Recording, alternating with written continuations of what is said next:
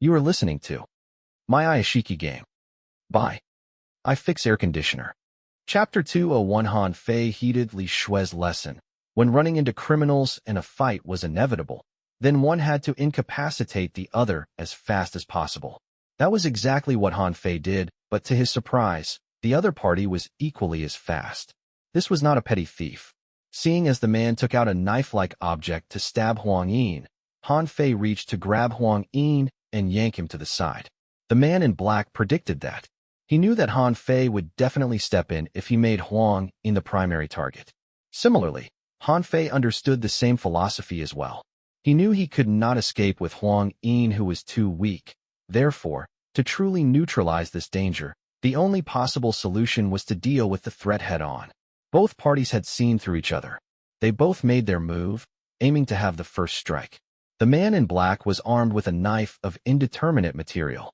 With a dangerous glint in his eyes, he pounced. However, to his shock, Han Fei's fighting capability, determination, and dexterity was on par with him. This thin-looking man was far more dangerous than he appeared. Compared to the man, Han Fei did not consider that much. He had fought with way too many opponents who were much more ruthless and relentless than the man in black. With the training from the Iyashikei game, Han Fei's actual fighting experience was not comparable to a normal citizen. His muscle tensed and his body arched like a bow before firing. The space around the front door was small. There was no choice but to have hand-to-hand combat. The two men were quick and ferocious. Their fight was completely from those fight scenes shown on television. When each had the chance, they would go for the kill. One strike to topple the opponent and give them no chance.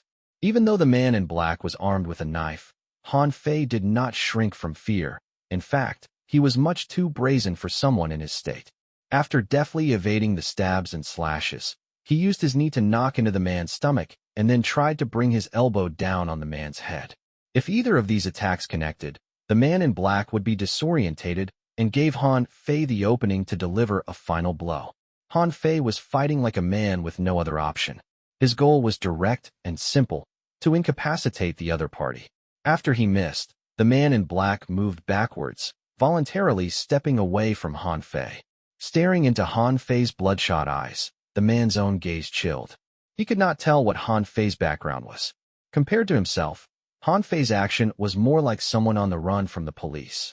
His original plan was ruined. Before the man could figure out his next step, Han Fei already made his move. Han Fei picked up Huang Yin from the ground and dragged him out the front door. Han Fei wanted to escape with Huang Yin and then closed the door to lock the man in black inside Huang Yin's house. After surviving for so long in the cryptic world, Han Fei's brain turned very fast. When the enemy realized his plan A, Han Fei was already onto plan B. To be fair though, things were not that positive for Han Fei. He was under a great lot of pressure. He just died more than 10 times in the manager mission. He had not rested since he exited the game, and now he had to get into a life-or-death combat with an unknown enemy. His stamina and physique was at their limits.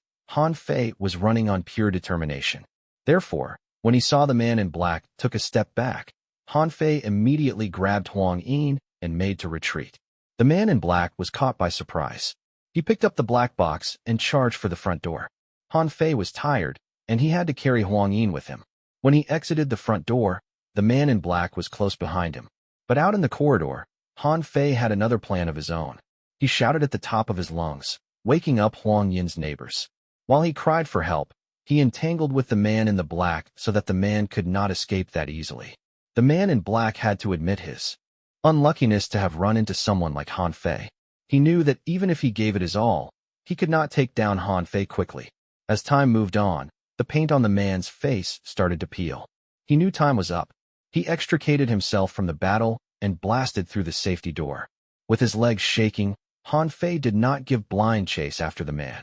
He was afraid that there might be reinforcement from Butterfly. Furthermore, the most important thing was to protect Huang Yin. Run while you still can.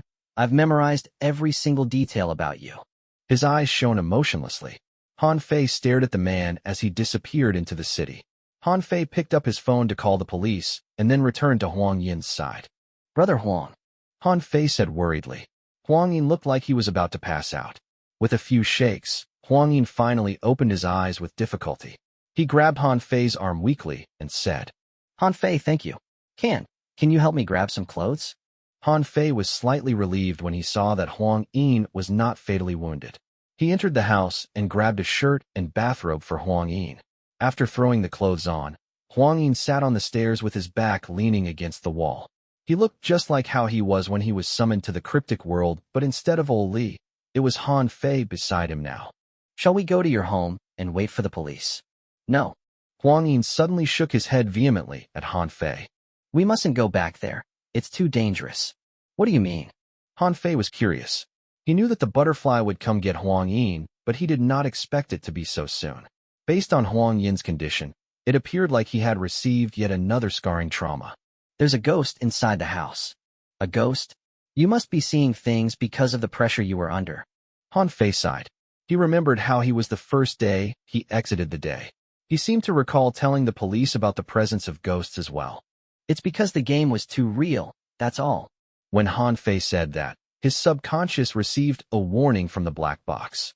Hearing the robotic voice that came from deep inside his mind, Han Fei only then realized how acclimatized he was to the presence of the black box in his brain. He had learned to coexist with the thing. It's not the game, it's an actual ghost. Huang Yin told Han Fei about the videos and the ghosts. After hearing everything, Han Fei frowned. He walked into Huang Yin's house and took a tour. Then, he sat down beside Huang Yin and said, Brother Huang, you've fallen for his trick. The witness was probably the butterfly. They used that video to place impressions and implications in your mind. It's a psychological trick to make you believe that your house is haunted. A psychological trick? You even know about things like that? Even though Huang Yin was himself a doctor, his specialty was in andrology. Chapter 202. In the first story, the main character was killed by ghosts because he refused to listen to his neighbor's advice. This implanted the idea in your mind that your home is not safe, and you need to escape from it. If you do not learn from the main character's mistake, you would encounter the same fate. Han Fei swept a glance at the AI butler.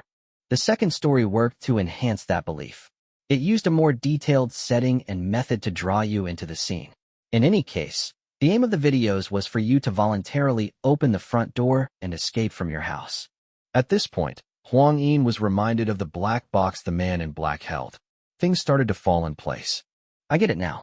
The culprit can hack into the housing system to control everything but the security system because it is not part of the housing system. Only the house owner can access them with a password.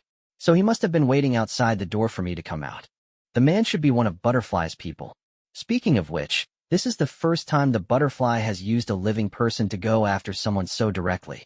Even Han Fei was not given that privilege. Of course, there was greater police activity around Han Fei's place, and that perhaps deterred the butterfly.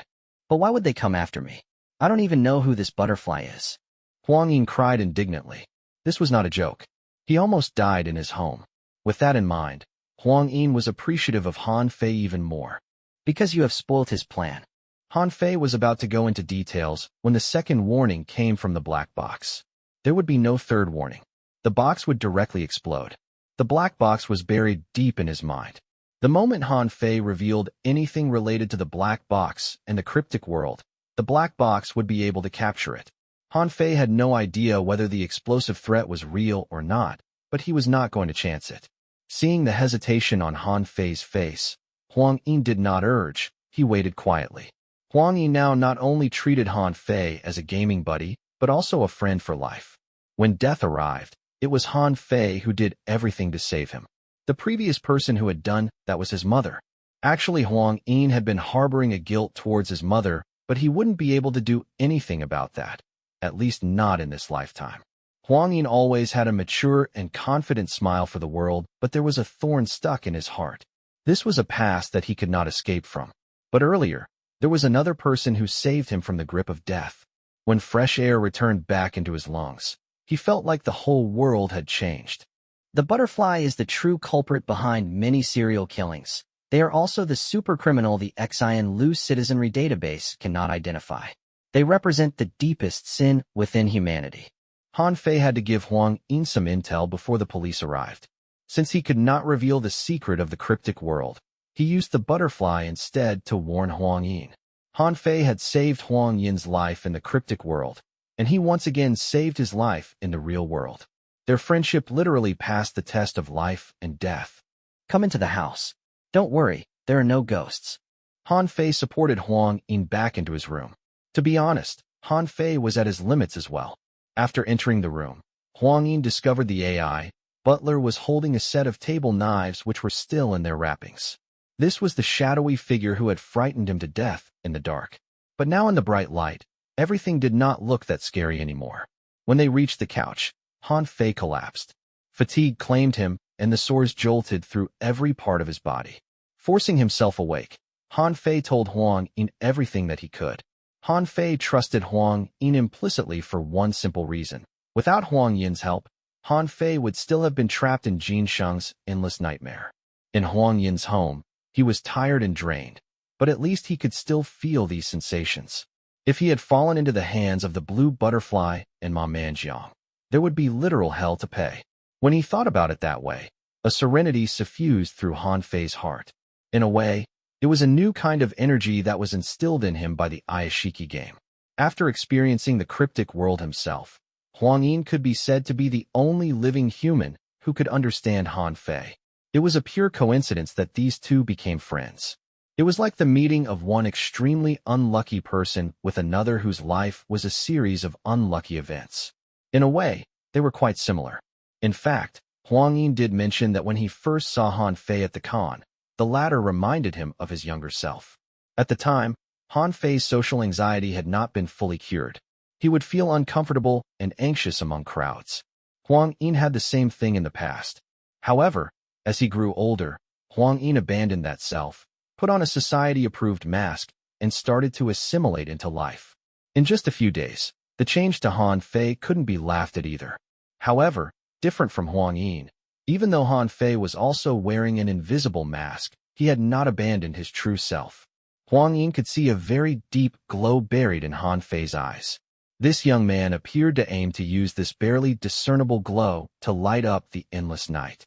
After riding over the initial wave of fear, Huang Yin finally calmed down. Honestly, he was quite envious of Han Fei. The young man still managed to keep on walking and glowing so bright after being beaten by life for so many times. It was impressive and inspiring. Han Fei, I can see that there are some things that you are not at ease to tell me. I won't press for details. I know you'll tell me when you can. Huang Yin did not know about the black box, but he respected Han Fei's privacy. I will not tell any other people about this either, don't worry. That is not that important, Brother Huang. The important thing is you have to get police protection. The butterfly is merciless and cruel. They are extremely dangerous. After playing the Iyashikei game, Han Fei understood a valuable lesson. Many things in life were fleeting. Living to see the sun rise another day was the most important thing. Okay. Huang Yin could feel Han Fei's sincere concern. I mean it. The butterfly never personally goes after their victims. They are experts at manipulating situations and elements to create accidental deaths. Han Fei shared part of the information that he had gotten from Meng Changxi with Huang Yin. Take a look at these. And you need to memorize all the details in there. Must I memorize them? Seeing the size of the file, Huang Yin did not think a human brain could possibly fit so many things. Of course, this information was obtained through the sacrifice of someone's flesh and blood. The bell came from downstairs. Han Fei slowly stood up. We will capture the butterfly, but before that, you have to make sure that you stay alive. I only have a single friend in this world. I don't want to have to mourn that loss. Seeing the sincerity on Han Fei's face, Huang Yin gave his first genuine smile. Don't worry, I'm not the kind to give up easily. Chapter 203 The police cruiser arrived downstairs. The security guard immediately called his superior and led the officers to Huang Yin's place. When the police officers saw Han Fei was also present, a shock crossed their eyes, but it was soon replaced by acceptance. This was not the first time Han Fei interacted with the police. He provided them with a detailed description of the man in black's appearance. Han Fei's photographic memory meant that he remembered the smallest details. The police soon came up with a virtual model of the suspect based on his descriptions. Without saying anything else beyond the term butterfly, the police instantly grasped the severity of the situation. This was going to be a long night for the Xianlu police. The officers started their investigation. Their first personnel of interest were naturally the victim, Huang Yin. While that was happening, Han Fei sat on the stairs and drifted off to sleep. He was so tired that even the hard, stone steps provided no detriment to his sleep. Just as Han Fei was about to sink into deep slumber, his phone vibrated. He frowned when he saw the caller ID. It was from the paparazzi whom he once saved. Jin Jun, how can I help you? Brother Han, are you currently in a high-class neighborhood around Xian Lu Intelligent City? Yes, how did you know that? Han Fei was openly confused. You need to find a secluded spot and hide. There's a paparazzi who saw you enter that area. According to the industry grapevine, Woo Woo Entertainment already got their hands on the picture of you entering that neighborhood. Jin Jun called ahead to warn Han Fei. What's the problem with me being seen at this place? Han Fei did remember someone watching him when he left his rental. But at the time, he was too concerned about Huang Yin to care about them. A picture can speak 1,000 words, but those words might not be the truth. These people are the best at framing pictures and drawing false conclusions from them. Even if your visit there is completely innocent, they can work some kind of negative angle into it. To be honest, I'm here for official business. The kind that they can't find any fault with. Han Fei thought about it. If my memory does not fail me, Woo Woo Entertainment reached out to your colleague to dig up some dirt about me, right? Yes, but don't you worry about him. I've warned him to stay away from Woo Woo Entertainment. Don't do that. In fact, I'll give you a more detailed and authentic inside scoop. You can have your colleague send the information to Woo Woo Entertainment. Your colleague has to eat too, right? Han Fei was a survivor of the cryptic world. He couldn't care less about fame and stuff, but he would not give up this perfect opportunity to pull one over Woo Woo Entertainment. After a few more exchanges, Han Fei hung up and the tired young man continued his sleep on the stairs. The dawning sun slowly rose. After the crime scene was investigated and recorded, Han Fei and Huang Yi were brought to the police station. Actually, it was Huang Yi who was asked to come to the station to provide a more detailed report. Han Fei merely wanted to find a more comfortable place to sleep. Sunlight caressed his face, and Han Fei swore he could hear people talking about him. His head that was leaning on the table slowly raised. There was still some redness in his eyes. Did something happen? He asked with a sore throat. Han Fei looked rather haggard. His physical fatigue could be cleansed with a sleep, but the pain from being killed repeatedly needed some more time to heal. Brother Han, you should stay away from the internet. In fact, why don't you go back to sleep? Those people are really too much. You were there to help people. The two officers huffed. That only makes me that much more curious. Han Fei took out his phone, and just as he switched it on, he saw that he had logged in more than 10 unanswered calls. They were from Sister Long, Director Jiang, and even Director Zhang's assistant. Looks like Woo Woo Entertainment has made a huge splash this time. Instead of returning any of the calls, Han Fei logged onto the internet. He saw his name on the front page immediately. The secret behind Han Fei, the recent online sensation. Is he a kept man of some unknown rich sponsor? The front page was filled with pictures and various headlines about Han Fei. One of them was a picture of Han Fei sneaking into a high-class residence after 3 a.m. in the morning. With Han Fei's released information, he should have nothing to do with anyone staying in this neighborhood. Everyone who stayed there was well beyond the young actor's current income bracket. The focus of the articles was not on the truth. The fact that a public figure was caught sneaking into a high-class residential area in the middle of the night was eye-grabbing enough. Han Fei knew that it would be pointless for him to explain. The rumors had gained a life of its own. Twin Flower was still at the top spot of the new movie ranking. Many people were impressed by Han Fei's acting. The connotation of the term, kept man, was very clear. As one's popularity continued to rise, there would be more topics and rumors surrounding oneself. There were claims that Han Fei's previous deeds of bravery were all publicity stunts. Some even went so far to say that they knew the identity of the female billionaire who was sponsoring Han Fei. Monsters and ghouls crawled out from their hiding spot. Han Fei's personal account was swamped with attacks. There were fans who were there to rally the crowds, to boycott Han Fei. New actor that dropped from nowhere, a mysterious sponsor, and a clandestine meeting. With intentional yet subtle pushes, the topic gathered more and more momentum. Many famous influencers joined to sour Han Fei's name. The speed by which Han Fei's name became known from these unfounded gossips was much faster than when he was in the movie. Popularity can be quite a double-edged sword. It's scary. Even though that was what Han Fei said, he still put the phone to the side and continued to sleep. He needed to adjust his status because he still needed to game at night. Han Fei did not mind this at all, but for the people who knew the truth, they couldn't have been more indignant on his behalf.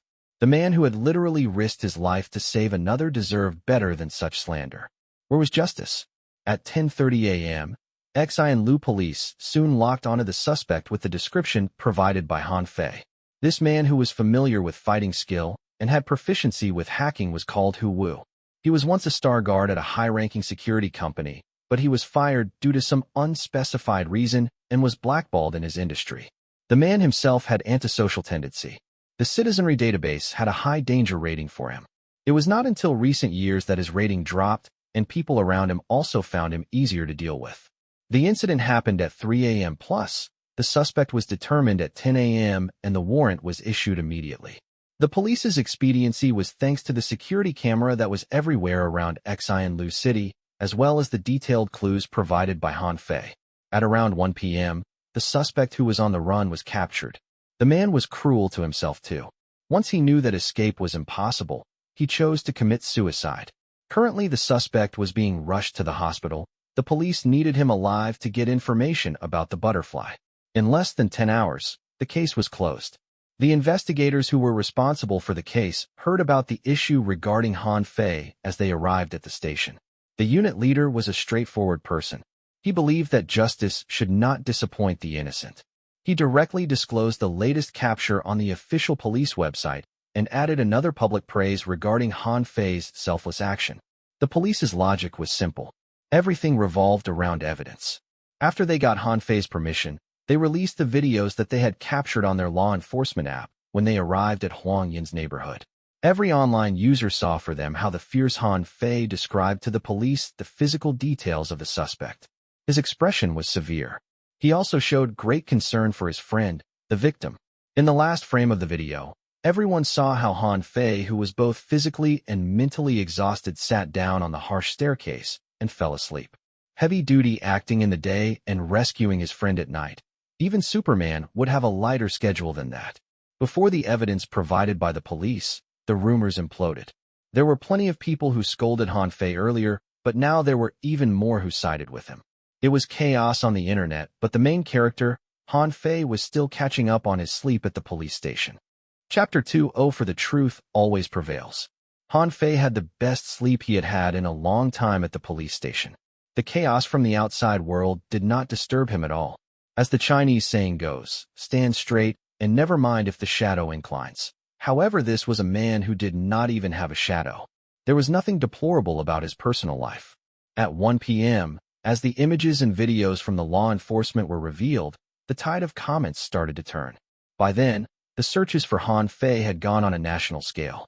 This was the first time his name appeared on the national hot search ranking. There were two terms attached to Han Fei: selflessness and integrity. He was already famous. He was no longer an extra, but this actor still rushed to save his friend in the middle of the night. Seeing how tired Han Fei was in real time, many netizens were shocked. Just what sense of justice was powering this man? Was he even still a normal human being? For most actors, their lives would change after they had a taste of fame, be it their attitude towards work or how they treated others around them, but Han Fei was different. He used actual deeds to prove to everyone that he had not changed. If anything, he had only worked harder. This hard work paid off, and many netizens became witness of that thanks to police intervention. It was no longer important who was the first to release the false information. The important thing was that someone wanted to ruin Han Fei, but instead had worked to stabilize his popularity even more. Indirectly, they had helped Han Fei with great free publicity. Han Fei did not give himself any sort of fixed persona like most celebrities. Now that everyone knew this young man had not let the fame go to his head, they were even more impressed by him. His actions also proved that his acts of heroism were all real, and based on current evidence, they could expect more of such deeds from this young man. A supposed dig at the young actor in the end somehow managed to earn him several 10,000 more new fans. He moved several steps higher on the actor ranking.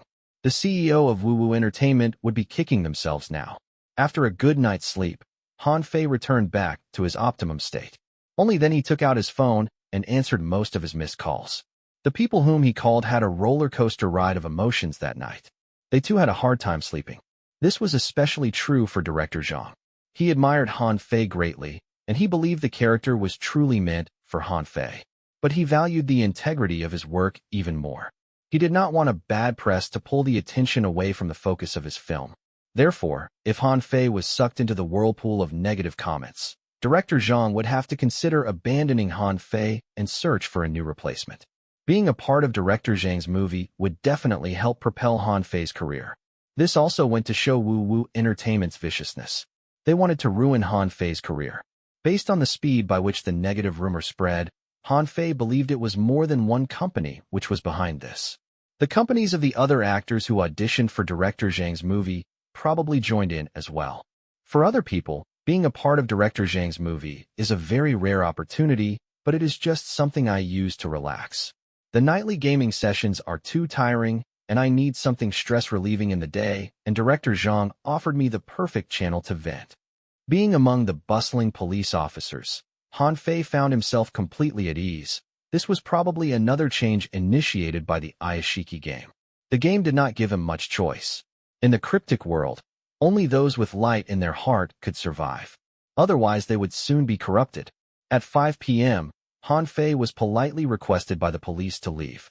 Huang Yin, though, still had to stay a while longer. Han Fei was reassured that Huang Yin would receive police protection. When he reached home, Han Fei finally had the chance to take a breather. The most dangerous character at Yiming Private Academy had been dealt with. Han Fei did not plan to leave the school so soon. He wanted to finish the rest of the horror tales at the school first. Then he would put his earlier plan into place, which was to connect Yiming Private Academy, Yiming Convenience Store, and Happiness Neighborhood. The bride previously requested the paper doll boss to help her with something at the ziggurat, but the boss was instead entrapped by Han Fei and had his coffin stolen. Therefore, the bride probably failed to get her request fulfilled. So if the bride was still alive, there was a high chance for her to return to the convenience store. After all, from her perspective, it was the convenience store boss who had failed her. It was its misstep at the crucial moment that caused the plan to fall apart. Before Han Fei was sucked into the hidden map, he was actually waiting for the bride. His original plan was to invite the bride to join him inside the Happiness neighborhood and had his neighbors try to convince her of his innocence. But now his plan had changed. He planned to pick up where the paper doll had left off. He would continue to cooperate with the bride. If he needed more information about the ziggurat, he would have to get there first. Everyone who was related to the butterfly came from the ziggurat, and a fragment of Fu Shang's memory was left there as well. The tester also went insane inside that building several years ago. The place probably contained a gap that might connect the surface and cryptic world. In summary, Han Fei had plenty of reasons to head to the ziggurats. But this was something that needed plenty of preparation. After he reached level 10, he needed to head to Livestock Street to upgrade his profession first. Han Fei's plan for his in-game self was much clearer than his plan for his real self. In a way, his in-game life was more important than his real life. After filling up his stomach, Han Fei started to collect and arrange the information on Yiming Private Academy. Not only did he want to help the dead in the game walk out from their despair, he also wanted to help bring them justice in the real world. Punishment was coming for everyone who had sinned. None was going to escape. This included staff members like Li Sun and Li Jingmei, as well as students who bullied Jin Sheng. Han Fei would not frame anyone. He only added their name to the list only after he had complete evidence of their crimes. After taking a full 3 hours, Han Fei had reconstructed the tales of horror at Yiming Private Academy. He had 4 files corresponding to 4 victims. His investigating skill and information compiling skill was much better than a new officer. In fact, they could be filed immediately once they were cleared. Only the most unfortunate can yield the black box. But is that really the truth? After sending the info to the police, Han Fei started to think back to everything that had happened since he acquired the gaming helmet. To improve his survivability in the game, he had inadvertently helped a lot of people, and through this process, Han Fei himself also gained something from them. Han Fei could not tell for sure what those things were, but he believed that it was because of them that his heart had grown stronger, kinder, and warmer. I've been receiving healing energy from the hellish game? That can't be real, can it? If that is really the case, is it the game that is abnormal, or I'm the one who is abnormal? When Han Fei couldn't figure something out, he turned to the books to clear his mind. Study would help him focus. After looking through some books related to business management and education, Han Fei picked up the gaming helmet. He connected all the wires. When midnight struck, he put on the gaming helmet. Blood covered everything, and the world appeared to be frozen in blood. Time seemed to lose its meaning then. Han Fei's consciousness was suspended in a unique state. He knew that his eyes were not open, but he could see certain things in the darkness. The red city frozen in blood appeared to be changing as well. Blood-red shadows crawled out from the hidden corners, and they all seemed to have their eyes on Han Fei. His eyes opened, and Han Fei was still inside Yiming Private Academy. Before he could even look around, the robotic voice announced in his mind. Notification for player 0000. Due to the sudden skyrocket of numbers and non-locals, Perfect Life will implement a more in-depth open world starting from tonight to accommodate all the new arrivals. Players, please be prepared accordingly. Soon, there will be more souls who require healing, and the path to many new locations will all be opened. Chapter 205. A more in-depth open world? Han Fei had no idea what that meant, but he had a bad feeling about it. The paths to many areas will be opened. Does that mean there might be dangerous spirits and ghosts traveling from other areas to this district? Han Fei already found survival incredibly difficult. He had just survived an impossible mission, and the system decided to throw another challenge at him. Studying his character profile, Han Fei couldn't help but feel that he had been specifically targeted by the system, but this was the kind of attention that Han Fei did not want. After I completed the manager mission at Happiness Neighborhood, my plan was to stay a bit longer inside the neighborhood to up my level, but the tenants from Building 2 cleared away all the hostile enemies around the neighborhood, and thus I had to venture out to accept the available missions. And now, after clawing my way through the hidden map of Yiming Private Academy, the system threw me this new open-world system. Threats might come over from other areas. Does the game really think that highly of me? Licking his dry lips, Han Fei believed that the system was doing this because it was related to the path he had chosen. When the time came, the previous building manager chose destruction between destruction and salvation, while Han Fei chose both. Essentially, he had opened the black box from both sides. When there's a will, there's a way. Worrying won't solve anything. I will have to power on. Pushing open the cubicle door, a chill wind caressed Han Fei's face. The old windows creaked noisily. Unknown objects crawled over the cracked glass. They looked like strands of hair or wiggling worms. The axle of the door squeaked. Han Fei exited the bathroom, and something flashed within the darkness. The unknown presence appeared to be hiding from Han Fei. Is it the effect of the title, Patrolling Teacher?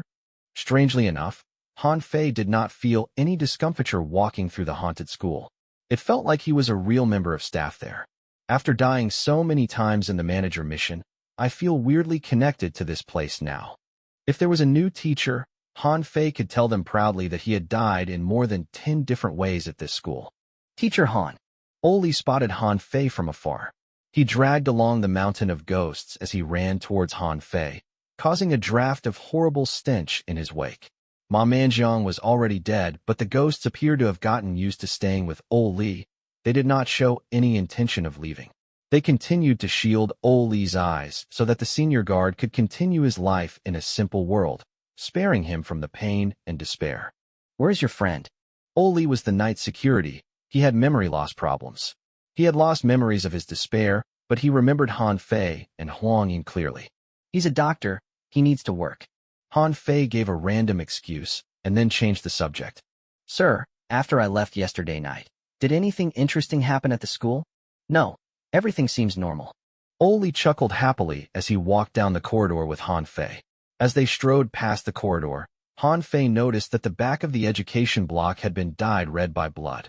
The lingering spirits of the non-locals were strung up by rope and were left dangling high in the air. Their memory and tattoos related to the butterfly had been brutally removed. This scene startled Han Fei quite a bit, but it did not seem to register in Oli's eyes. The guard continued to walk ahead, like nothing was wrong. You sure that everything was fine? Yes, there was no one at school yesterday night. In a way, that was the truth. Han Fei knew that he would not get any information from Oli, so he walked to examine the strung non-locals himself. The spirits of these non-locals had not fully dissipated. They still possessed some semblance of sentience. Hasty handwriting could be seen on their bodies. Each of them appeared to have their individual story carved onto their bodies. The stories describe the deepest sin within their corresponding souls. They are barely alive, but they can't die either. The natives at Yiming Private Academy are quite cruel. Han Fei realized then he had grossly underestimated the ghosts at the school. Ma Manjiang had to collaborate with the blue butterfly to deal with them. If a normal ghost dared to venture into this school, the chance of them leaving was close to zero. Teacher Han. Teacher Han. While Han Fei was reading the stories on the souls, Zhang Guanxing's voice came from the education block. He was excited when he saw Han Fei. The kid respected Han Fei greatly and truly was appreciative of Han Fei's help. Sir, I've been looking for you since yesterday. Dragging his damaged body, Zhang Guanxing and Su Yin's pet rushed out from the education block. To be missed so dearly by a ghost, Han Fei felt like he must have done something right as a teacher. You're right on time. Who strung these non-locals up there? It was Jin Sheng's class teacher. She was a very tall woman. She was at the verge of a mental breakdown after Ma Manjiang died, and she vented her frustration on these non-locals. So it was her who took away the butterfly tattoos? Yes, she tore off the tattoos to patch up a skin coat. She appears to intend to wear the coat to leave the school. Hearing what Zhang Guanxing had to say, Han Fei had a feeling that Jin Sheng's class teacher wanted to leave to head towards the ziggurat. She wanted to find the butterfly to seek revenge. Do you know where she is now? She should be patrolling the school. Yesterday, before Ma Manjiang's death, a blue butterfly channeled all of Ma Manjiang's malice to ram against the school's front gate. It caused a crack on the locked gates. Also, after the blue butterfly escaped, a new batch of outsiders sneaked into the school. But they're different from the previous non-locals we've encountered. A new batch of outsiders? While Han Fei contemplated these new people's possible identity, a shrill weep came from the hostel. Wait a minute. This voice. Han Fei, Zhang Guanxing, and Old Li hurried to the hostel building. There was an intense battle happening inside the hostel. The layers of windows were shattered, and a thick coat of blood lingered in the air. The sound of crying mingled with curses. The hostel corridor was covered in water stains and blood stains. The temperature was low. The ring on Han Fei's finger chilled intensely. But strangely enough, the chill did not cause him any fear. If anything, he felt quite comforted by it. Han Fei had the black python curled around him so he could run faster. He finally reached the end of the corridor and saw the fighting parties. Please stop. We're all friends here. Combats among ghosts were often extremely vicious. Normally, a sane person would not run into their midst to stop a ghostly fight, but Han Fei was not exactly a sane person. And so a living person stood in the middle of the gory fight to negotiate the conflict, and stranger still, both parties did stop their aggression. Mr. Building Manager. Teacher Han. Li Zai and Zhang Guanxing warned at the same time, worried about Han Fei's safety. After hearing the other, they turned to share a confused look. We're all friends here working towards the same goal. Let's not fight due to some petty misunderstandings. Han Fei stood among the groups of ghosts and his body shivered involuntarily. Staring at Han Fei, the two batches of ghosts who were fighting earlier could not have been more confused. Friends? On the left side of the corridor, Jin Sheng's class teacher and Su Mingting stared at Han Fei coolly. They were not friends with Han Fei, but because he had helped them kill Ma Manjiang, they did not wish to kill him either. On the right side of the corridor, Weep was hugging a rice cooker which had his urn inside it. Tear stains were fresh on his face. Drake stood beside Li Zai. Their faces were plain with befuddlement. Their brains could not process this development. Their boss and building manager infiltrated the school to gather information. How did he end up becoming a teacher here? The three of them found an opening yesterday night when the blue butterfly forced its way out of Yiming Private Academy.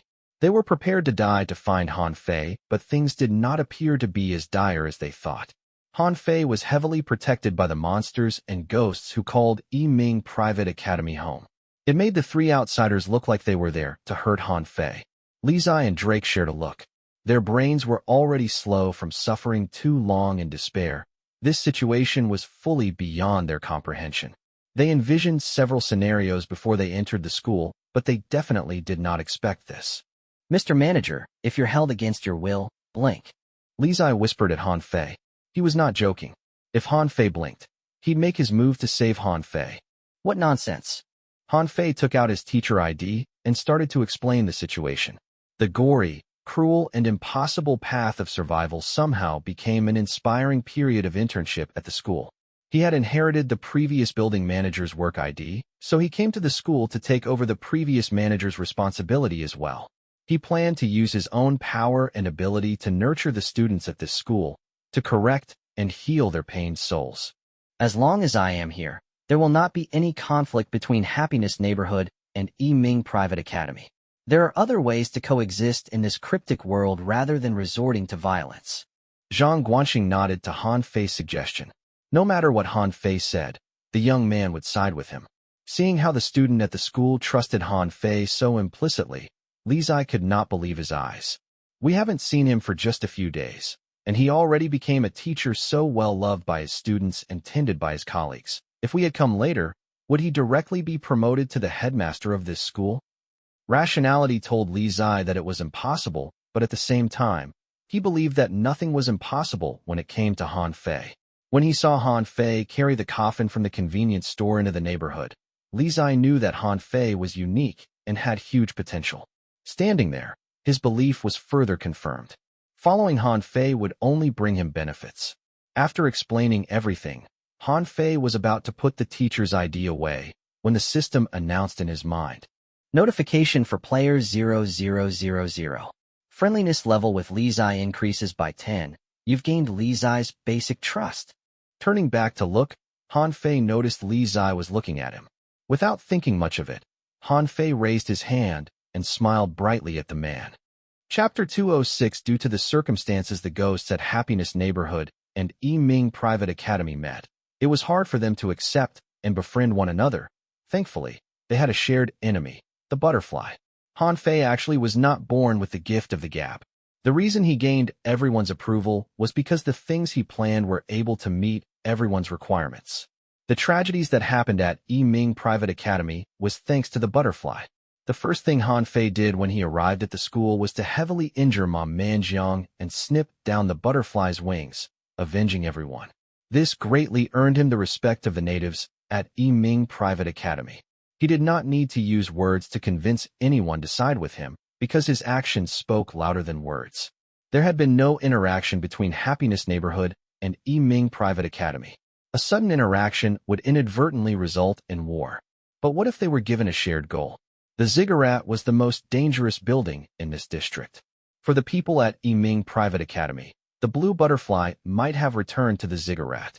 Only by killing the butterfly that they could really end all the pain and despair. For the tenants of Happiness Neighborhood, the ziggurat might contain a gap that led to the surface world. If they could leave through it, they could see their killers being punished in person and migrate to a safer environment. The unspeakable, the singer appeared to have targeted Happiness Neighborhood. Exploring the ziggurat meant securing a backup plan for themselves. Their hope for survival was hidden at the ziggurat. Both parties had the same goal. Han Fei only needed to have them see that. He did not lie or omit anything. He used the most direct and sincere tone to explain everything. He showed that he was doing things for everyone's benefits. His understanding was soon reciprocated. The tenants from Happiness Neighborhood and natives from Yiming Private Academy stopped their conflict. In fact, they had started to work to accept one another. I will share my thoughts with Jin Sheng. To deal with the butterfly, cooperation is the only way to go. Han Fei stood in the eerie corridor, surrounded by ghouls, but he showed no fear. His mind was clear, and his words flowed cleanly. A normal person would have a hard time imagining this was someone who suffered from severe social anxiety just weeks ago and would have breathing difficulty at crowded places. After Han Fei clarified everything and ensured that there would be no problems, he dragged Li to the side. Su Mingting's diary mentioned Li. He was the only person to have helped her when she was alive. Su Mingting appeared to have retained her last kindness thanks to the night security guard. Jinxing's class teacher had a good impression of Li as well. It was after Li's death in real life that she started to harbor suspicion towards Ma Manjiang. They were all kind people before their deaths. Without knowing much, Li stood forth to back Han Fei. Then they all entered the infirmary on the second floor of the office building. Han Fei opened the cupboard door to summon Jin Sheng. Covered in strange words and radiating intense curse energy, once Jin Sheng appeared, none of the ghosts, including the ones from Happiness Neighborhood, dared to say anything. This went to show how scarily powerful Jin Sheng was. Unfortunately, he could only maintain his sanity 1 minute each day. After accepting Ma Manjiang's lingering spirit and taking his revenge, Jin Sheng's state was better than before. His eyes were still filled with cursed words, but underneath those words, there was a barely discernible clarity, like the boy was slowly reconstructing his true self. Han Fei summarized his plan for Jin Sheng. After Jin Sheng nodded his agreement, he tossed out a piece of paper from inside the cupboard. These are the info I got from Ma Manjiang. They should be able to help. The cupboard door closed, and everything returned to normal. Only then, the people behind Han Fei dared to speak. Sir, what did it say? Zhang Guanxing leaned over curiously to look. He noticed the lack of color on Han Fei's face, so he lowered his head to read the paper. On the wrinkled white paper, it said, Do not enter any room with door number 4 at the ziggurat. The people at the ziggurat will never visit Cattle Alley. The butterflies that reside in people's hearts come to this world via the ziggurat. They know the way through. The cowardly ones are the first to die at the ziggurat. All tenants at the ziggurat are not allowed to leave after midnight. Whenever a ghost enters the ziggurat, they will be deposited at random locations. It is confirmed that there is at least one tenant at the ziggurat which has already placed a curse on you. It might take as short as 7 days or as long as a month for the curse to take effect, and you'll die without warning. Most of the information on the paper was about the ziggurat. Han Fei's face was dark because he read the last 2 paragraphs. Entering the ziggurat would teleport and drop one at random locations. That meant that no matter how many help Han Fei brought with him to the ziggurat, they would be separated once they stepped into ziggurat's grounds. However, Han Fei found a loophole. Ma Manjiang only mentioned the rules working on the ghosts, but he did not mention it affecting cursed objects as well.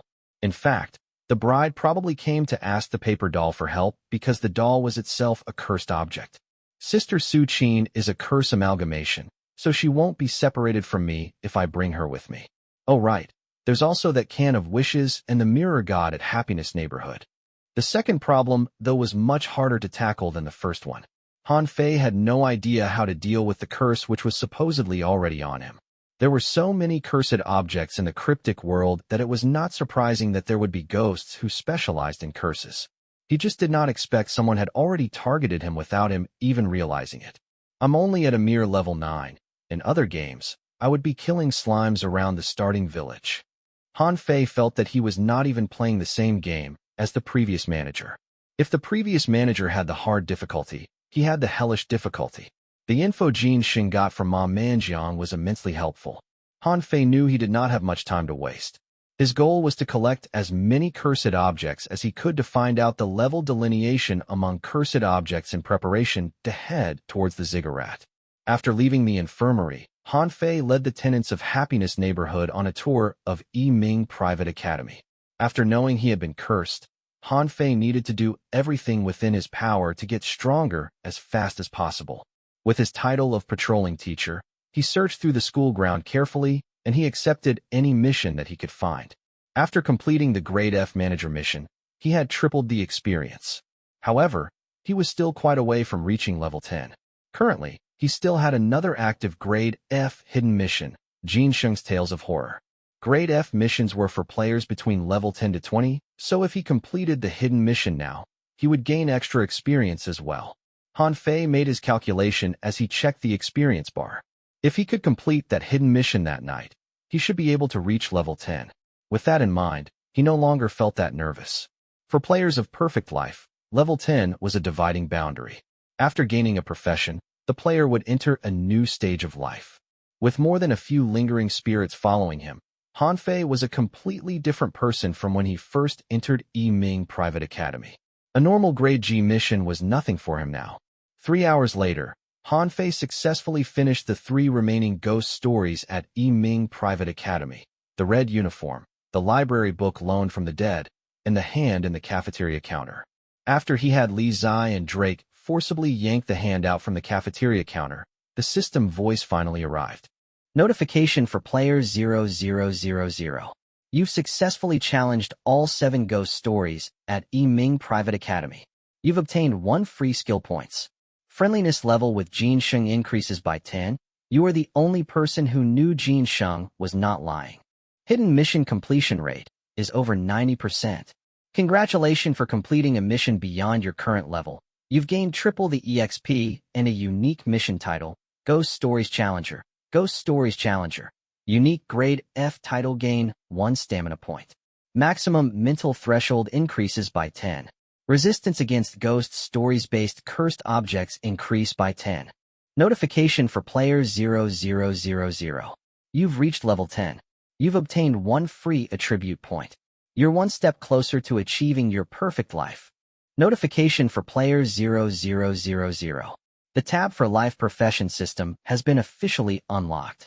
Please select a suitable profession for yourself as soon as possible. Warning: a player can have many side professions, but only one main profession. Only by setting the choice profession as the main one that all of its talents and ability will be applied to the player. The moment Han Fei reached level 10, it felt like something had been unshackled within his mind. His brain could move quicker, and his 5 senses became more sensitive. These were changes beyond the menu. Han Fei was now in a very curious state, a state that he had not experienced before. He felt like he had full control of things. The world was his oyster. Chapter 207. Finally level 10. Sensing the changes to his body and mind, Han Fei felt strangely close to tears. For any other games, leveling up to level 10 probably meant sitting for less than an hour before the computer, enjoying the air conditioning and sipping on tea. But in Han Fei's iteration of perfect life, he had to dance at the edge of the abyss, tango with the devil, and walk through hell. If he was not careful, even death would be wishful thinking. Thinking back to his adventure, Han Fei had a hard time believing it himself. Moving from level 1 to 10, he had experienced the case of the frozen body, the human jigsaw case, the toy plushie case, and case of the foretold deaths. During this process, he had encountered cursed objects and spirits of differing personalities and predilections. However, somehow through all that, he had not only managed to survive, he also successfully cured his social anxiety problems. It sure is not easy to get to this stage. After the system notification ended, Han Fei opened the menu. He added the 2 free attribute points to stamina. Combined with the 1 extra stamina point given by the Ghost Stories Challenger title, Han Fei now had 13 stamina points. That was triple the amount he had when he started the game. He could feel the power coursing through his veins. If I run into that man in black again, I should be able to take him down now. While still at the school, Han Fei tried out some fighting skills. He realized his damage had increased, but in comparison, he still could not last that long in battle. His stamina was lacking. I do not have any foundation in martial arts, so in battles, I need to aim to end them as soon as possible. After dealing with the attribute points, Han Fei turned to the skill points. First, he raised his acting to masterful. The moment he did, Han Fei noticed a new addition in his mind. It was a button that supposedly allowed him to switch freely between personas. If he pressed that button in his mind, Han Fei's original memory and persona would sink deep into his subconscious so that his mind would be freed up to assume any available character. This was already more than mere acting. Advanced acting enabled Han Fei to get into character with a snap of his finger. He could switch between emotions freely and perfectly embody them. Coupled with minute control of his facial muscles and kinesiology, as well as photographic memory and immense comprehension for scripts, Han Fei could bring a character 100% to life. Masterful acting pushed that limit even further. With a press of a button, Han Fei would technically forget about himself. He would be turned into a blank canvas. There would be no flaw to his acting because the actor had already disappeared and the existing person was the character from the script. As a professional actor, Han Fei knew where his acting level was. As long as he was not willing, no one would be able to read his true thoughts. This masterful acting would help him survive even further in the cryptic world. Since his acting skill had reached the masterful level, he would need to accomplish missions related to acting to level up the skill further. Han Fei had no idea how difficult these missions would be, but temporarily, he already had quite a lot to deal with on his plate, and masterful acting was good enough for now. This might cause more pressure on the other actors in the same scene with me. The remaining skill points Han Fei poured into Soul Depth Touch and raised it to beginner level 8. With that done, Han Fei turned to the new Life Profession tab. Currently, his main profession and side profession were left empty, but the system was kind enough to provide him with recommendations. Based on the player's innate personality and talent, the system would filter out professions that matched the players. Touching the tab, The first profession appeared on the blank window: movie actor. Movie actor. You are a natural-born actor. If you do not take this profession, it will be a loss for you and the entire entertainment industry. Han Fei was surprised that the system's recommended profession would be an actor. He nodded. Well, the recommendation function is indeed working. Han Fei tapped on the window again, and the system offered the second recommendation. Law enforcement archivist. An archivist manages mostly files and records. There is little interaction with others. It suits your introverted personality. The recommendation system has considered the player's talent and personality. It's quite amazing. Han Fei continued to explore, but when he saw the third recommendation, his eyes twitched slightly. Clown of terror. A clown sacrifices oneself to bring happiness to others. You match poorly with the profession of a clown because you will never be able to smile. However, there is a subset of clowns which is perfect for you, and that is the clown of terror. The purpose of their existence is not to bring happiness, but to spread terror and misfortune. They have lost the ability to smile, and so they have to rely on heavy makeup to perfect that painted smile. The Stitcher. Cruel, evil, clever, cunning, heartless, and crazy. This madman is now on the move. His favorite hobby is to make clothes, but he is not satisfied with the fabric choices that are currently available in the conventional market. He is on the journey to make the most beautiful garment in the world. Will you be willing to help him? Casanova. Blessed with great empathy and an Adonis good looks. You are gentle yet insane. You are a kind killer. Your superb acting can fool any woman, and yet you have never spoken a word of lie to them. You are a good listener and company. You are always true to yourself and sincere with others. If you are really that fearless, feel free to attempt this hidden profession. At this point, Han Fei closed the tab and exited the menu. The previous few professions were perfectly normal, but it became increasingly demented: Clown of Terror, the Stitcher, and even Casanova. Han Fei could not imagine that such professions would exist in an Iyashikei game, but more than that, he could not understand why the system would recommend these professions to him. The recommendation of an actor is understandable, but a Casanova? Me? Seriously? After going through the profession recommendations, Han Fei gained a basic understanding of the profession system. In perfect life, profession was very important. Only by having a profession that one's life would be complete. Han Fei, who had now reached level 10, set his sight on procuring his first profession, Midnight Butcher. Compared to the recommendations by the system, Han Fei felt this profession would be more fitting for him. Chapter 208. The non-locals at Yiming Private Academy had been cleared away by the natives. They hated Ma Manjiang so much that anything related to that man had to be wiped away. Han Fei could understand their feelings, but it was also true that once they did that, the available missions at Yiming Private Academy had been halved. Han Fei spent the whole night turning the school upside down with Drake and Li Zai, leaving no stone left unturned. Han Fei only exited the game after he ensured that there was no more mission for him to trigger. Now that I've cleared Yiming Private Academy, I should turn my focus to Cattle Alley. Han Fei stretched lazily as he removed the gaming helmet. Staring at the pictures of victims on the wall, he felt no fear or discomfort. He did not do anything wrong by them. Even if ghosts existed in the real world, he was not afraid of them. Cattle Alley is rather far from Happiness Neighborhood. It'll be quite a journey to get there. Looks like the system has made it purposely difficult for me to acquire this hidden profession. However, based on the info I got from the official website, hidden professions that can only be triggered at certain locations are extremely rare. They normally come with more professional talent and skills than a normal profession. Reward came with risk. At least in this manner, the game was fair. After a whole night of gaming, Han Fei was tired. Before he went to bed, though, he took some time to check his bank account. The payment from Twin Flower had not arrived, and his bounty money from helping the police was still not enough to purchase a gaming hub. Oh well, there's nothing I can do but wait. I'll be able to play longer after I have the hub. Han Fei put away the gaming helmet and crawled into bed. He only slept for 3 hours when he was woken up by his phone. When he saw the caller ID, he would feel quite sorry if he did not answer it. Assistant Xiao, how can I help you? I'll only be joining the cast tomorrow, right? The caller was Xiao Hui, one of Director Zhang's assistants. All of the actors have already arrived at Xian Lu.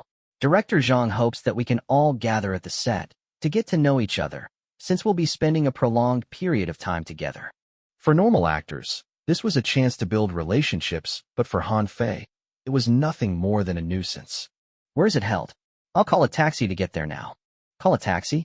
Mr. Han, you're already a famous actor. Don't tell me you don't even have a manager? As Director Zhang's assistant, Xiao Hui normally dealt with A-listers. Han Fei was a clear exception. Finding a manager is too troublesome. Han Fei hung up after he got the address. However, he did not depart immediately. The address provided by Xiao Hui was at an intersection between the Intelligent City and Old City. It was extremely secluded.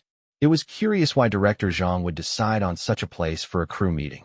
For the sake of security, Han Fei sent the info that he was headed there to Li Shui.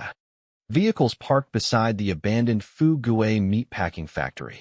People in work helmets bustled about. They were setting up the set. The roaring of machines, the shouting of commands and orders.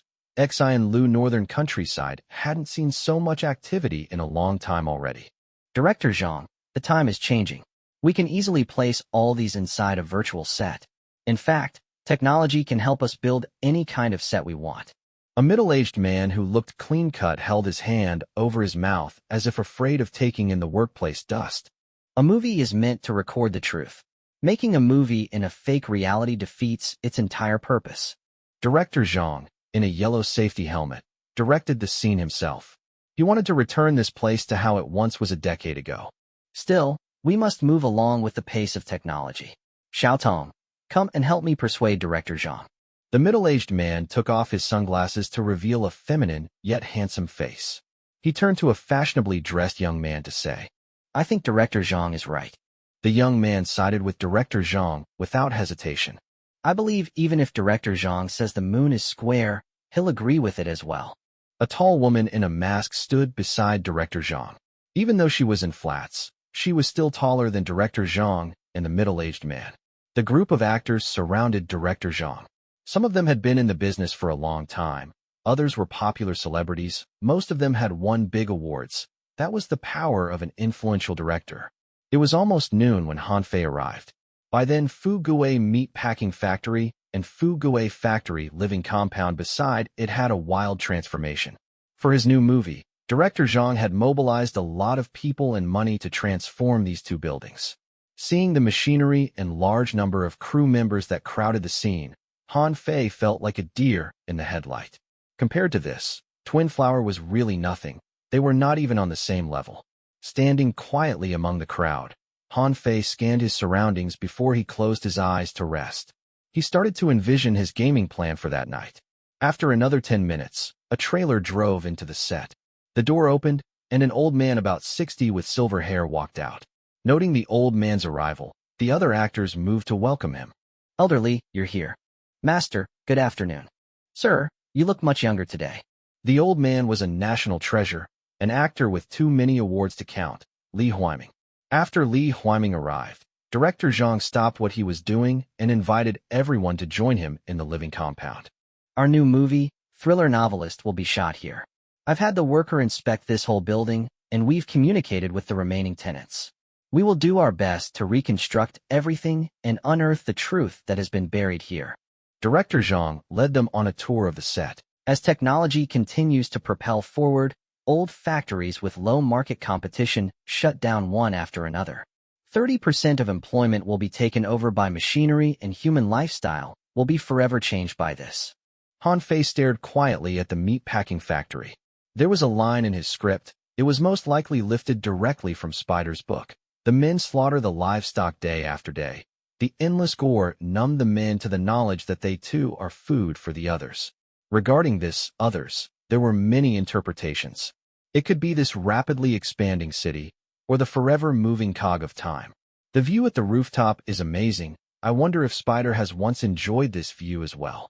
For others, this was just an acting gig, but for Han Fei, his life was on the line. He held the script and placed himself fully into the character of Spider. Han Fei, who played the role of Spider, was just a side character in Thriller Novelist. This was because even in real life, Spider was also an easily overlooked side character in his own life. Since he was young, he lived in the shadows of his other, more vibrant personas. Even after death, no one knew much about his story, much less appreciated his genius. Cattle Alley, the House of the Butcher. I'm getting more and more curious about the world in Spider's mind. Han Fei stood at the rooftop and memorized all the lines. Then he walked down the stairs to head to the 4th floor. Spider lived in room 401. After he died, everyone on the 4th floor moved away. No one really knew why they left. But now as Han Fei entered the floor, he noticed that all of the rooms were plastered with tattered talismans and twined with fraying red threads. Spider's neighbors appeared to be warding against something evil before they eventually were forced to move. Could these things be meant to ward against Spider? The empty floor felt quite hollow and discomforting. Han Fei strode towards door 401 and pushed it open. It's locked. Han Fei was confused. When Director Zhang led the tour earlier, he even opened this room for them to have a quick look, so how could it be locked so soon? Did one of the workers lock it? Han Fei was contemplating this when a light breathing sound came from behind him. He turned to look. Standing at the landing between the 4th and 5th floor was an old man. He stood there silently, staring at Han Fei's back, not saying a word. Chapter 209. Sir, was it you who locked this door? Han Fei turned to the old man on the stairs with the kindest expression on his face. His hand, though, reached into his pocket to grab the taser. The old man appeared to not have heard Han Fei. He was old with age spots on his face. He kept one hand behind his back while holding an empty bird cage with the other. Sir, can you hear me? As Han Fei made to move towards the old man, the latter instantly turned around and headed back upstairs. While the old man made his retreat, Han Fei noticed that there were 2 stray feathers stuck to the old man's empty hand. That explained why the cage was empty. Such a strange man. Encountering such an individual, most people would ignore it, but Han Fei was not most people. He chose to chase after the old man. Sir, do you need help to get back home?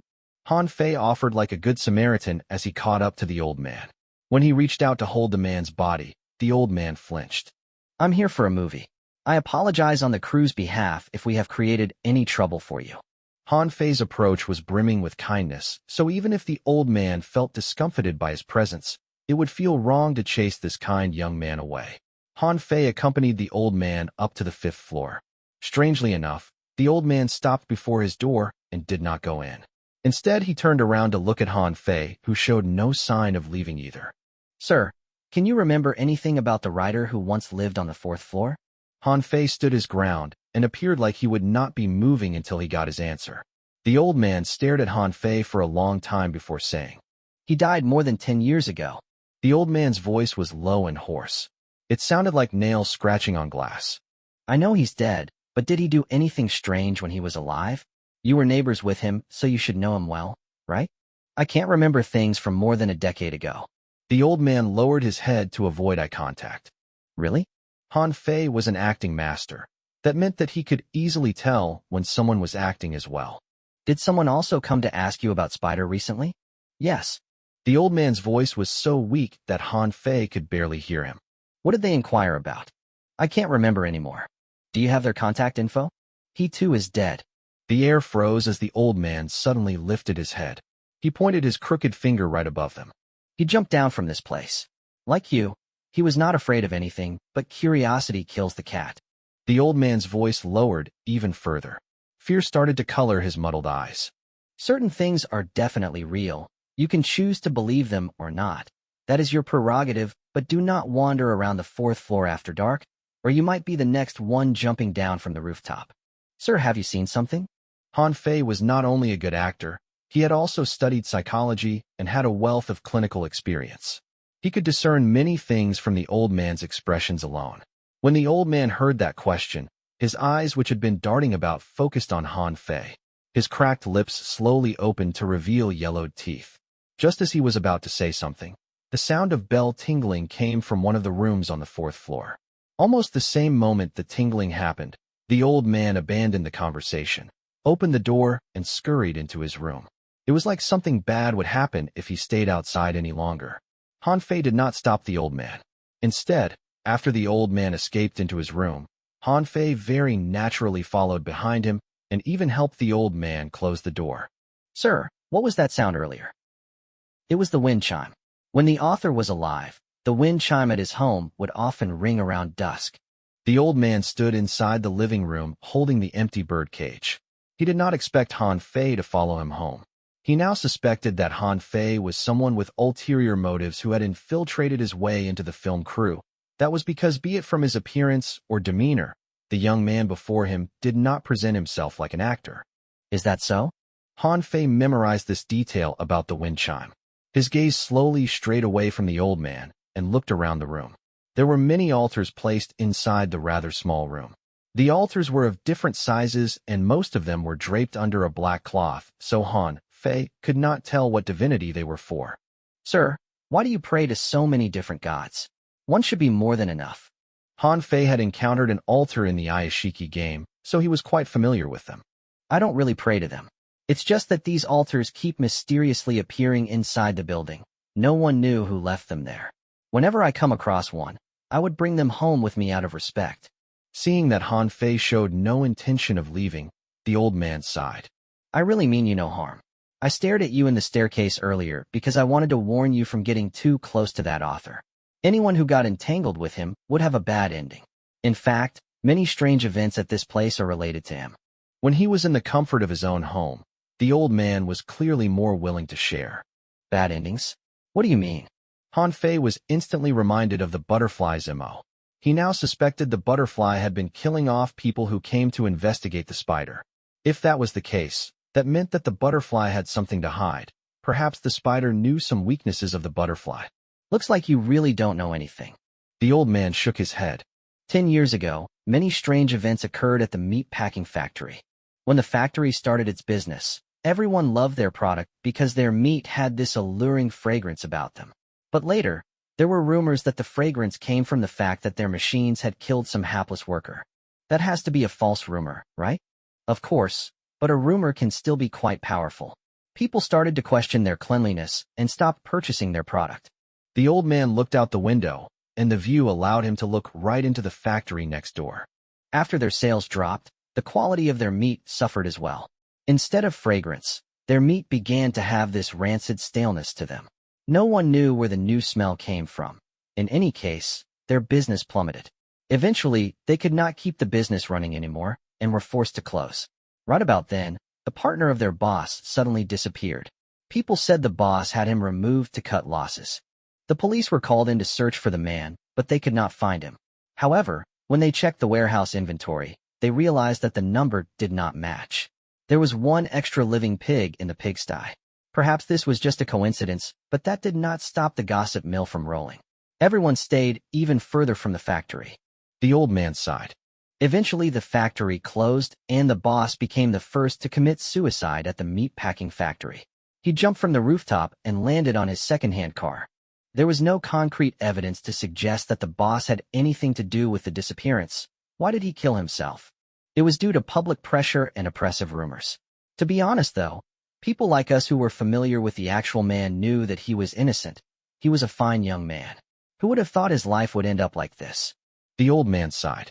Then his voice dipped as if the things he was to speak next shouldn't be uttered loudly. But that was just the beginning. After the boss' death, even this living compound started to play host to weird occurrences. What do you mean? For example, the tenants could hear inexplicable footsteps at midnight. There would be a strange smell of stale meat that drifted into the rooms. Many people said that it was the dead boss who had returned. The old man did not give Han Fei any opening to cut in. He continued in one breath. Everyone was so afraid. Well, most of us were anyway. There were some youngsters who did not believe in such things. They decided to form a night patrol. They kept up the patrol for several nights and did not encounter the boss. However, they did manage to follow the trail of the stale meat smell to the author's room on the 4th floor. The smell originated from his room. The tenants normally left the author alone. He rarely left his room, and when he was seen outside his room, he acted strangely. He was occasionally kind and passionate, other times aloof and cold. Depending on his mood, he would be strangely confrontational but also caring like a woman. Normally the tenants gave a wide berth to his presence. We rarely communicated with him. But now that the evidence pointed towards him, people started to suspect this strange man. However, suspicion was merely that, a suspicion. No one had any actual proof, so the investigation halted. However, 3 days later, one of the young men who formed the night patrol suddenly committed suicide at this building. He died the same way as the boss, jumping from the rooftop. The young man was single, and there was nothing wrong with him mentally. His suicide was completely unexpected. Officially, the Xian Lu police deemed his death as suicide, but the tenants all knew that this was the doing of the meat packing factory boss. Those who were able instantly moved away from this place, while the remaining tenants had to resort to homemade wards. The old man glanced at the altars surrounding them. Some of the tenants collected money to hire a sensei. After the sensei heard about the exaggerated stories about the author, he inadvertently came to the conclusion that the author's house was haunted. He needed to enter his room to exorcise the demon. The author refused him entry, and so the sensei forced his way in. He finished the ceremony that afternoon and claimed that he had dealt with the spirit of the factory boss. With the tenants begging him, the sensei agreed to stay one night at the living compound. In the mood of celebration, they drank quite a bit that night. Right after midnight, they found the sensei missing. The tenants only found him the next morning outside the second-floor window. The man appeared to have gotten too much to drink. He stumbled his way over to the second-floor balcony and tripped over the edge. On his way down, he got his neck entangled between the electric lines and was strangled to death. The old man glanced at the setting sun outside the window. No matter how hard Han Fei urged, he refused to continue the story. It was as if it would bring tragedy to tell these tales after dark. Seeing how adamant the old man was, Han Fei did not force him anymore. However, he did remember that they were supposed to rehearse their script at the living compound that night, and the content of the script was based on Spider's own life. I wonder what will happen if we greatly discuss the script within this building after dark. Gripping the script tightly, while feeling the pressure, there was also a glow of anticipation in Han Fei's eyes. Chapter 210. I've already told you everything I know. Get too close to the spider, and you'd be caught in his web. The old man coughed. He stood in such a way that stopped Han Fei from venturing deeper into his home. Making a movie out of his story is no different from seeking death. If your crew does not stop this now, eventually someone will die. The muddled pupils moved slowly as if already seeing that scene in his mind's eye. I know you don't believe me, but soon you'll see the truth. This building is a lot more different in the night than when it is in the morning. Seeing the determination on Han Fei's face, the old man stopped his persuasion, but the way he looked at Han Fei had changed, like he was already looking at a dead man. Sir, other than yourself, who else is still living at this building? Han Fei wished to visit the other tenants. Those who are able have already left. The remaining ones are the old and the sick. We're already dying, so it doesn't matter what happens to us. Frankly, we mind our own business. Even if one of us keels over and dies, the rest of us will only find out when the smell starts to get to you. Compared to the Xian Lu cities, the countryside was dilapidated and forgotten. The elderlies that stayed here had been completely disconnected from the outside world. It is quite scary to die alone with no one around you. Han Fei sought out a newspaper and wrote down his phone number on it. Sir, this is my phone number. If you run into any danger, or if you need any help, don't hesitate to call me.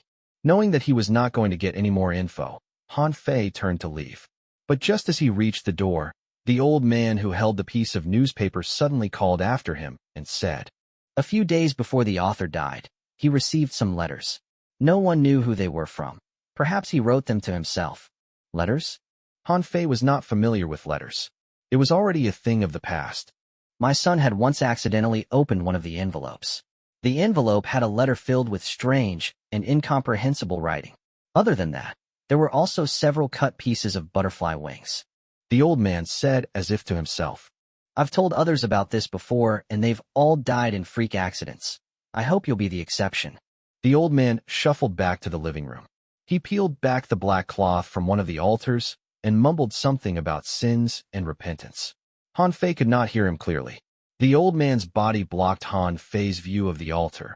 He could only see that there were some traces of blood and bird feathers on the black cloth. The old man appeared to have sacrificed the bird to the god inside the altar. After leaving the room, Han Fei came back to the fourth floor with the script. In the few minutes he had been away, someone had already unlocked the door to Spider's room. Wasn't it locked earlier? Was someone hiding on the fourth floor while I was here? This strange incident attracted Han Fei's attention. He slowly pushed the door open and took in all the details.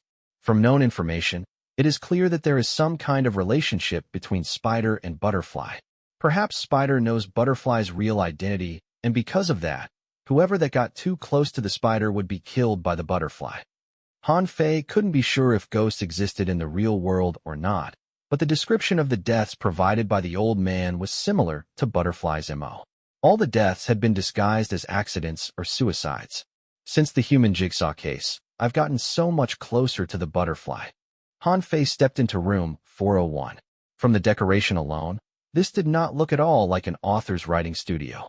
On the floor and dining table, as well as inside the drawers and cabinets, there were scattered medicine bottles and pill boxes. When Director Zhang first entered Spider's house, he was shocked as well. According to the director, other than simple dust removal, the room had been kept the same way he found it. Fugue Meat Factory living compound was Spider's last, but not his first address. He moved here specifically to seek writing inspiration. In other words, he had chosen this place as the graveyard for his other 8 personas. He recorded the death of his other 8 personas with this place as the background. In the eyes of a normal person, or even a professional doctor, Spider was mad. He was categorically crazy, but the man himself did not think he was crazy. He saw a reason behind the existence of his other 8 personas. He did not see them as a manifestation of his mental illness. They were as real as he was. Walking into the Spider's study, the table was also covered in medicine bottles. 3 giant locks hung from the study table drawer. It was clear that Spider did not want to share the secret inside it with anyone. However, the locks had long since been pried open after the owner's death. Pulling open the drawer, a mountain of envelopes poured out. The envelopes did not have any returning or forwarding address. They weren't addressed to anyone either. Looks like the old man was right that the Spider was writing to himself. Han Fei opened some of the envelopes. They were apparently fan letters. They were written to Spider to discuss with him the plot of his books and questions about life. Han Fei, who knew that Spider did not have many readers, believed that Spider was conversing with himself. However, to be sure, he continued to open more envelopes to read.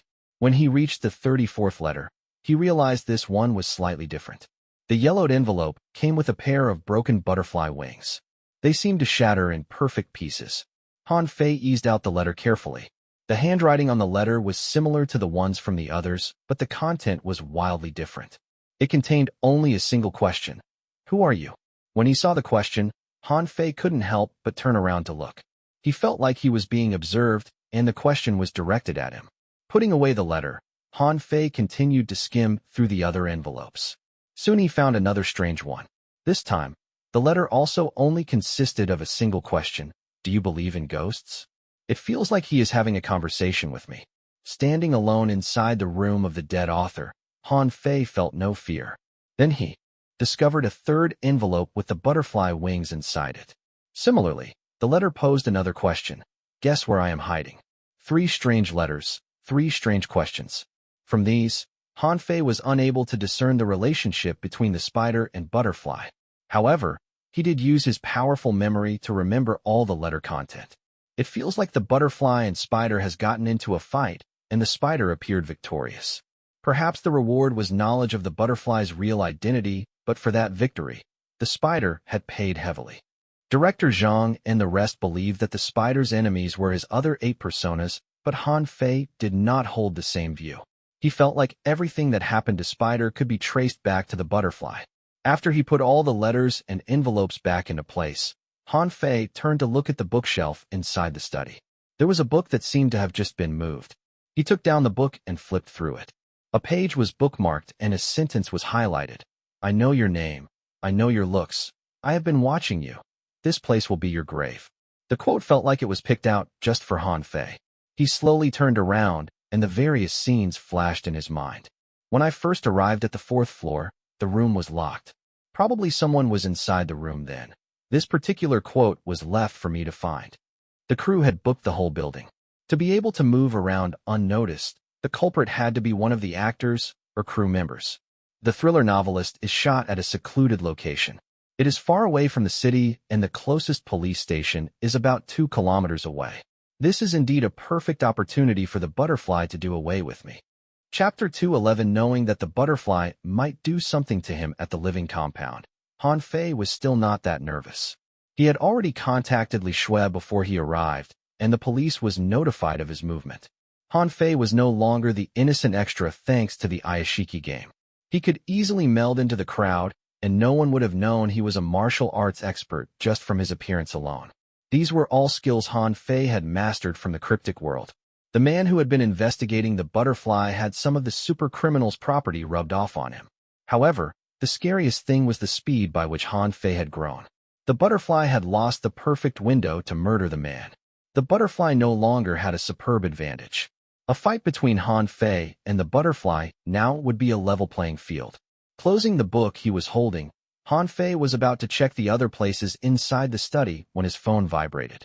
It was Director Zhang calling everyone to gather downstairs.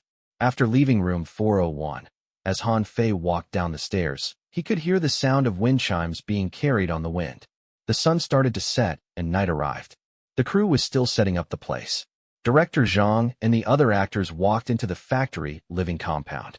During this period, Han Fei had sought out Director Zhang to remind him of the danger of the butterfly and to request for additional security.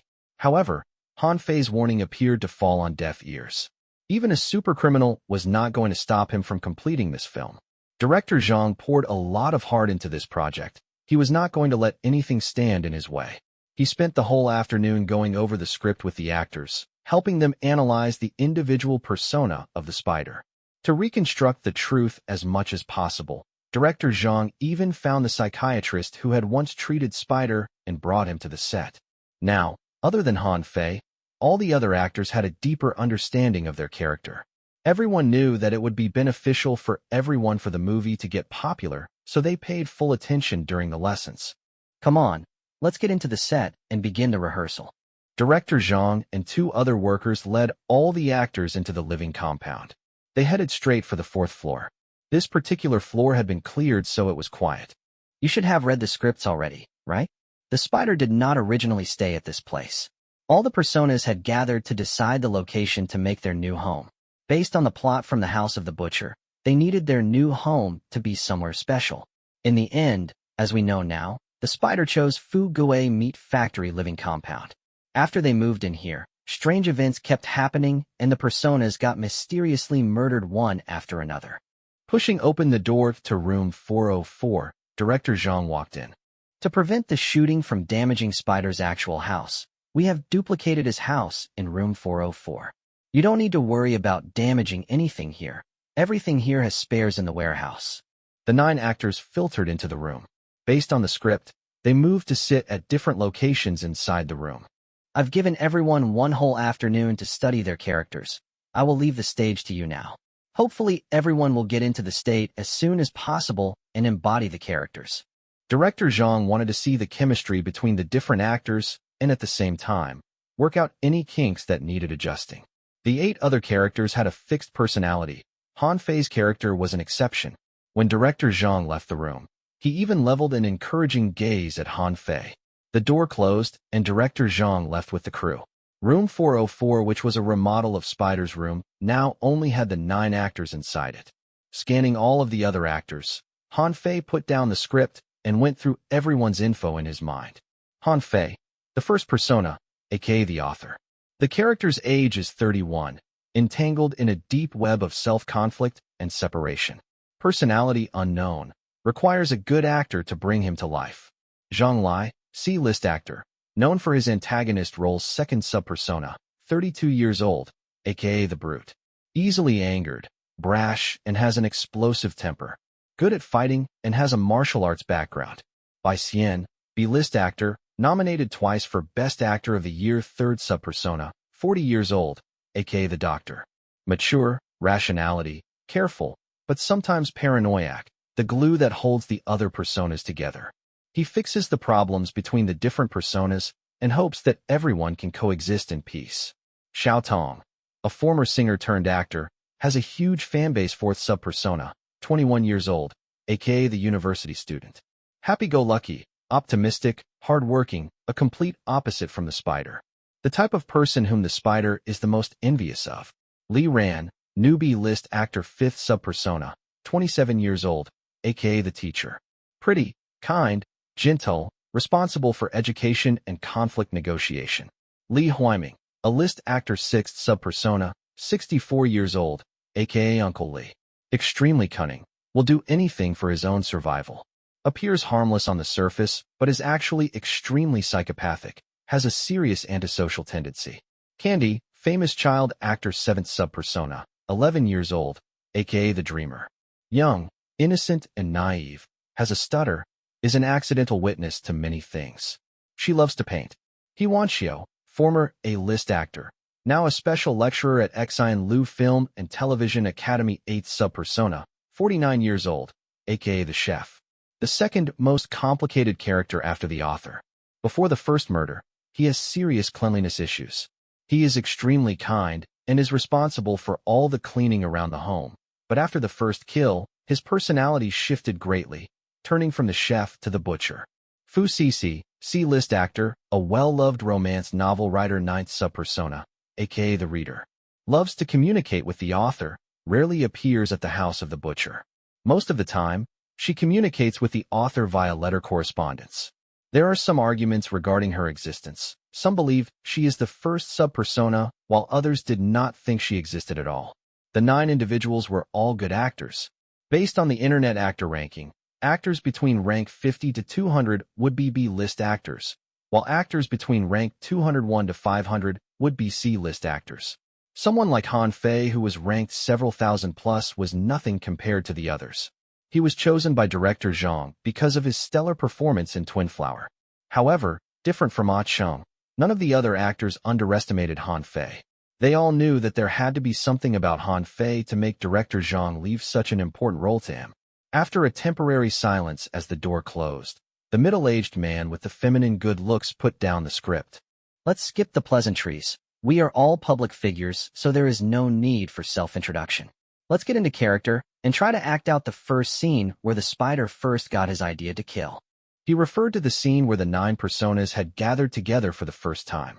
It happened inside Spider's room. Director Zhang has done everything to remodel a similar setting for us, so we should try our best to restore the spider's original frame of thought. The middle-aged man was Bai Xian. He was a famous actor, but he had no arrogant air. Everything he said and did was for the sake of the movie. Bai Xian glanced at the clock. We'll start at 8 p.m. sharp. Since this is a rehearsal, there might be some halts here and there. Do not be worried about them, just keep on going. The purpose of this exercise is for us to get used to each other's acting habits and to understand each other's styles. We'll stop and have a revision session once the dry run is over. After all, this is also a rare chance for us to learn from each other. There was still some time until 8 p.m. The actors used their own method to get into character, while Han Fei silently looked out the window at the night outside. The old man on the 5th floor has warned repeatedly to not discuss anything related to the spider after dark. It'll lead to tragedies if you do. It is as if an invisible ghost lives at this place. Han Fei had reminded director Zhang and the other crew members about it, but no one seemed to mind it that much. In other words, no matter what Han Fei said or did, the show must go on. At that moment, all Han Fei could do was to do his best to look after the others, to prevent them from falling victim to the butterfly. Han Fei was suddenly hit by an inspiration when he studied the 8 other people in the room. The spider has experienced something like this before. It was why he had decided to use murder to reach salvation, or to use salvation to achieve murder. The clues about the spider floated up in his mind and intertwined together. Han Fei allowed his own memory and emotion to submerge. At that moment, he was the spider. He was envisioning the capture of the butterfly through the mindset of the spider. Chapter 2:12 The dim light fell on the different human faces, and the ticking of the clock ensured that everyone was privy to the passing of time. When the 2 needle hands met, times appeared to roll back to more than a decade ago. The dead had returned with their memories and pain, once again kick-starting their journey which was already predestined. Every single butterfly is the soul of a once brilliant flower, coming back to search for itself. The reader closed the book. She leaned against the sofa and scanned the people around her weakly. She rarely attended parties like this. The only reason she came today was because her favorite author had invited her. Her eyes quietly traveled to the author who was sitting at the corner. Like usual, the man was silent and quiet. I don't understand it. We're here simply because of a letter? The student crossed his arms. He pulled out the earphone from his ear. I couldn't care less about whether there are ghosts in this world or not. If you guys want to prove that, go ahead. I'm leaving. There are definitely no ghosts in the world, but there are people who like to go around scaring others like ghosts. The brute stood at the door. His wiry body leaned firmly against it. Before that person is captured, no one is leaving this building. The person's target is me, so why are you guys panicking? The doctor pinched off his cigarette. His eyes darkened with annoyance and caution. I don't know whether there are ghosts in this world or not, but assuming if there aren't, then the person who wants to kill me is currently standing inside this room. But why would someone want to kill you? Uncle Lee asked without raising his head. His eyes stayed on the medicine bottle he was holding. Did you do something behind our backs recently? I did what I did to help cure all of us. The doctor stared at Uncle Lee as if scanning whether he was the killer or not. In any case, we better stay put. This building is too unsafe for us to wander about. The teacher said gently, but her gentleness was underpinned by traces of anxiety and well-hidden fear. I've asked around. The neighbors all said that this place is haunted. There have been many inexplicable deaths. Non-local tenants also like to come to this place to commit suicide. They say this building is like a black hole that only attracts those in despair. She tried her best to persuade everyone to stay in the room, essentially away from danger. I believe those deaths are more than mere accidents. I've heard many scary stories about this place. Stories about monsters with a pig's face, a stench in the corridor that wouldn't go away no matter how hard you scrub, suicide victims who continue to crawl towards the rooftop despite their broken bodies, and so on. In any case, we need to be extra careful. Those have to be just rumors. After all, there are other tenants living just fine at this place, aren't there? The student walked to the door, but the brute refused to move. The student was not afraid of ghosts, but he was afraid of the brute. With regards to the question whether ghosts existed in the world or not, the people inside the room each held their own opinion. Neither of them was able to convince the other. After a long, fruitless argument, the doctor suddenly turned to the quiet author. Author, you're the one who first saw the letter, and it was you who accepted the invitation. Do you think it was a ghost or a person who wrote to you? The doctor was a very clever person, as every question was laced with traps and hidden meaning. Even though he did not point it out directly, everyone present heard something from the doctor's words. The doctor appeared to be suspecting the author. The lights in the room suddenly flickered as the electrical power fluctuated. Everyone turned to the author. Compared to everyone else, the author carried himself differently. There was something about him that was hard to describe with words. It was as if there was a noose made from rationality and madness strung around his neck. The noose dropped straight down from heaven. As it closed around the man's neck, he was also getting closer to the ultimate truth. Lifting his eyes, the author glanced at the doctor. The latter found himself unable to hold eye contact. If I intend to kill you, the 8 of us would be standing around a body discussing why you've committed suicide instead. The implication was powerful and strong. It brooked no argument. The reason I accepted the invitation was because it will help me complete the ending of my book. The lights in the room started to flicker again. As the author spoke, footsteps came from the outside corridor and a light stench wafted into the room. It was as if the moment the author spoke, something about the building had changed. The doctor stared at the author for a long time. His facial expression shifted a few times before it returned to normal again. Then, pretending he had not challenged the author, he changed the subject. I wish to share my experience as a warning for everyone. The killer knows how to make use of the scary rumors to kill people. After you leave this place, it's best if you stay quietly inside your room. Do not leave it until the sun rises. Before the doctor finished, a strange sound came from the living room door. It sounded like someone scratching their nails against it. Then everyone heard the tingle of wind chime. The sound appeared to come from room 401. Following the wind chime came a horrid smell that oozed out from every room corner. No one knew where the smell originated from. It was as if they were standing inside a decomposing body. The student started to dry heave. The teacher and the reader frowned. The dreamer closed her mouth. Only the doctor, the author, and Uncle Lee remained unfazed. The discussion about ghost and killer reached no end, but the discomfort on their bodies continued to heighten. The student looked around, trying to find the source of the smell. The dreamer put down her pen, and her face was red from holding her breath. Finally, unable to stand it anymore, the student shoved the brute to the side. Do anything you want, but leave me out of it. I'm going back to my room. The student placed his hand on the door, but when he tried to open the door, another hand fell on it to stop him. The student looked up the arm and saw the author who had magically materialized beside him. He was about to push the author away, but when his hand was about to reach the author's shoulder, he stopped. He saw the author's face. Deep inside the serene eyes, there was a world disconnected from reality, a place where illusions, paranoia, and dreams ran rampant. These were the most common symptoms in a schizophrenic patient. The author had already gotten used to them. They blurred his vision of the real world. If you leave, you might die. Turning around to take in the faces of all the 8 living humans in the room, the author lightly pressed against his temples as different voices traveled into his ears. He tried his best to control himself. He worked his best to suppress the desire to howl, the ram against the door, to tear apart everything. However, each of his words made the room feel a bit more oppressive. His emotions appeared to have the ability to influence all of his sub-personas. The author reached his hands towards the student. According to the script, he was supposed to grab the student to stop him from leaving. But reality was different from the script. The student subconsciously evaded the author's grasp, pushed open the door, and ran out. This was his body instinct kicking in. He had chosen flight between fight and flight. The lines tumbled out of the student's mind. All he wanted to do then was to escape from the author's penetrating gaze. Come back. The moment the door was open, the stench dissipated a lot. The oppressive tension relieved as well. The other actors looked at Han Fei, and some sighed in relief. Han Fei's author was a side character, but he was able to influence everyone's emotion just like the actual main persona. His amazing ability to control the set and his aura impressed by Xian, who played the doctor.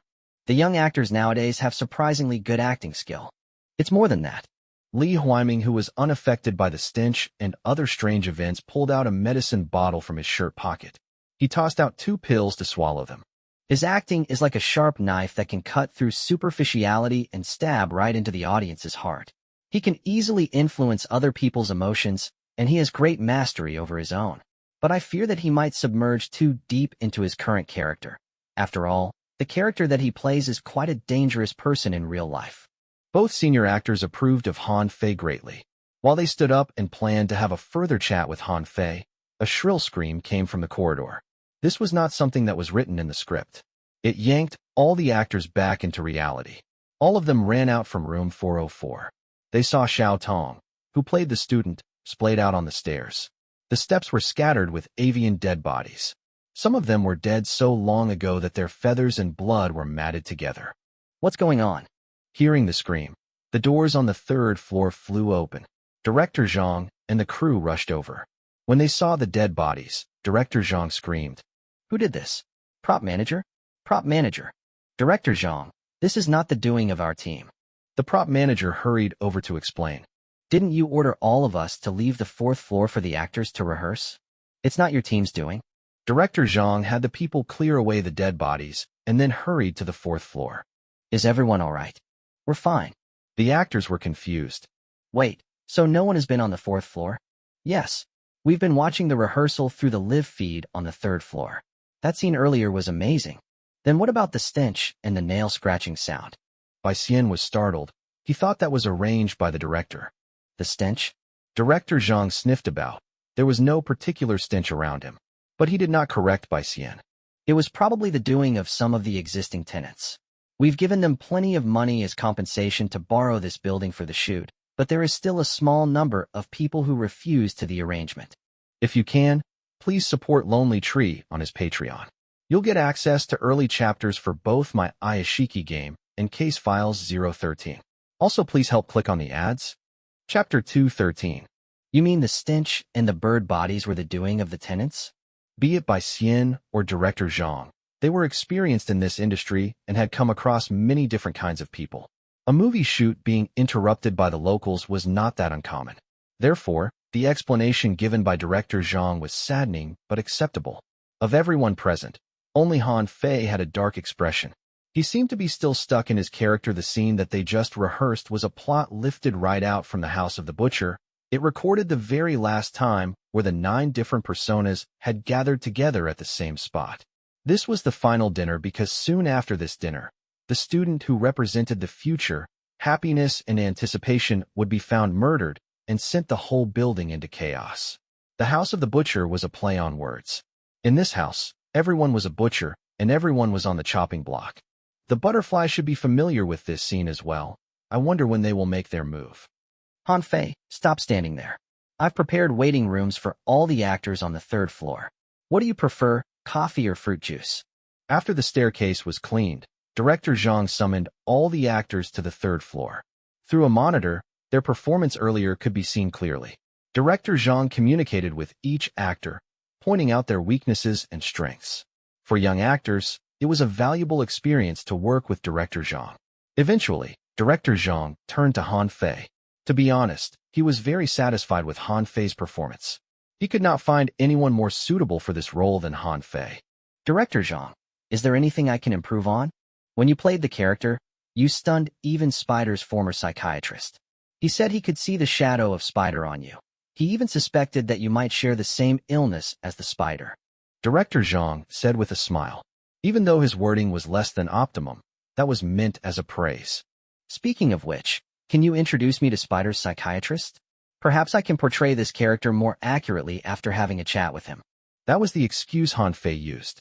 His real goal, though, was to get to know the real Spider in preparation for his gaming sessions. It is really unrealistic that someone as hardworking and as talented as you haven't caught his big break yet. Director Zhang told Han Fei that the psychiatrist was resting in the room next door as he turned to Bai Xian and Xiao Tong. Bai Xian's acting was flawless. He managed to evoke the internal manifestation of the character's emotions perfectly, but Director Zhang felt that as the main male character, his tempo was being led too far away by Han Fei, who was the side character. Xiao Tong, though, had a bigger problem. He was a good actor, but when compared to 8 other actors more experienced than he was, the lack in his skill showed conspicuously. Han Fei did not stay to listen to the lecture. He entered the designated room, and when he saw the psychiatrist, his eyes narrowed. Dr. Hu Wei. Han Fei had met this male psychiatrist before. He was the doctor who was responsible for Mei's family's mental evaluation. Han Fei, we meet again. Hu Wei extended his hand to Han Fei passionately. Do you mind giving me your autograph? Han Fei accepted the pen and paper handed to him by the doctor, but he did not sign them. Instead, he asked, Director Zhang said that you were Spider's former doctor. Not really. I was merely his pharmacist. Spider's real psychiatrist was my mentor. At the time, I was interning with my mentor, but because Spider was such a unique patient, I have a deep impression of him. And your mentor is? Oh, he died in an accident not too long after Spider's death. He spent the last months of his life locked up in his home. I heard that he suffered from some psychological illnesses near the end of his life. Sigh, it's a tragedy, really. The hardest patient for a psychiatrist to treat is most often themselves, especially for someone like my mentor, who threw himself fully into his patients and work. Han Fei was surprised to meet Hu Wei here. The psychiatrist was perfectly under Han Fei's radar, but his sudden appearance here had raised Han Fei's alarm. The questions that Han Fei originally had, he kept to himself. Instead, he talked about random and harmless topics with Hu Wei. The psychiatrist was perfectly at ease. If Hu Wei was acting, then his acting skill could rival the award-winning actors next door. Taking a gander at the time, Han Fei did not stay for long because he still needed to enter the game at night. After notifying Director Zhang, he left. Han Fei, are you getting back on your own? Do you want me to give you a lift? Bai Xian drove his car over. This place is quite secluded from any residential area. Thank you, but my ride is already here. A black cruiser rolled in from the street. The officers inside it were armed with guns and bulletproof vests. That had Bai Xian drop his jaw to the floor. See you tomorrow, Brother Bai. After Han Fei got into the cruiser, and as the car drove away, Han Fei started to report everything he had heard and seen inside the building to the officers. With his photographic memory, he memorized everyone's appearance and personality. He told the police about the freak incidents that had happened at the living compound that day. He did not hide anything. The police were Han Fei's support. He needed the law enforcement on his side to take down the butterfly. Han Fei reached his own home at around 10:30 p.m. Lying in bed, his mind was still focused on the scene between the 9 actors. It was nigh impossible to fracture out 9 different personas in a normal person's mind.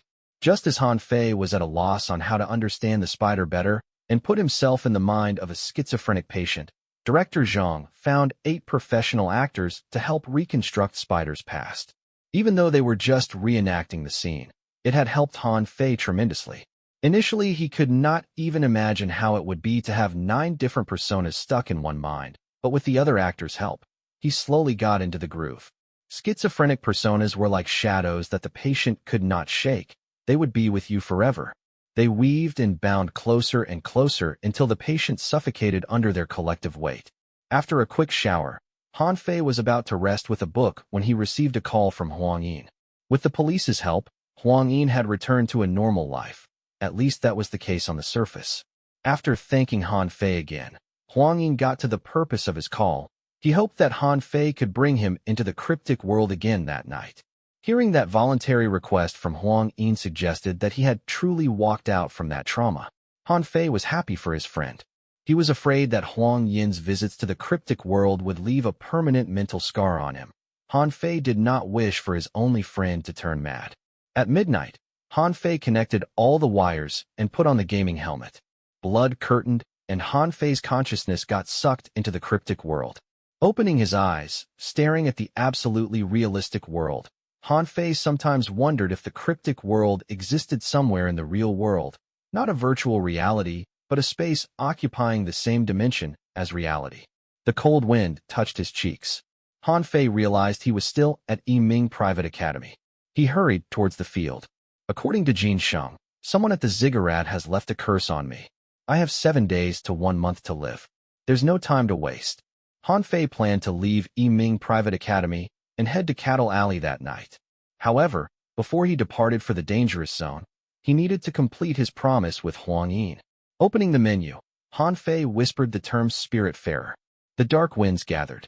Blood crawled all over the menu, and it split to the sides. Ghostly visages floated among the sea of blood. Han Fei grabbed an empty one and wrote down Huang Yin's name. According to the system, there was a chance for Spiritfarer to fail or to summon something else, but for some inexplicable reason, Han Fei would always be successful when he wanted to summon Huang Yin. Han Fei did not understand it. He chalked it up to Huang Yin's hidden talent. Blood flashed, and a human figure appeared less than 10 meters away from Han Fei. He dropped clumsily to the ground and instantly curled his body together. Only his eyes were left peeking around. Han Fei thought Huang Yin had already gotten used to the cryptic world, but when he saw his friend in person, he realized they still had a long way to go. This is just a school. There is nothing to be afraid of here. Han Fei sighed and shook his head. Han Fei used to think that these supernatural experiences were just difficult, but not that scary. However, after witnessing Huang Yin's various reactions, Han Fei realized that he was perhaps slightly different from others. At least his psychological constitution was more unshakable than most.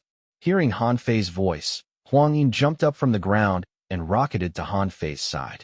That guard is not with you, right? You mean Oli? Han Fei did not expect that the person Huang Yin was most afraid of would be the honest and kind old Li. I think there's some misunderstandings. After you get to know him, you'll see that old Li is a good person. No thanks, not with the mountain of ghosts on him. Huang Yin pulled on Han Fei's sleeve. Let's find a more secluded spot first. I've brought many things with me. The commotion caused by Spiritfarer had already attracted the attention of many ghosts at the school. Zhang Guanxing and Su Qin's pet were the first to run over. Huang Yin was fine when he saw Zhang Guanxing, but his legs almost buckled when he saw Su Qin's pet. What kind of anaconda is that? The giant snake slithered over and made to climb up Han Fei's body. This further shocked Huang Yin's system. Don't mind it. It's perfectly harmless. What did you bring? Han Fei led Huang Yin and Zhang Guanxing into an empty classroom. Yes, I've thought long and hard about this. Huang Yin opened his inventory. The 6th CB for Perfect Life will end in a few more days. Then all the beta testers' accounts will reset. All the progress we made will be lost, but the photon computer does not appear to have its influence extended to the cryptic world. If it did, the cryptic world would be wiped out of existence by now. Therefore, I believe that if I bring over the stuff from the surface world and store them at this place, it means that we can safely preserve them through the version update. Huang Yin signaled for Han Fei to come closer and then pulled out the stuff from his inventory. Considering the situation of this world, I've expanded my inventory size to the maximum and stocked up on these things for you. Come and take a gander at these. I have holy water, talismans, Buddha statues. Do you think they'll work? I even managed to purchase powerful artifacts like this scroll of holiness mantra, actual copy of Tao Te Ching, and so on from the black market. Chapter 214 Seeing the Talismans, Vermilion Dust, Religious Scriptures that Scattered the Ground. Han Fei honestly was quite touched. Of course, if Huang Yin had brought things that were more useful, he'd be more touched. Brother Huang, you shouldn't have brought so many things with you. It makes me quite embarrassed. How about I give you some items from the cryptic world to bring back to the surface world? Han Fei opened his inventory and realized he could have any pick he liked. There was nothing in there that did not possess some negative energy. That's fine, but quick, we need to see if these are effective or not. Huang Yin picked up the bottle of holy water and shoved it to Han Fei. To prepare these things, I've liquidated most of my assets. Some of these things are collector's items and antiques. They're quite expensive. Really? Han Fei twisted open the cap of the holy water and splashed some on Zhang Guanqing. Then both Huang Yin and Han Fei turned to look at the young man. Well, do you feel anything? Zhang Guanqing tried to think about it, and then shook his head. No, it felt like normal water. Perhaps you used it the wrong way. Huang Yin took the bottle back and pulled out a bamboo shoot from his inventory. He soaked the bamboo leaves in the holy water and read the instruction manuals. When he was ready, he flicked the wet bamboo stalk at Zhang Guanqing. Reveal yourself. With the water droplets splashing on him, Zhang Guanqing looked at Huang Yin with confusion before turning to level Han Fei a gaze which said, "Is something mentally wrong with your friend?" I bought this holy water at the auction house. I placed huge hope in it. Huang Yin put down the holy water and then moved over the box of talismans. I get it now. We're in the East, so the Western method can't work. We should try these then. Playing along, Han Fei pasted the talismans all over Zhang Guanqing and Su Qin's pet. They were not effective at all. Brother Huang, I hate to say it, but I think you were scammed. Even if there are actual warding relics in the world, they should be extremely rare and can't be bought with money. Han Fei knew that there were indeed items in the cryptic world that could ward against spirits like the talisman given to him by Meng Si and the 3 cigarettes left behind by the former manager. But how they worked was different from how Huang Yin would imagine it. They used a deeper hatred and despair to stun the offending spirits. Was I scammed? But these things all said that they could ward against evil spirits on their item descriptions. Huang Yin still couldn't accept it. Brother Huang, even though you still possess human emotions and consciousness as well as have living human temperature, but in actuality, you're a wandering soul. If an item in your inventory makes you feel uncomfortable, then perhaps those do work. Han Fei did have some anticipation at the beginning, but he realized such items were not so easy to come back. Wait, what do you mean by that? Am I dead? If you stay away from your real body for too long or get stuck here, then you'll really die. Han Fei explained patiently. You might not be able to return to your real body anymore. You have to be kidding me. Huang Yin surrounded himself with the items he bought. Even though they were not effective, they provided some psychological comfort for Huang Yin. In any case, you have a good idea, and I was touched by it. Perhaps we can still make use of this loophole somehow. Han Fei noticed that there was a backpack Huang Yin was carrying. It was bulging with stuff. Brother Huang, what is inside that backpack? Oh, these are gifts for the doctors and nurses to help raise their affection level. They are all stuff that I know they will like. Huang Yin explained seriously. During beta, everything about the game is sped up, but it is still pretty much impossible to farm friendliness level. Therefore, I carried these things with me into this world. If the main plot hasn't changed too much after the version update, I can use these items to brush up on their friendliness level as fast as possible. You're a genius to have figured that out, but why didn't you use that advantage on raising your level or professional skills? Han Fei did not know what to say. After OB, Perfect Life will definitely launch some huge event. If you can rush up the ranking speedily, then the system might award you with marvelous rewards. Brother, that is where you are wrong. Perfect Life's focus is different from the other conventional online games. Based on my insider information, the first large event won't be about the player's level or money, but it would be related to player happiness and satisfaction. Happiness and satisfaction? Perfect Life was an Iyashikei game. Han Fei had completely forgotten about that. The first big event might require the players to look for their true happiness and inner satisfaction. The ranking will be set according to the rise in the player's happiness level. Huang Yin added. These are all insider info, so don't tell anyone else. The rise in one's happiness level? Han Fei's brain spun quickly. He glanced at Huang Yin and then scanned Yiming Private Academy, which was shrouded in thick darkness. Brother Huang, do you think it's possible for this happiness value to drop below 0? A bad feeling rose in Huang Yin's heart. It should be able to. What do you have in mind? Well, this is my idea. Han Fei patted Huang Yin's shoulder. When the OB starts, while you make your character, I will try to drag you into the cryptic world. I will drop you into a place filled with monsters and ghosts. That way your initial happiness value will be extremely low. When your happiness value cannot be lowered anymore, I'll send you back to the surface world. I can't help you increase your maximum limit, but I can help you lower your minimum limit. Huang Yin was speechless hearing how natural Han Fei was as he suggested this preposterous idea. Today he finally knew what a demon looked like. That does not sound like a good idea. There's no great reward without taking great risk. Han Fei did not think there was anything wrong with his proposition. After all, he had personally done the same thing. Brother Huang, no matter how perfect life will turn out to be in the future, our lives have already been changed. We need a powerful ally in the surface world, and that ally can only be you. Seeing the hesitation on Huang Yin's face, Han Fei added in a devil's whisper. Don't you want to experience how it feels like to be the man at the top in this national-scale video game? After you get the event rewards, your character will become more perfect. I hear that in Perfect Life, there are many event rewards that are unique and cannot be purchased with money. Brother Huang, many people would die for a chance proffered to you. You only need to suffer a little bit, and then you'll have the leverage that will be the envy of all the other players. After taking in all Han Fei had to say, Huang Yin started to get persuaded. You do have a point. Chapter 2:15. Fate is in your hand. Do you want to be a coward for life, or to fight for this chance to be a hero? After giving it some thought, Huang Yin chose the latter. He was persuaded by Han Fei. He only needed to survive for a short period of pain to yield bountiful reward. It was the same thing he did when he sat for his university exam. He studied hard, and only did that for a long time, and eventually he was rewarded with the success. He inherited his father's hospital and became Xin Lu's youngest vice hospital director. Hard work might not guarantee success, but a lack of it ensures that you will have no chance of reaching success. Han Fei, are you sure this is safe? Don't worry. All my friends are very kind despite their looks. Han Fei walked into the pile of stuff. Brother Huang, as you've said, the leveling speed will be much slower at the surface world after the game enters OB, so you should send key mission items and skill books that can help you level up over here. That way, you'll be able to level up faster than the rest. Okay, your idea of farming friendliness level is not bad, but I don't think you should limit your target to your colleagues. You should go bigger than that.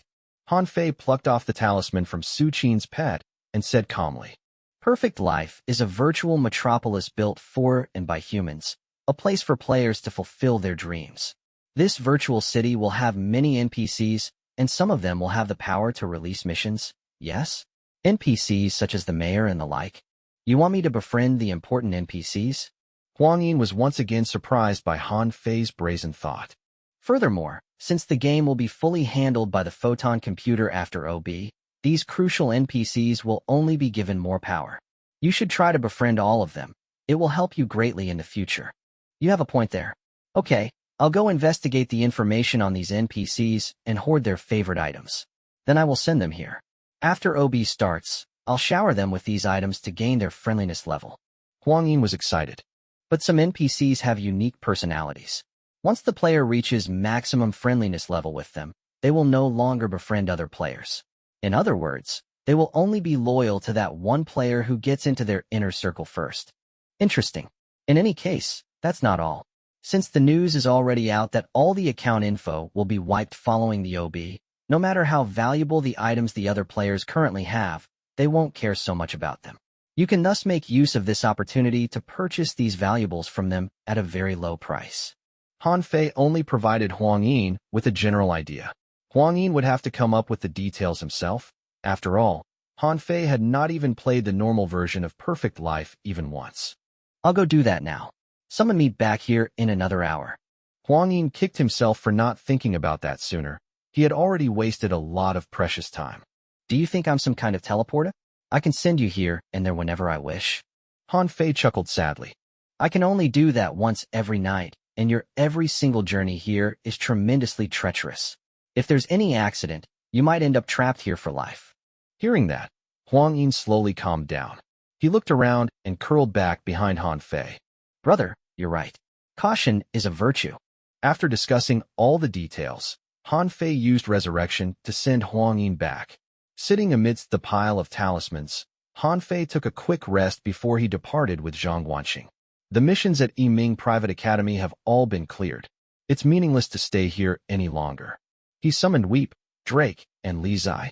With Zhang Guanxing and Su Qin's pet, they gathered at the front gates. The gates, which were covered in dried blood, appeared to be accessible to Jin Sheng and Han Fei only.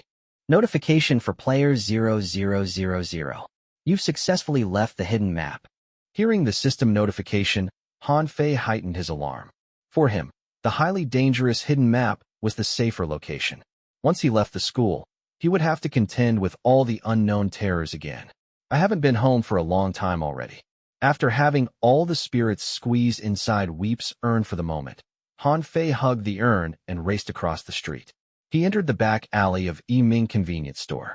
The human shadows floated out from the wall. They had no malice towards Han Fei. They only came to greet their new boss. Han Fei hurried back to the happiness neighborhood. Han Fei ran to greet his neighbor before he returned to his home. He sat down and shared his experience with Wei Youfu, who was watching the television. Han Fei had a lot of things to share. Wei Youfu had been incredibly worried about Han Fei.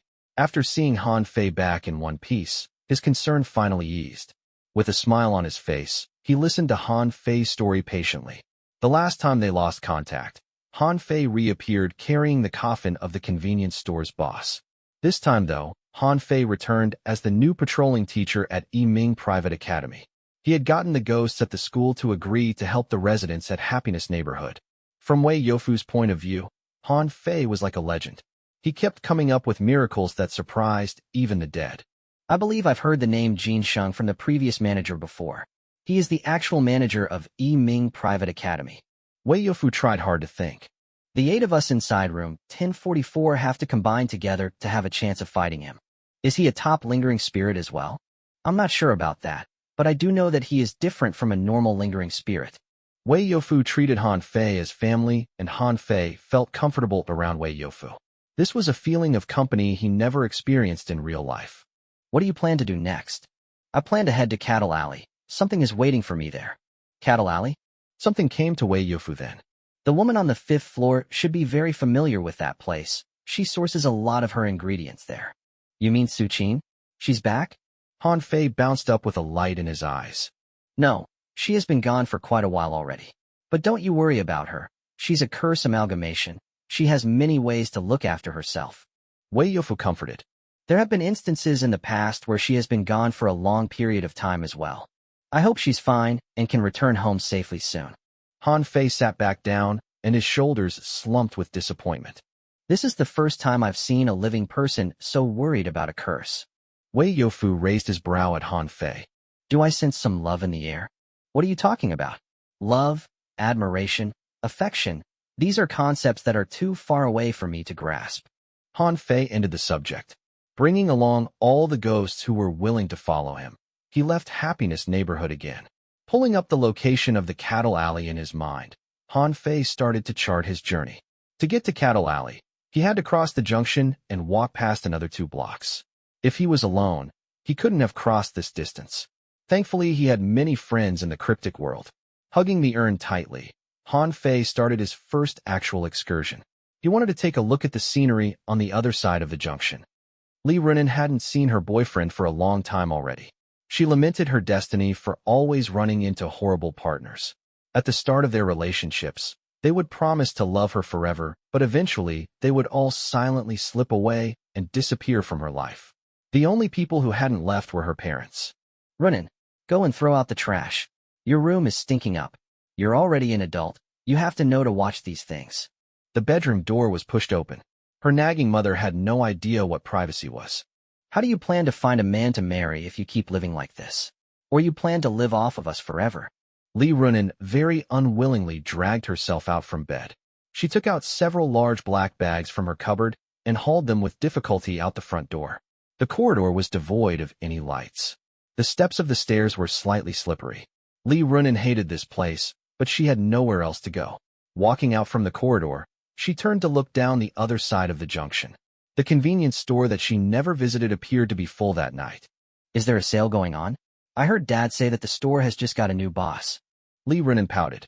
Ignoring the surroundings, she dumped the black bags inside the dumpster. Goodbye, my love. Perhaps she used too much force because one of the bags got torn and a heavy stench leaked out.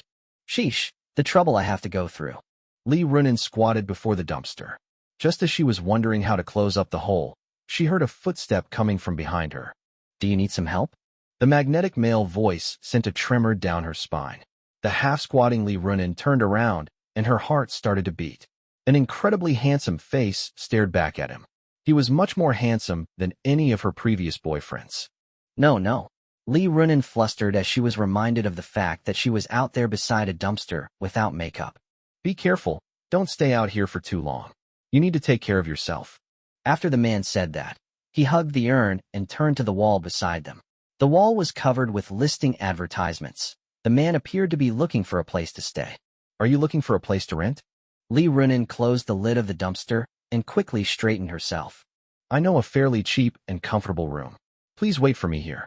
I'll go ask my family about it. Li Runin rushed back up the stairs to the second floor. The man was confused. As he stood there, the door of the barber shop situated at the next building eased open. A middle-aged man poked his head out. Hey, an advice for you. Do not stay at that building no matter what. A family of 3 has died there. There was a horrible gas leakage. None of them survived.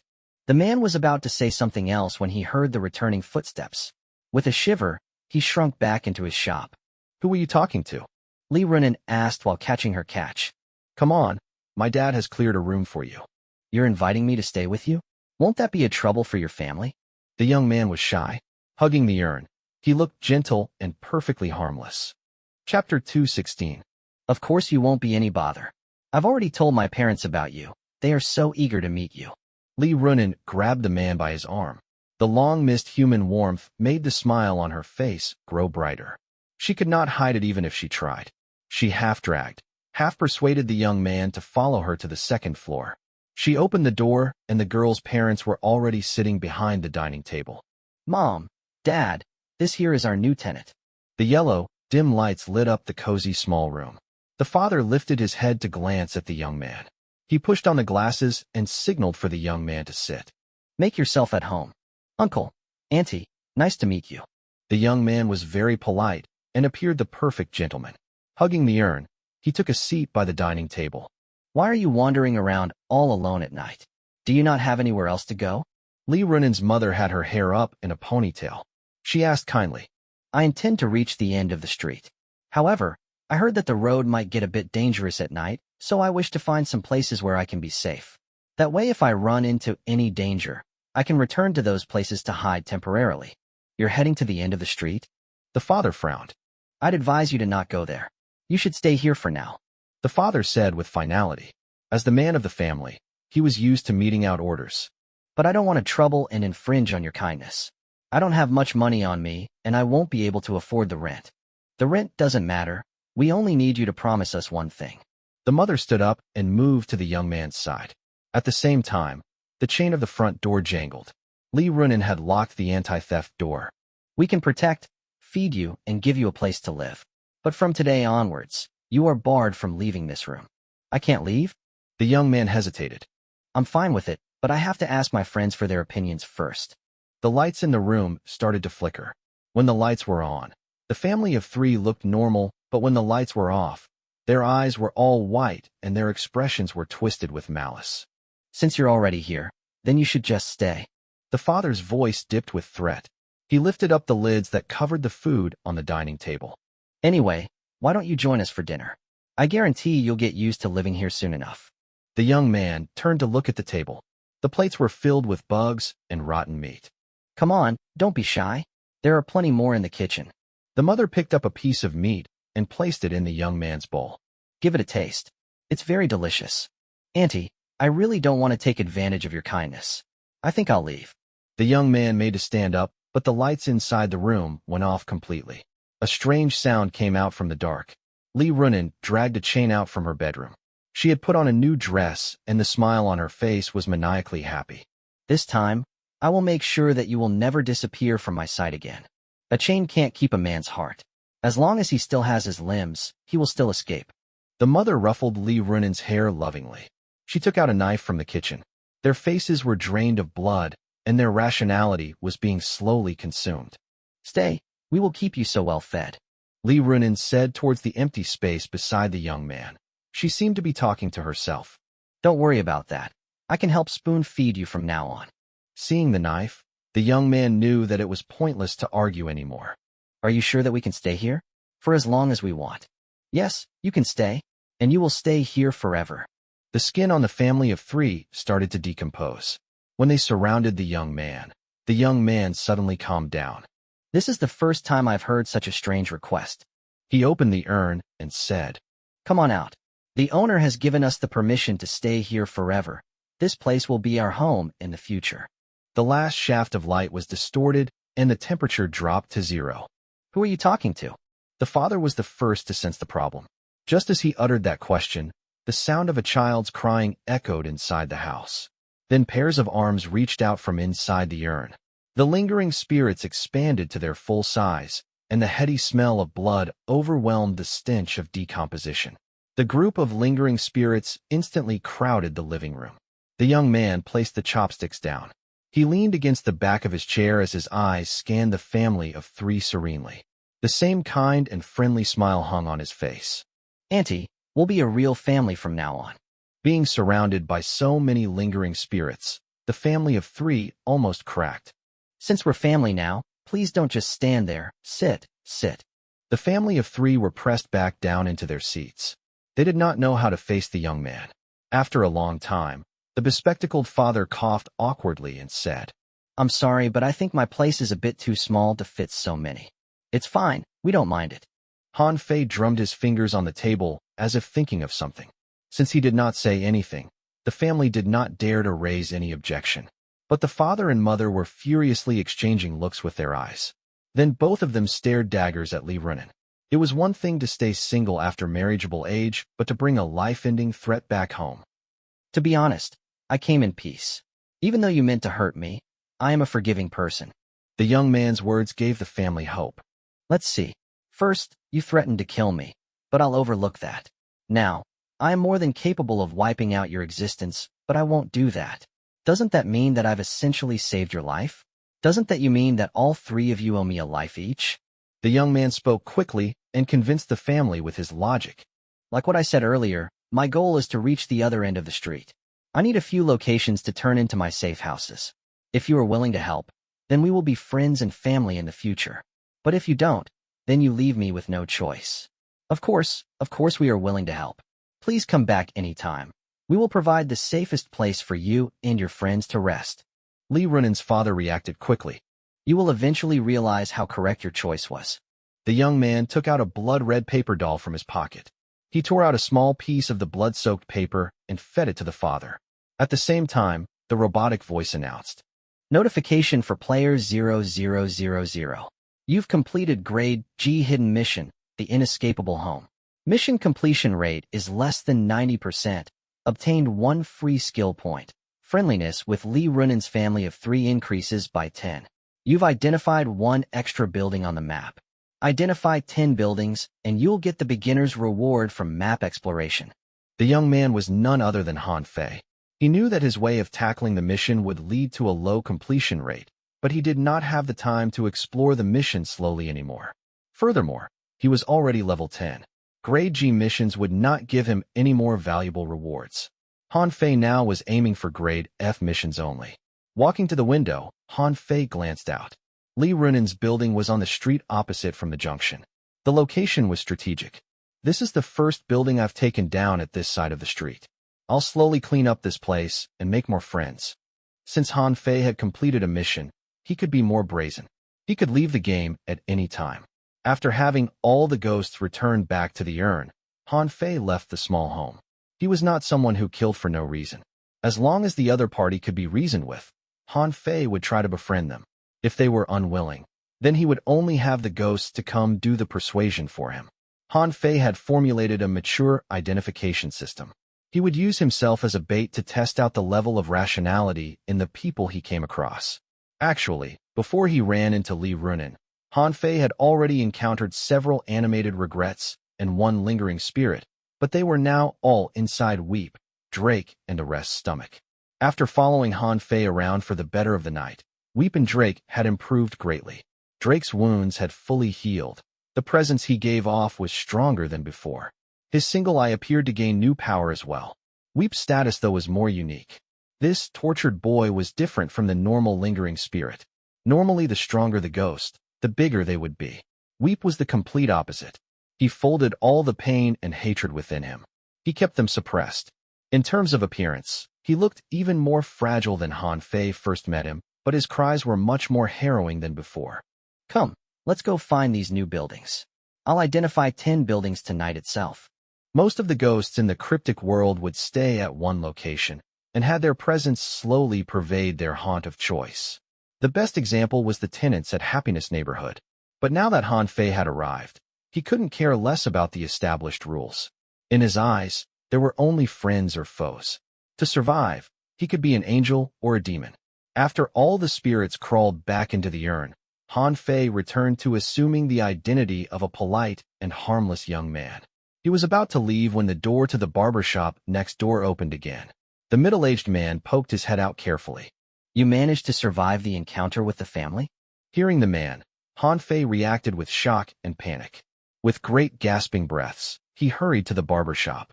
That whole family is crazy. They wanted to kill me. I only managed to escape because they were not paying me too much attention. Then they will definitely chase after you. How about you come in to hide from them? A trace of malice and greed crossed the middle-aged man's eyes, and his face was decorated with an excited grin. Be updated to the translation of the latest Raw chapter at my Patreon, patreon.com/lonelyman. Chapter 217, Nocturnal Barbershop. That's a curious name for a business. Seeing his shredded hair scattered every inch of the ground, Han Fei did not know where to plant his feet. This was definitely the dirtiest barbershop he had ever visited. After Han Fei entered the shop, the man turned around to close the front door. They were the only 2 people left inside the room. The cracked mirrors reflected Han Fei's face. The fear in his eyes was almost pouring out. The atmosphere in the room turned increasingly oppressive. The middle-aged man revealed his malice. He took out a pair of scissors from the counter. Young man, it's easy to run into ghosts wandering around alone at night. The sharp blade snipped noisily. Earlier, Han Fei did not notice that the middle-aged man's fingers had all been snipped away. They were then individually sewn back together with stitches. They looked horrifying. Thank you for saving my life. That family is crazy. They plan to chop off my limbs so that I will stay with them forever. Han Fei's voice was filled with appreciation. He did not seem to realize the true problem yet. For all intent and purpose, he looked like he was still reeling from the earlier scare. They are indeed a family of crazies, but the man's head slowly turned around. If you've stayed with them, you'll at least be kept alive, but now you've lost that chance. With a strange cackle coming out from his mouth, the man's eyes were filled with joy and excitement. He could not believe his luck. This shop's original owner has gone to the cattle alley, so he needed someone to look over the shop for him. Therefore, he turned me into a living doll.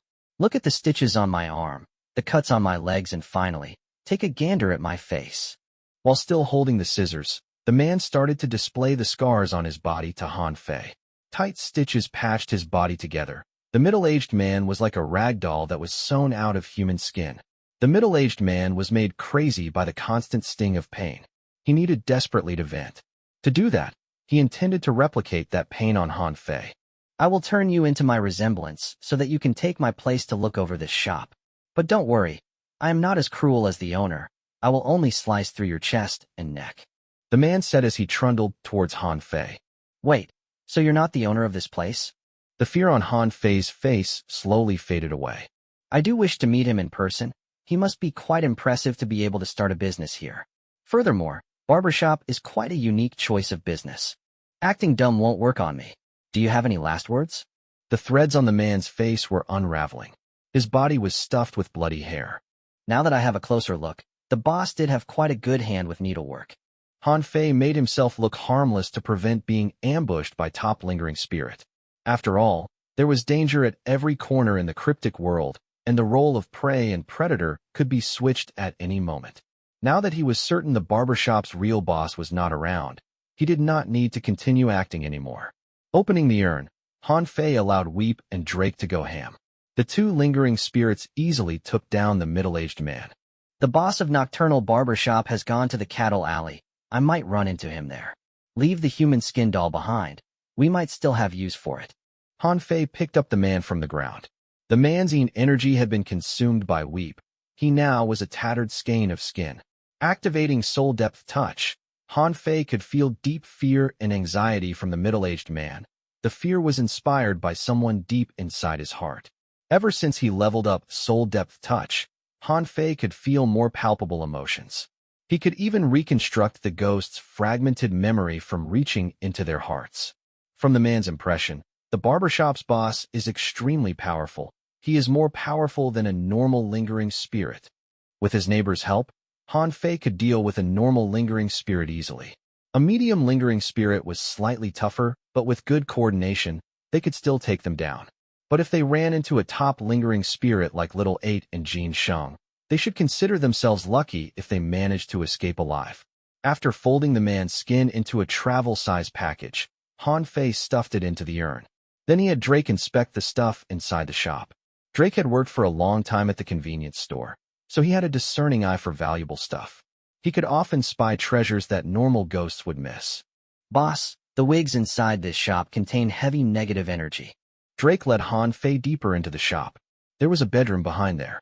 When they pulled back the bedsheet, everyone was shocked. A normal barber shop would help their customer trim and model their hair, but this shop shaved their customers' heads. The boss captured his customers off the street, shaved off their heads, and then used their bodies as nutrients to cultivate and nurture the hair. These hairs were suffused with deep energy. They were as tight and as sturdy as ropes. Are the energy on these hairs usable to you? Yes. Then what are you waiting for? Drain them all, and then we need to leave. If the boss returns now and finds us in here, we won't be able to explain our way out of it. Instead of mannequin heads, the barber shop used actual human heads as decor. The human heads had fear frozen on their faces. Han Fei was helping them seek salvation. Han Fei did not expect a small barber shop to be filled with so many dead bodies and energy. The barbershop boss appeared to be planning something big. After absorbing the last trace of energy, Weep's body started to change. A child's crying echoed around them. All the lingering spirits within 10 meters radius were affected. Sadness, pain, despair gushed out from their hearts and slammed against their rationality like waves. The air dampened with negative energy. All the happiness and joy in the world had been sucked out of existence. It was as if God had turned the switch on human emotions, and humans, as well as ghosts, were no longer able to taste joy.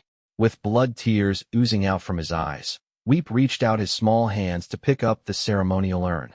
He sought out a wrinkled picture from the bottom of the urn. The picture captured a shy young boy. An adult which had their face rubbed off stood next to the boy. The negative energy was palpable as the pair of bloody eyes stared at the picture. Weep had attempted to destroy this very picture that reminded himself of his horrible life in the past, but he failed to do so. Even now, he could not bring himself to do it. The picture seemed to represent something important in Weep's memory. He thought after he became stronger, he could destroy that thing, but reality proved that he was still too powerless to do it. His nails scratched through his skin. Despair and pain pulled his nerves taut. Thorns started to pierce through his thin body. They twirled around his body like briar. The thorns, which were sharper than knives, were morphed from pain and despair. Weep, who had consumed a large amount of energy, appeared to have gained a new power. He could not only affect other people's emotion, but he could now manifest his sadness and pain in another form. The stronger the lingering spirit, the deeper the pain and despair in their hearts will become. Han Fei was familiar with Weep's past. Reaching out to touch the arm covered with thorns, Han Fei squatted down beside Weep. Don't worry. I'm sure one day you'll accomplish the goal you set out to do, and we will be there with you all along the way. Chapter 218. Han Fei could plainly see Weep's desire to grow stronger. He was willing to leave Happiness Neighbor, to follow Han Fei into dangerous situations, to pay heavy prices to achieve that goal. But the reality was, even after he had gotten stronger, Weep was still unable to face that particular memory from his past. He suppressed all the despair deep inside him, compressing his soul as much as he could. However, the sadness would not go away. Instead, it materialized into thorns and pierced through his skin, turning him into a literal unapproachable monster. Han Fei's hands were cut from the thorns, but he did not mind it. Compared to Weep's pain, that was nothing.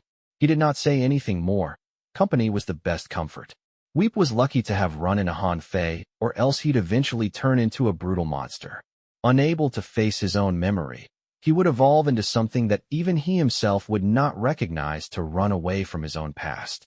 The thorns on his body slowly subsided. Weep did not want to injure Han Fei, and because of that, he started to learn how to control the retractable thorns. Weep slowly calmed down. The haze of sadness dissipated, and Weep returned back to normal. He has gained a breakthrough? Drake was shocked. The tiny Weep gave off a presence that was much stronger than his size suggested. He looks so weak, but he's much scarier than a medium lingering spirit. What do you mean by a medium lingering spirit? Can you give me some specifics? Han Fei was curious about Weep's current power level as well.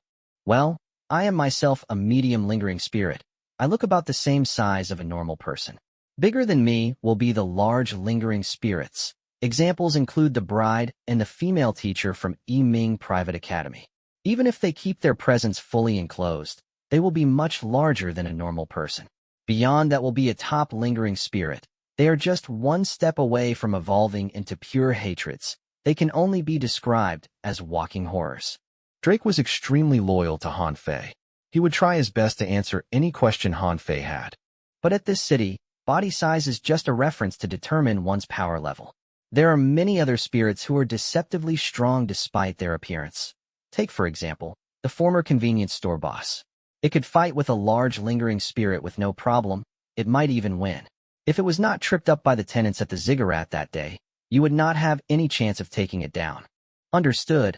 I need to treat everything with caution. Han Fei had the spirits return to the urn. After he cleaned up everything inside the barbershop, he left.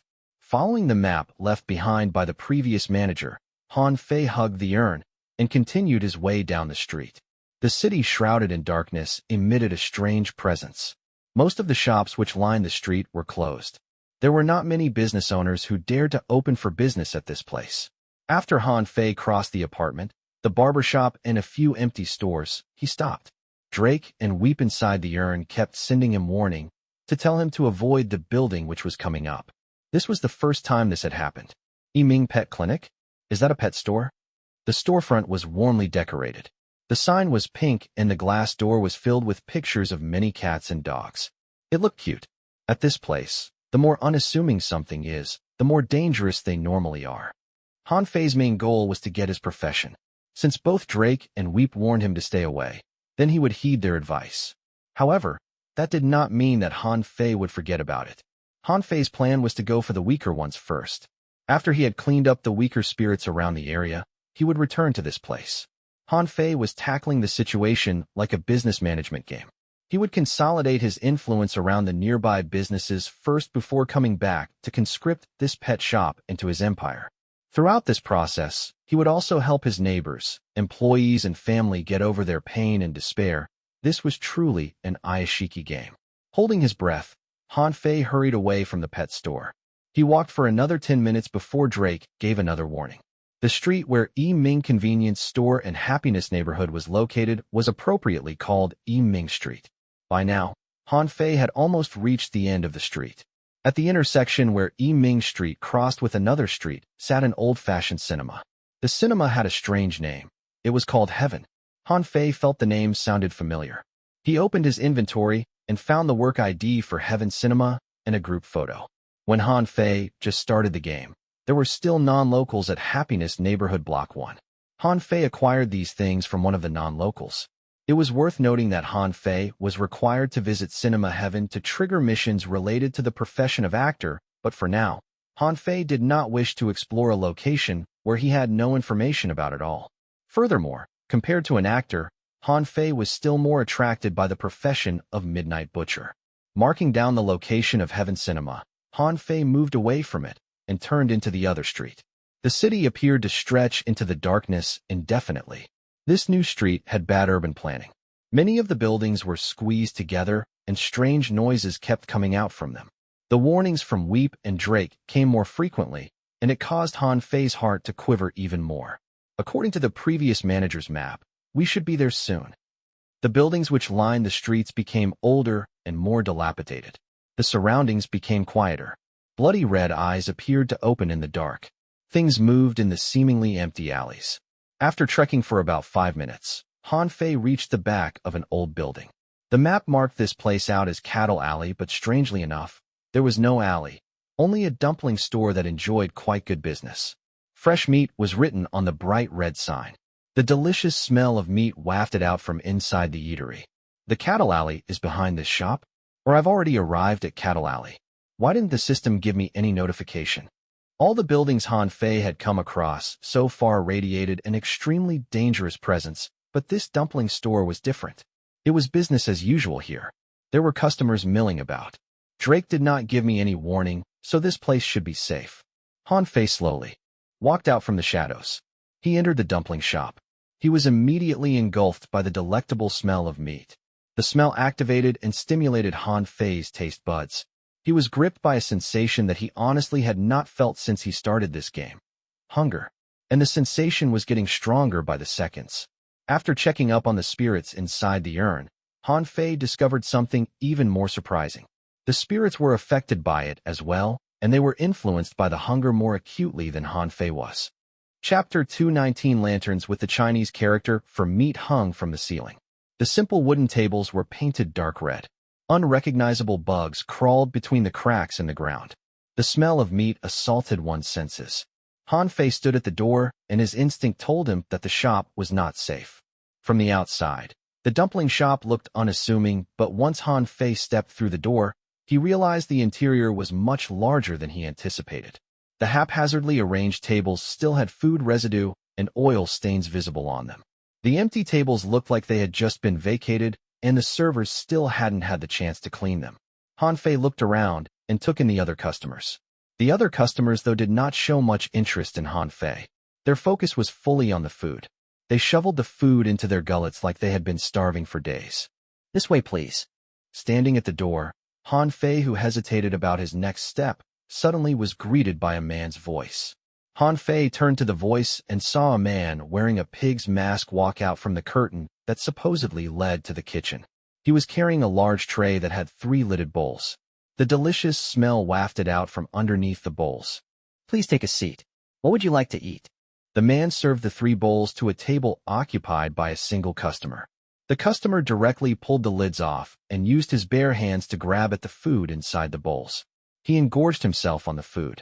Based on the large stomach that looked like it was about to burst and the towers of empty bowls on the table, the customer appeared to be here for a long time already.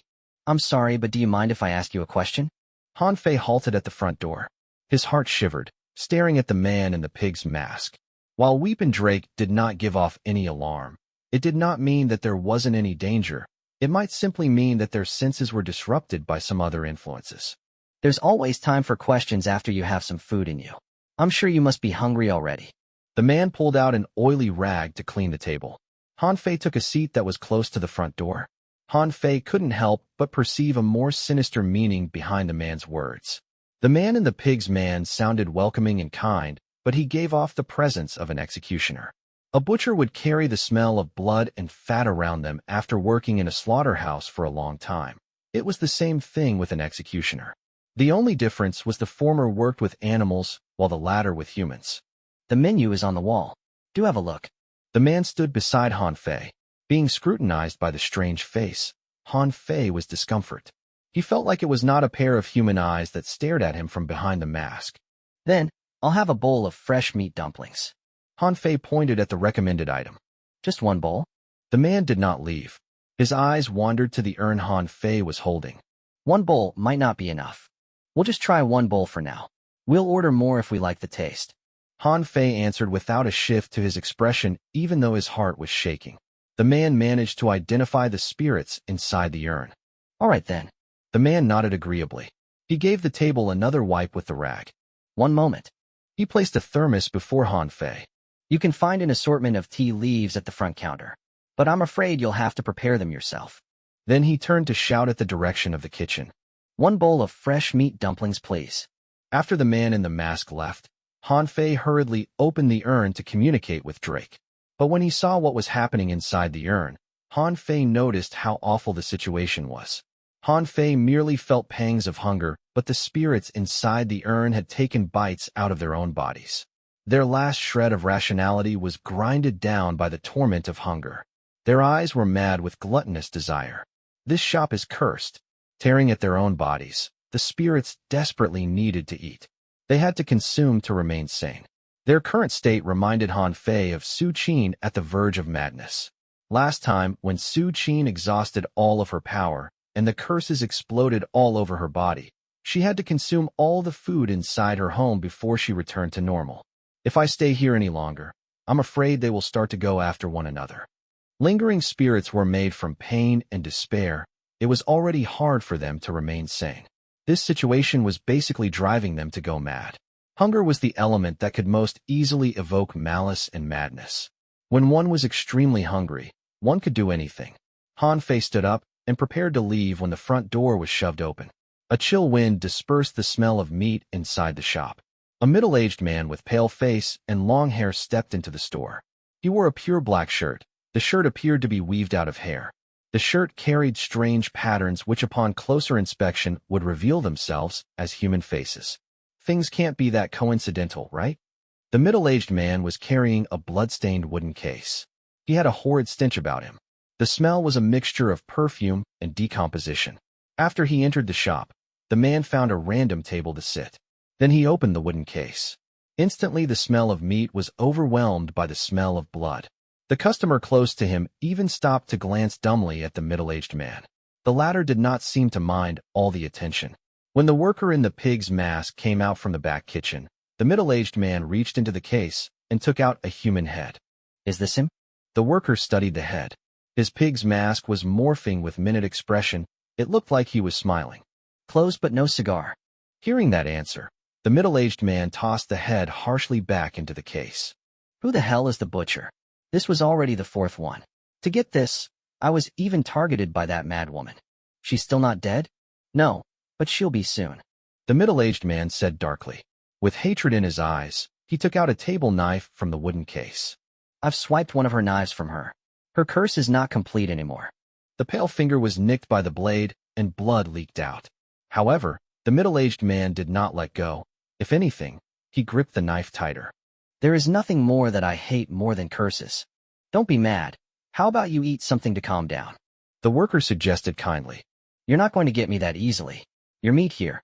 The middle-aged man halted when he saw the dangerous glint in the worker's eyes. Instead, he closed the wooden case and headed towards the door. The worker did not stop him and returned to the kitchen. Such a difficult customer. The middle-aged man escaped from the dumpling shop. Han Fei followed closely behind him. To be honest, the middle-aged man already noticed Han Fei when he first stepped into the shop.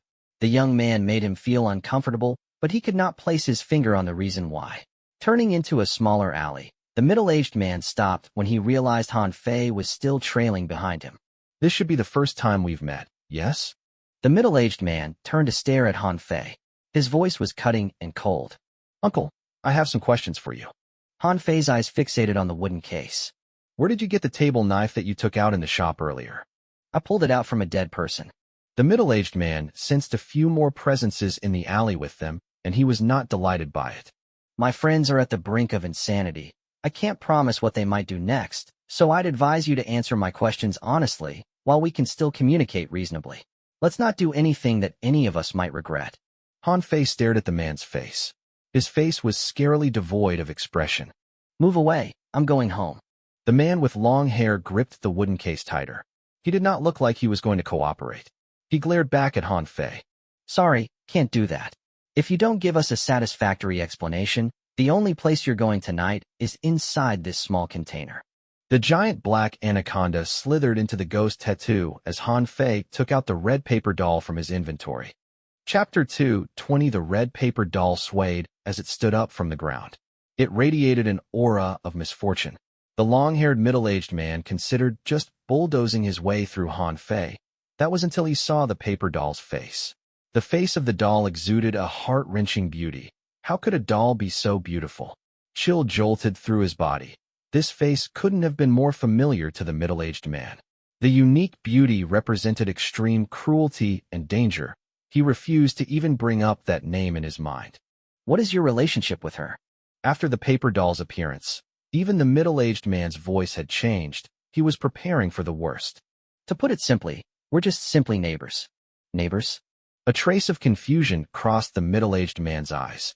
There were different kinds of bonds in the cryptic world, but they were mostly secured by curses. Even a biological relationship couldn't be fully trusted in this world, but now Han Fei was threatening his life for the sake of a neighbor?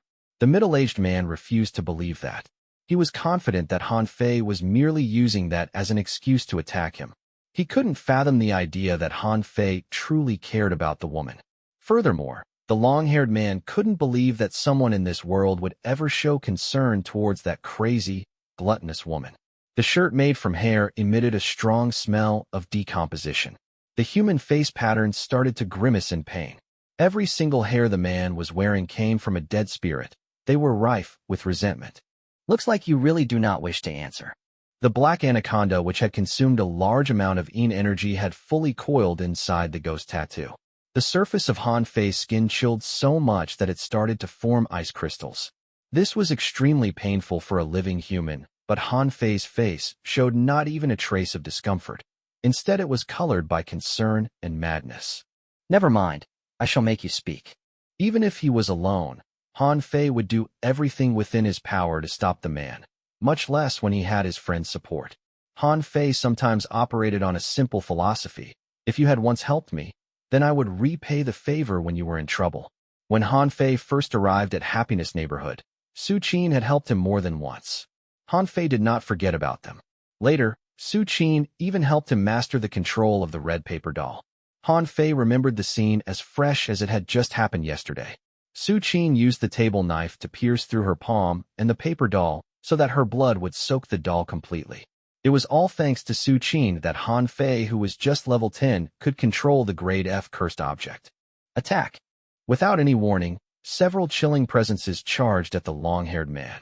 The attacks came from all directions, and there were so many of them. When Han Fei followed the man out from the dumpling shop, he already decided to make this move. He released the ghosts out from the urn and had them hide around the alley. Han Fei was no longer the innocent new player. He knew the rules of this city. To know the truth, the best method was to ensure that the other party wouldn't dare to lie to you. From the start, he never thought to settle this peacefully because this involved Su Qin. He didn't dare to be too careless. The negotiation earlier was just a ploy for his neighbors to get into place. The sound of crying entered his ears. The man could not tell where it came from. The enemy could have appeared from anywhere. His senses were muddled by the constant crying. Slowly, all the man could hear was the weeping, the sound that was driving him mad. You. The long-haired man did not expect Han Fei to launch a sudden ambush while in the middle of conversation. He had lost the first strike and was cornered into the defensive. The long-haired man was already weakened after a trip from the cattle alley. Now he was surrounded. The situation was very bad for him. To capture the ringleader, to capture all his followers. Instead of engaging in the brawl, the long-haired man decided to mark out a singular target. The chilling gaze shot at Han Fei. The man's clothes morphed into curtains of hair. The man rapidly aged as he injected his energy into the black hair. Seeing the middle-aged man charge at him, Han Fei did not panic. After all, he had fought the berserk Zhang Guanxing at close quarter before. With that experience, he became more confident in battle. In the cryptic world, Han Fei was a unique existence. He was the weakest person but also the most fearless, someone who would confuse most citizens of the cryptic world. Without evading, Han Fei assumed the standard fighting posture. The ghost tattoo shrunk into his skin, but the man showed no sign of pain. When the middle-aged man was 2 meters within him, Han Fei's muscles exploded with energy. A side whip kick landed on the middle-aged man's waist. A large chunk of his body, which was shielded by the hair, sunk into the body. With bulging eyes, the man stared at his own body with disbelief. He could not understand how something which was so freshly alive managed to damage his body that was made from hatred and pain. He felt something uncovering the secrets within his heart. The young man's attack appeared to possess the ability to slip through his best defense and unlock the deepest secret within his heart. The black hair curled around Han Fei's leg, but to his further surprise, the young man appeared to have lost his mind. Ignoring his own safety, he grabbed the hair and attempted to use a grappling skill on a ghost. To be fair, Han Fei could leave the game at any time. He could evade the fatal attack before it was delivered. Fear the man who had nothing to lose. If Han Fei encountered the long-haired man alone, he might not have chosen this tactic, but with his neighbor's help, what Han Fei needed to do was to buy time for his neighbors to surround the enemy. Crying continued to muddle the middle-aged man's mind. Before the middle-aged man could find the chance to kill Han Fei, a paper face materialized before him. Lowering his head to look, the bloody paper doll had crawled onto his chest. The paper doll looked just like the scariest woman inside Cattle Alley. His personal nightmare was brought back to life. The arresting beauty represented tragedy and misfortune. Why is the doll suffused with the same curse? The woman herself was a curse amalgamation. To the long-haired man's surprise, the curse on the paper doll was not weaker than that of the woman's. What is going on? Why are there suddenly so many ghosts and curses coming out to help that woman? This was unimaginable in the cryptic world. The long-haired man was confused. Have all these ghosts lost their mind? Why would they cooperate to help a cruel and crazy curse amalgamation? At this place, selfishness was the natural way of things. He could not believe that different ghosts would gather together to help a singular individual. The clothes made from hair were pierced through. His consciousness continued to waver due to the crying. When he planned to use his own power, something slammed into his back. A rotund monster rammed into his back. The part which was touched by the monster started to corrode. The corroding soul morphed into wiggling black worms the size of a human thumb. These things were called tragedy worms. They were extremely sensitive to imminent tragedy. They were the opportunistic scavengers of the cryptic world. If he did not launch a counter now, he wouldn't have any chance in the future. The long-haired man opened the wooden case. The human heads rolled to the ground, and he allowed them to scatter everywhere. Instead, he picked out a rusted scissors from inside the blood-soaked case. The scissors looked rusted, too dull to even cut through paper, but when the blades slashed Li Zai and Li Hua's body, their souls were cut. The scissors appeared to be the hairdresser's actual essence. There were more than one pair of scissors kept inside the wooden case. Normally, they were soaked in blood and sealed inside the case. When the man's hands closed around the scissors, his mind instantly went unhinged and his eyes turned red. He munched hungrily at his own hair and started to ramble people's names. Notification for player 0000. You've triggered a unique Grade G hidden mission, the hairdresser. The hairdresser, lingering spirit, the hard-working man, opened a barber shop at the corner of the street. He loved his job because he harbored a little-known secret. He has serious hair fetish. Touching, sniffing, and licking hair would bring him immense joy. Eventually, dealing with hair during his work couldn't satisfy him anymore. He needed to gain access to more hair from different people. He wanted to use these hairs to weave out a cocoon and wrap himself inside it. Mission requirement: kill the hairdresser and destroy his scissors. Help release the souls trapped inside the scissors. Help the hairdresser to complete his lifelong dream. Help him collect hair to make a hair cocoon. Without hesitation, Han Fei chose the former. When you're dead, there's no need to worry about the fetish anymore. Being surrounded by several lingering spirits, including Weep, who just got his breakthrough, it was already impressive for the hairdresser to survive until now. His body was infiltrated by the paper doll. The smile on the doll's face was constant and alluring. It tried to crawl into his wounds. The hairdresser defended for as long as he could before an opening was given to the doll. The shredded paper crawled into his flesh and squeezed into his soul. The consciousness, which was tormented by crying, now suffered a new kind of pain. It felt like his eyes were stuffed with paper shreds. He wanted to gauge the paper out, but even if he stuck his hands into his wounds, he could not reach the paper which had traveled into his soul. It was the hairdresser's misfortune to have run into this group of people. He lamented his fate. He had not done anything wrong. He merely entered a dumpling shop and opened his wooden case. Are they really doing this for that woman? Because they are neighbors? What kind of crazy neighborhood do they come from? Chapter 2:21. The situation was only to get worse for the hairdresser. He realized that. The eyes hidden underneath the hair darted about. The hairdresser glanced at the dumpling store he just exited. I can't go there. The boss there hates everything humanoid. If I go there in my current state, it'll be the first to come out to kill me and make me the fillings in his dumplings. Other than the dumpling store, the only place I can shake them off is via the cattle alley. The hairdresser's eyes filled with blood. He had just escaped from that death trap. He did not expect to return to it so soon. The hairdresser swore to himself that if he survived, he would murder Han Fei and all the ghosts who helped him. The clothes of hair became dry and frayed. The hairdresser's old and ugly body was exposed. At his very limit, the hairdresser suddenly tossed the case at Han Fei. He already noticed that Han Fei, who appeared the least like a ghost, was actually the main commander. The blood in the case rained down. Resentful spirits escaped from the wooden case. Han Fei ignored all of them. He only cared about the table knife inside the case. The knife looked normal, but Han Fei could recognize it. Su Qin had once loaned him that very knife. Seeing the layer of human skin sheath on the hilt, Han Fei was reminded of many things. So she hasn't removed the human skin doily after all. As the souls escaped from the wooden case, the hairdresser rapidly aged. He hid his lingering spirit inside the sea of black hair. The woman you're looking for is dead inside the cattle alley. You'll never find her. After leaving behind that awful curse, the hairdresser's body was fully absorbed into the clothes. Then the clothes split open, and black hair shot out everywhere. They slithered down different directions. Trying to leave? If this was a normal situation, the hairdresser would have been able to escape, but Han Fei had predicted this. He pocketed Su Qin's table knife, and then turned his focus to the paper doll. During the fight, the paper doll inserted part of its body into the hairdresser's soul. It was still connected to that shred of paper. Chase. Han Fei's ultimate goal was the ziggurat. The ziggurat would instantly separate all the ghosts that entered it, but the rules did not work on cursed objects. Therefore, Han Fei needed Su Qin. For all sorts of reasons, Han Fei needed to find Su Qin. Holding the knife by its hilt, Han Fei had the anaconda leave his body. Actually, if the hairdresser continued to fight, Han Fei's body would be poisoned by Yin energy. Unfortunately, the hairdresser was bluffed by Han Fei's brazenness. The anaconda was within his body for less than 30 seconds, and with all the stamina points Han Fei had gained, even though he had received some damage, it was still bearable. Han Fei and the other neighbors followed behind the paper doll and entered deep into the alley.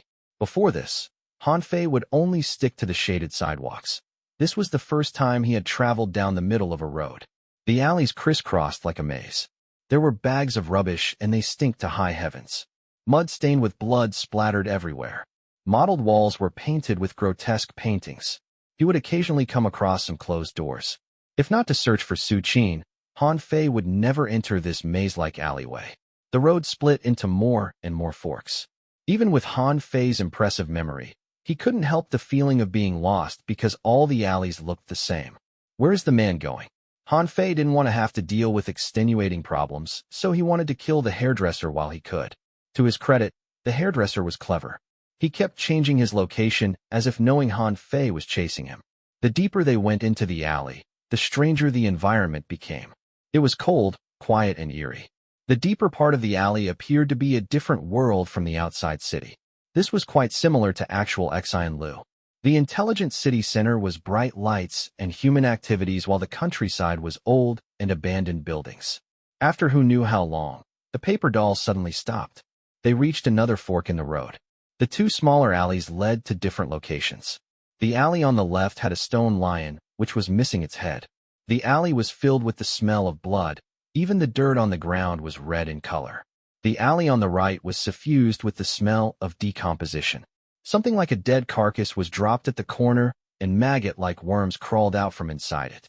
Both of the alleys were not inviting. Both led to incredible danger. The hairdresser's presence disappeared here. Which alley would he choose? There was no footprint on the ground. The hairdresser left no trace. He had decided to hide at this place when he made his escape. Should we split up? Drake asked with uncertainty. That was the only solution, but it was very dangerous to do that in an unknown location. After giving it some thought, Han Fei shook his head. What if there are more forks in each of the alleys? There is only one paper doll, and we needed to find the hairdresser. All the neighbors stared at the red doll. The doll that had Su Qin's face stood for a long time before it moved towards the right alley, which contained the animal carcasses. Follow it. The paper doll contained Su Qin's curse. It seemed to sense something before making this decision. Darting ahead, Han Fei only cared about finding the hairdresser to shake Su Qin's location out of him. However, when he stepped into the right alley, a wall of stench hit him, and it almost knocked out his senses. At the same time, the robotic voice announced in his mind. Notification for player 0000. You've unlocked the hidden map, Cattle Alley. You've triggered Grade F hidden mission, Cattle Alley. Cattle Alley, Grade F hidden mission, Human Love, fear and hope is no different from that of animals. They are like the sun, coming from the same source. If you don't believe me, I can prove it to you with the sensation of fear and death. Mission requirement: survive. There was no time limitation, no specific goal. This grade F mission only required Han Fei to do one thing: survive. When Han Fei heard that, a very bad feeling rose within him. He had never received such a succinct mission requirement before. This kind of direct mission often contained extreme danger.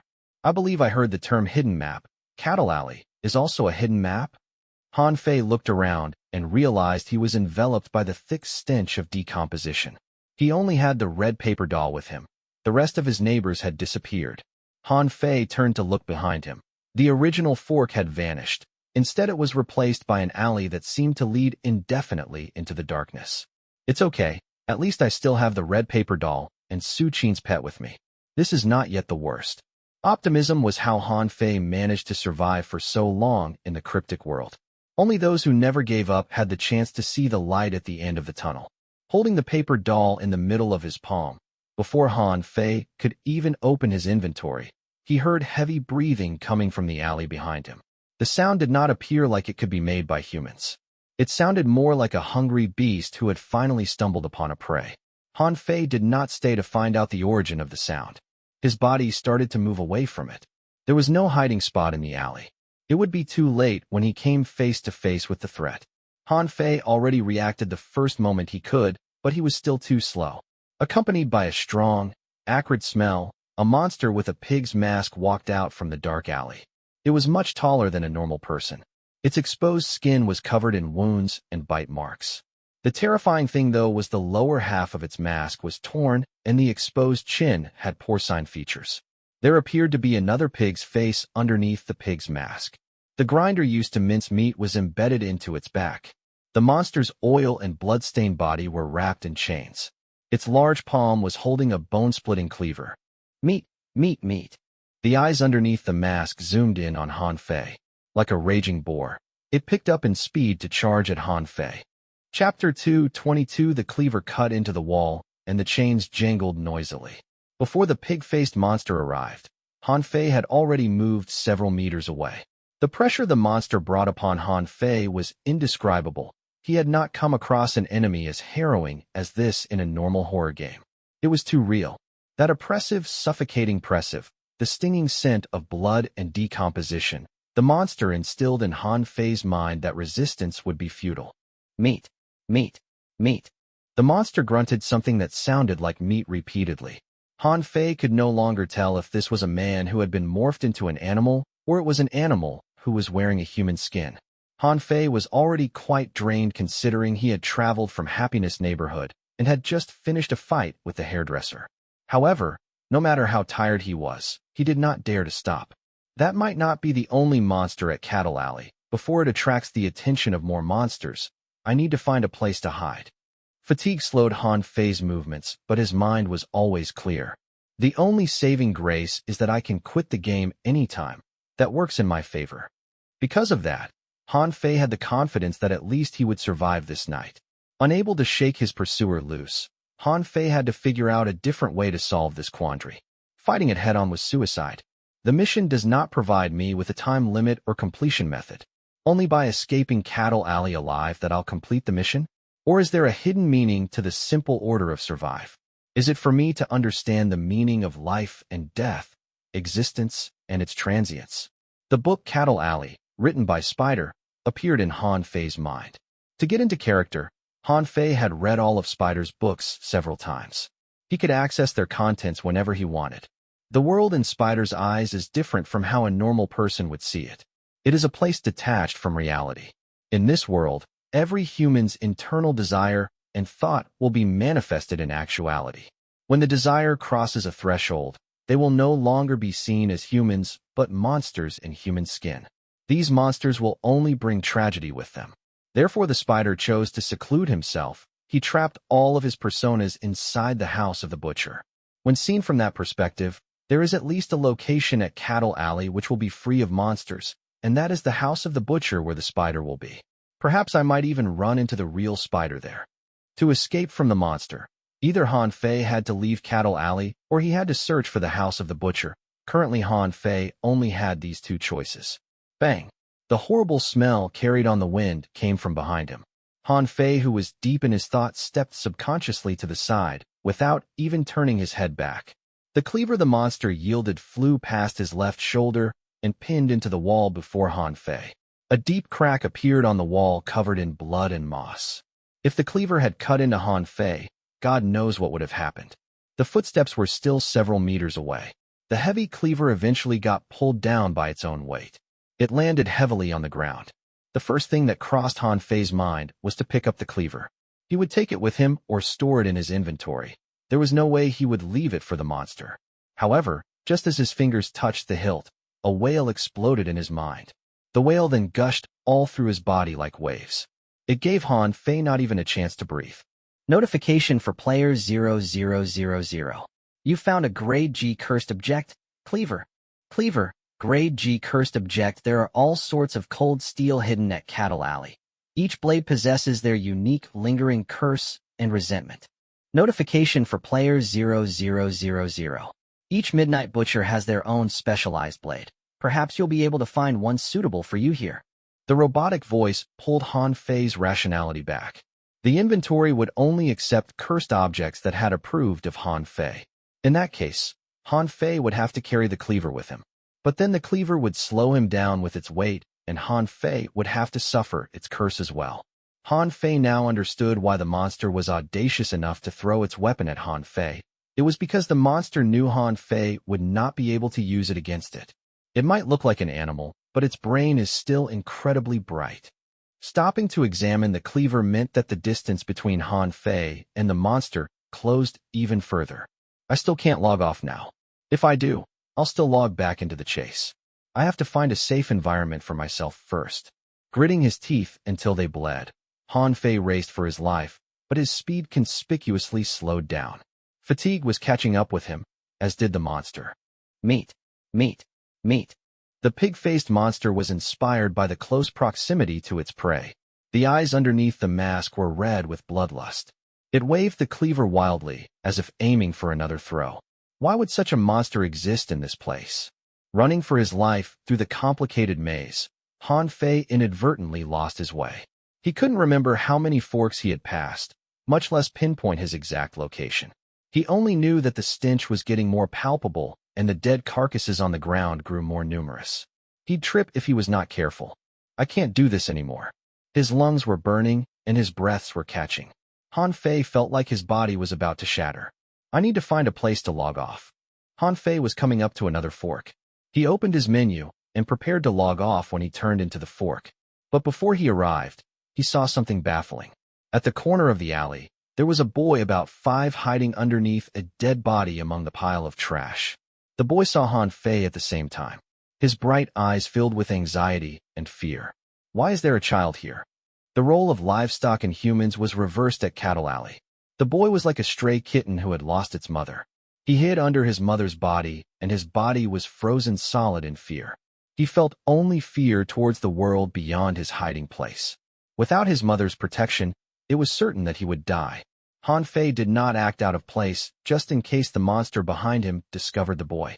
He continued to race ahead like how he had been doing. However, fate played a joke on him. As he forced himself to pick up speed, the footsteps behind him slowed. Han Fei turned back to look. The scary monster slowed down. Gripping the cleaver, it turned to the trash pile at the corner. The dead bodies were shaking unnaturally. It was because the boy who was hiding under his mother's body was trembling too much out of fear. The gigantic hands grabbed at the carcass by its arm. The monster easily shoved the mother's body to the side. Then its bloody eyes focused on the boy cowering underneath the pile of trash. Saliva dribbled down its chin. The cracked mask did nothing to hide its hideous face. Meat, meat, meat.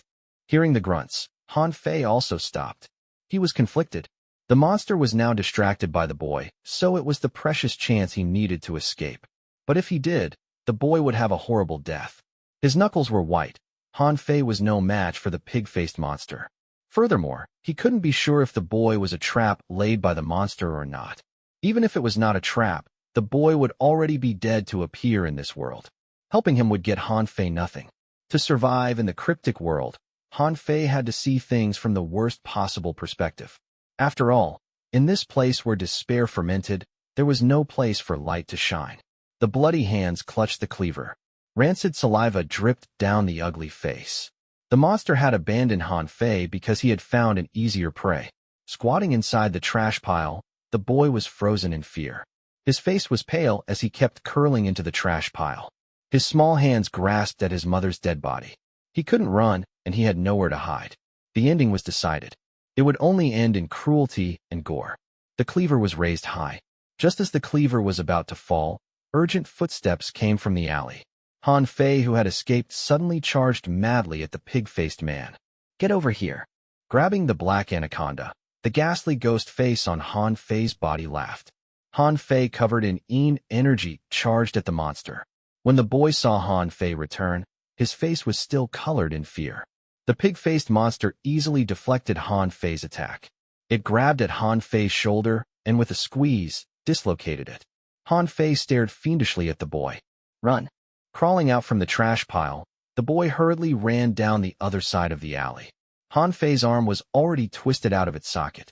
The immense pain fried his nerves. The pig-faced monster was consumed by gluttony. It bit Han Fei's shoulder. Blood squirted. Han Fei knew it was pointless to evade, so he allowed the monster to chomp at him. He could hear the sound of the teeth crushing the bones. Pain overwhelmed Han Fei's senses, but he still did not exit the game. His eyes followed the escaping kid. He needed to buy time for the boy. Blood soaked through his clothes. Han Fei used his working arm to chop the monster's neck and then poked at the monster's eyes. Even under duress, Han Fei managed to blind one of the monster's eyes. The angered monster slammed Han Fei into the wall. His bones were crushed. After Han Fei slid to the ground, he quickly rolled to the side to avoid the incoming cleaver. His vision was blurred as blood muddled his vision. But Han Fei still had not exited the game. He held his arm that had lost all senses and stood up in the middle of the alley. The battle was one-sided. It was visible from the size alone. This was a slaughter, not a battle. The pig mask was drenched by blood. It stared quietly at Han Fei as if wondering why the prey, which had tried so hard to run earlier, would now stubbornly stand in the middle of the road to block it from proceeding. It did not ponder this question for long because hunger eventually took over all thoughts. It needed to consume the prey before him. Meat. Meat. The monster growled as it pounced at Han Fei. Han Fei adjusted for a counterattack. The slam into the wall injured his calf. He knew he couldn't flee anymore. Han Fei was tortured by the monster. The pig-faced monster acted like a predator messing around with the prey before delivering the fatal blow. Han Fei's mind was blurring. His arm was incapacitated. Bone was peeking out from his shoulder. As the monster took another bite at him, the pain jolted Han Fei's bloody eyes open. He could no longer see the boy inside the alley. I must have been mad to pick a choice like this. Coughing out a mouthful of blood, after having the black anaconda slither into hiding, Han Fei exited the game before his consciousness departed. Chapter 223. Once he removed the gaming helmet, Han Fei careened to the ground. His heart was pounding. His sight was blurry perhaps, because his brain was still under too great of a stimulus. His breathing was uneven as well. Pain originated from all parts of his body. He could not summon any strength. Lying on the cold, hard ground, Han Fei had to wait a long time before his eyes focused again. What have I put myself through just to save an NPC? The pain in the cryptic world was as real as they came. Han Fei honestly had no idea he managed to hang on until the boy escaped from the scene. Perhaps the best solution is to run to my own safety, but ultimately humans are different from animals. Han Fei did not regret his decision. If he was placed in the same situation, he'd do it again. The cold hard floor eased Han Fei back into reality. He started to ponder a more serious problem. What should I do when I log in next? Cattle Alley was a hidden map. It was rife with dangers. There were traps everywhere, and at least one pig-faced murderous monster.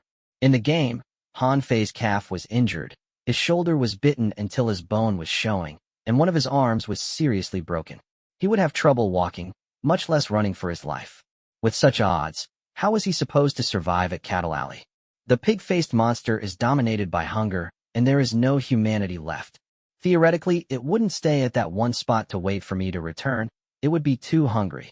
So when I get online next, there is a very great chance that it has gone somewhere else looking for food. If that's the case, then I have a chance at survival. First, I need to find a place to recuperate. There are still books and items about emergency rescue in my inventory. They should be of use. When Huang Yin first arrived in the cryptic world, he had left Meng Si with many presents as repayment for her bowl of porridge.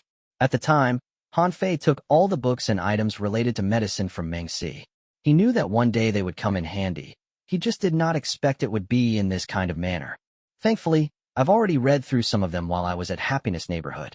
Every hard work would be repaid eventually. This encounter strengthened Han Fei's resolve to pick up more skills like diving, rock climbing, pharmacy, and so on. Other people play games because they are too tired from studying, but I am busy studying because of the game I'm playing. He glanced at the wall of evidence. Before he encountered perfect life, Han Fei was an extra, and acting was everything to him. But now it was different. Other than a big improvement to his acting skill, Han Fei had begun to dabble in management, criminology, sleuthing, martial arts, and anti-surveillance. He used to think that he was a poor student. But now he slowly realized that it was because his potential hadn't been unlocked back then. Perhaps Brother Huang is stuck in the same quandary as I was. I might be able to help him become a better version of himself in the future. When he got some power back in him, Han Fei crawled up from the ground. He opened the fridge to find some food to eat. Then he crawled into bed. The warm bed appeared to possess a magical power that could heal his heart. Han Fei was woken up at 8 a.m. by his alarm. This would be the first day Thriller Novelist officially started its shoot. After a quick shower, Han Fei left his rental. When he reached the ground floor, the police were already waiting. He didn't want to trouble them anymore, but the officer told Han Fei that the butterfly might strike during the movie's shoot, so they had to be there to protect him. Unable to persuade them otherwise, Han Fei decided to cooperate with the police. Riding an unmarked car, Han Fei arrived at Fu Gui meat packing plant. For the first day of work, everyone was prepared and inspired. The feeling of anticipation infected everyone, from the actors to the workers. When Han Fei arrived, Bai Xian and Li Ran were already in the set. They had a very busy schedule. After this shoot, they had other responsibilities to attend to. It's hard to set a time where everyone can gather together. So I hope everyone can bring out their best performance and do not leave behind any regret. Director Zhang already arrived at the plant with the rest of the crew at 6 a.m. He personally inspected the set and props. It was clear that this senior director treated this project seriously. However, even with all the planning, incidents started to happen after the shot began. First, there were many NG scenes because Xiao Tong, who played the student, was unable to get into character. Then Candy, who played the dreamer, was bitten by an unknown bug in Spider's room, and she wept uncontrollably from the pain. That was not all. Even the set, which had been inspected multiple times, worked against them. Cracks appeared inexplicably on the reflector boards. The fully charged camera died after a few minutes of shooting. There were many strange incidents such as these. This shoot about a supernatural movie appeared to gain supernatural colors itself. After noon, they were set to shoot a scene where Spider dropped from reality into his mental world. This fall was represented as death in Spider's book. In the midst of a mental breakdown, he tripped and fell from the 4th floor. His body knocked against the branches of the trees as he fell. Before he hit the ground, he believed he saw another version of himself on the 4th floor. Ego, superego, and ID, reality, and imagination were delineated in Spider's mind. This suggested that his brain activity was different from a normal person. Such an abstract scene was a test for any actor and director. Director Zhang's plan was to shoot everything in real life. He would find a stunt actor to be Han Fei's double and jump down from the 4th floor into a safety net. Zhang director did not like to rely on technology to create virtual scenes. He was one of the few directors in the business to still rely on non-virtual technology. The stunt actor that Director Zhang found was very famous in the circle. He was someone Director Zhang specifically sourced from outside the district. Everything was ready. But during the shoot, the experienced stunt actor faced an unexpected problem. He did not jump towards the set safety zone, and as a result, his body was scratched by the tree branches. Director Zhang had considered this beforehand. He had the spare stunt double take the original stunt actor's place, but the man committed the same mistake as well. For stunt actors, a small mistake could be fatal. Therefore, they had to rehearse their actions more than several thousand times in their minds. But even with so much caution and planning, the two stunt actors committed the same mistake. When Director Zhang went to check on the two actors, The two stunt actors reported something horrifying. They both said that when they jumped out from Spider's room, they felt like something suddenly reached out to grab their ankles. If only one of the actors said that, it wouldn't be so worrying, but now two of them said the same thing. The two of them did not know each other, but they gave the same excuse. Can it really be that cursed? Chapter 2:24. Do you think there are ghosts in this world, or not? I don't know, but if there aren't any at this place. Just some humans playing tricks on us. Han Fei followed Director Zhang into Spider's room. They walked towards the balcony and started to examine everything. Director Zhang, we were right there when the two of them jumped.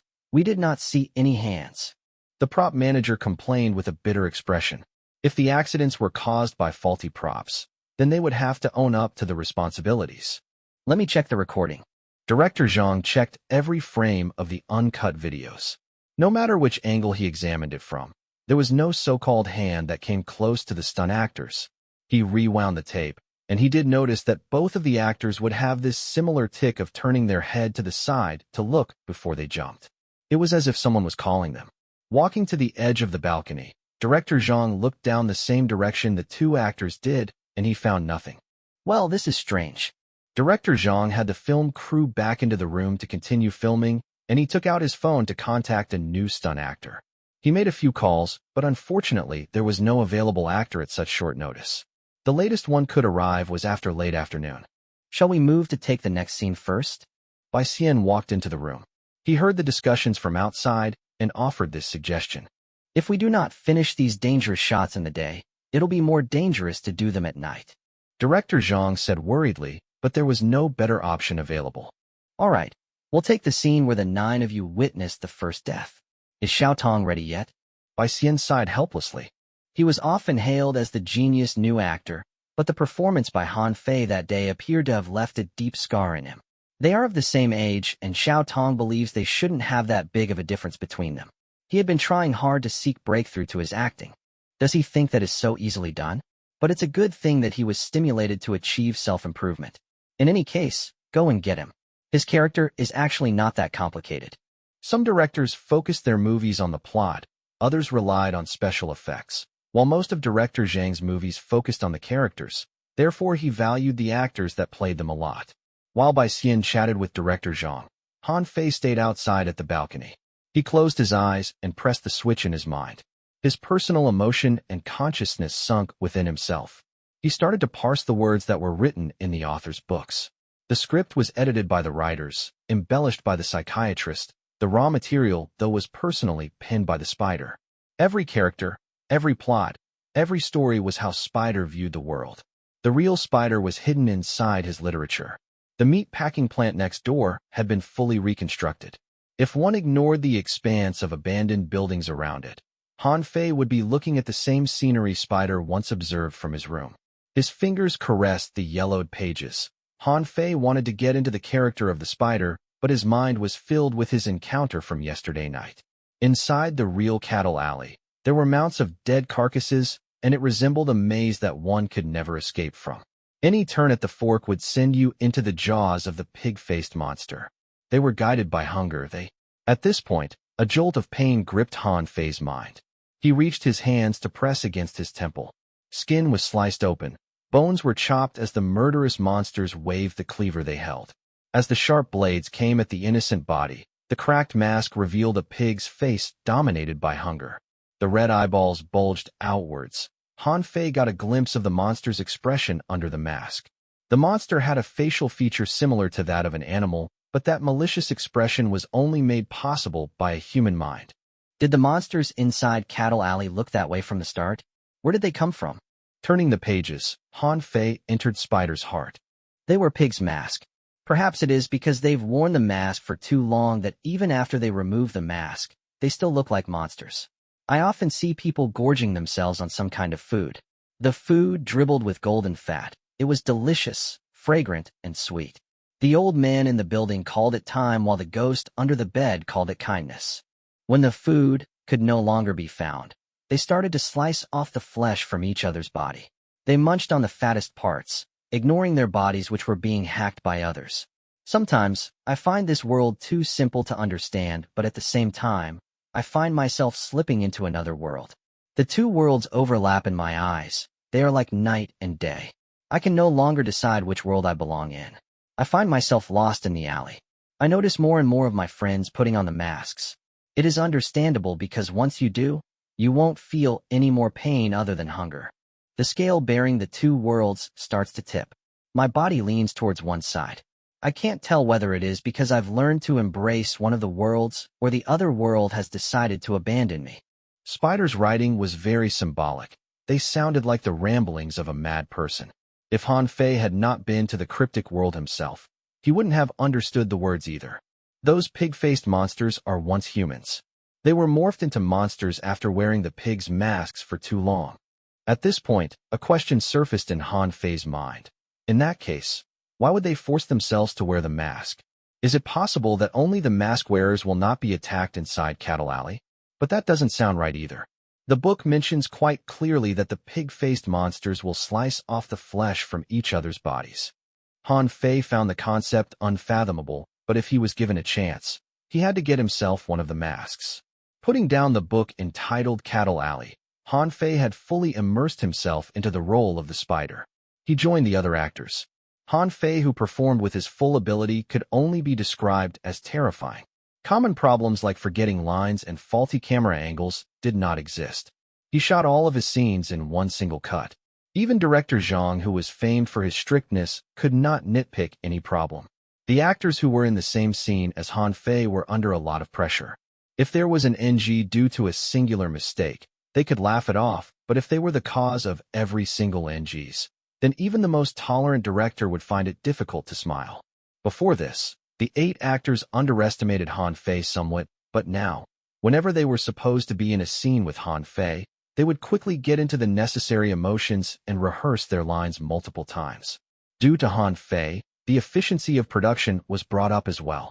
As the sun set, the crew took out the spotlights. When the wind chime rang inside the author's room, the third stunt actor finally arrived. Director Zhang personally inspected all the safety equipment and then told the actor about the sequence of action as well as the cinematic effect that he needed. Then the actor was sent to the 4th floor balcony. Different from the previous 2 times, Han Fei and many other crew members came to watch. They wanted to see for themselves if the supernatural rumors were real or not. Han Fei walked towards the balcony and turned his back to the camera. Then the shot ended to have the stunt double take Han Fei's place. He wore the same outfit as Han Fei. He climbed onto the balcony ledge and made the final preparation. All the cameras were in place. When he received the signal, the actor took a deep breath and his head turned involuntarily to the side. Then he jumped towards the designated location. The angle and positioning were perfectly fine, but when the actor was supposed to push himself off the ledge, the actor clearly reined in his force at the last moment. That meant that the actor landed meters before his supposed spot. Why did he do that? 3 consecutive stunt actors faced the same problem. The sky was darkening. The crew was reminded of the rumors at this building as well as the mystique surrounding the spider. Is he okay? Is the injury serious? Director Zhang hurried to check up on the actor. The man was not hurt, but he seemed to be psychologically traumatized. When he turned back to look at the building, his face was white with fear. Director, when I was supposed to jump, it felt like someone had reached out to grab my ankle. When he said that, the room was silent as the crew turned to look at Director Zhang. The 3 actors came from different backgrounds, and they did not know each other, but they gave the same explanation. It was as if there was some kind of force preventing Director Zhang from recording Spider's story. Director, Bai Xian walked over. How about we try virtual technology? With the technology nowadays, the scene might end up even more realistic than the truth. If it is realer than the truth, then it is not the truth anymore. Director Zhang sighed. He was about to turn to discuss this further with the prop team when Han Fei walked over. Do you wish to advise me to adopt virtual technology too?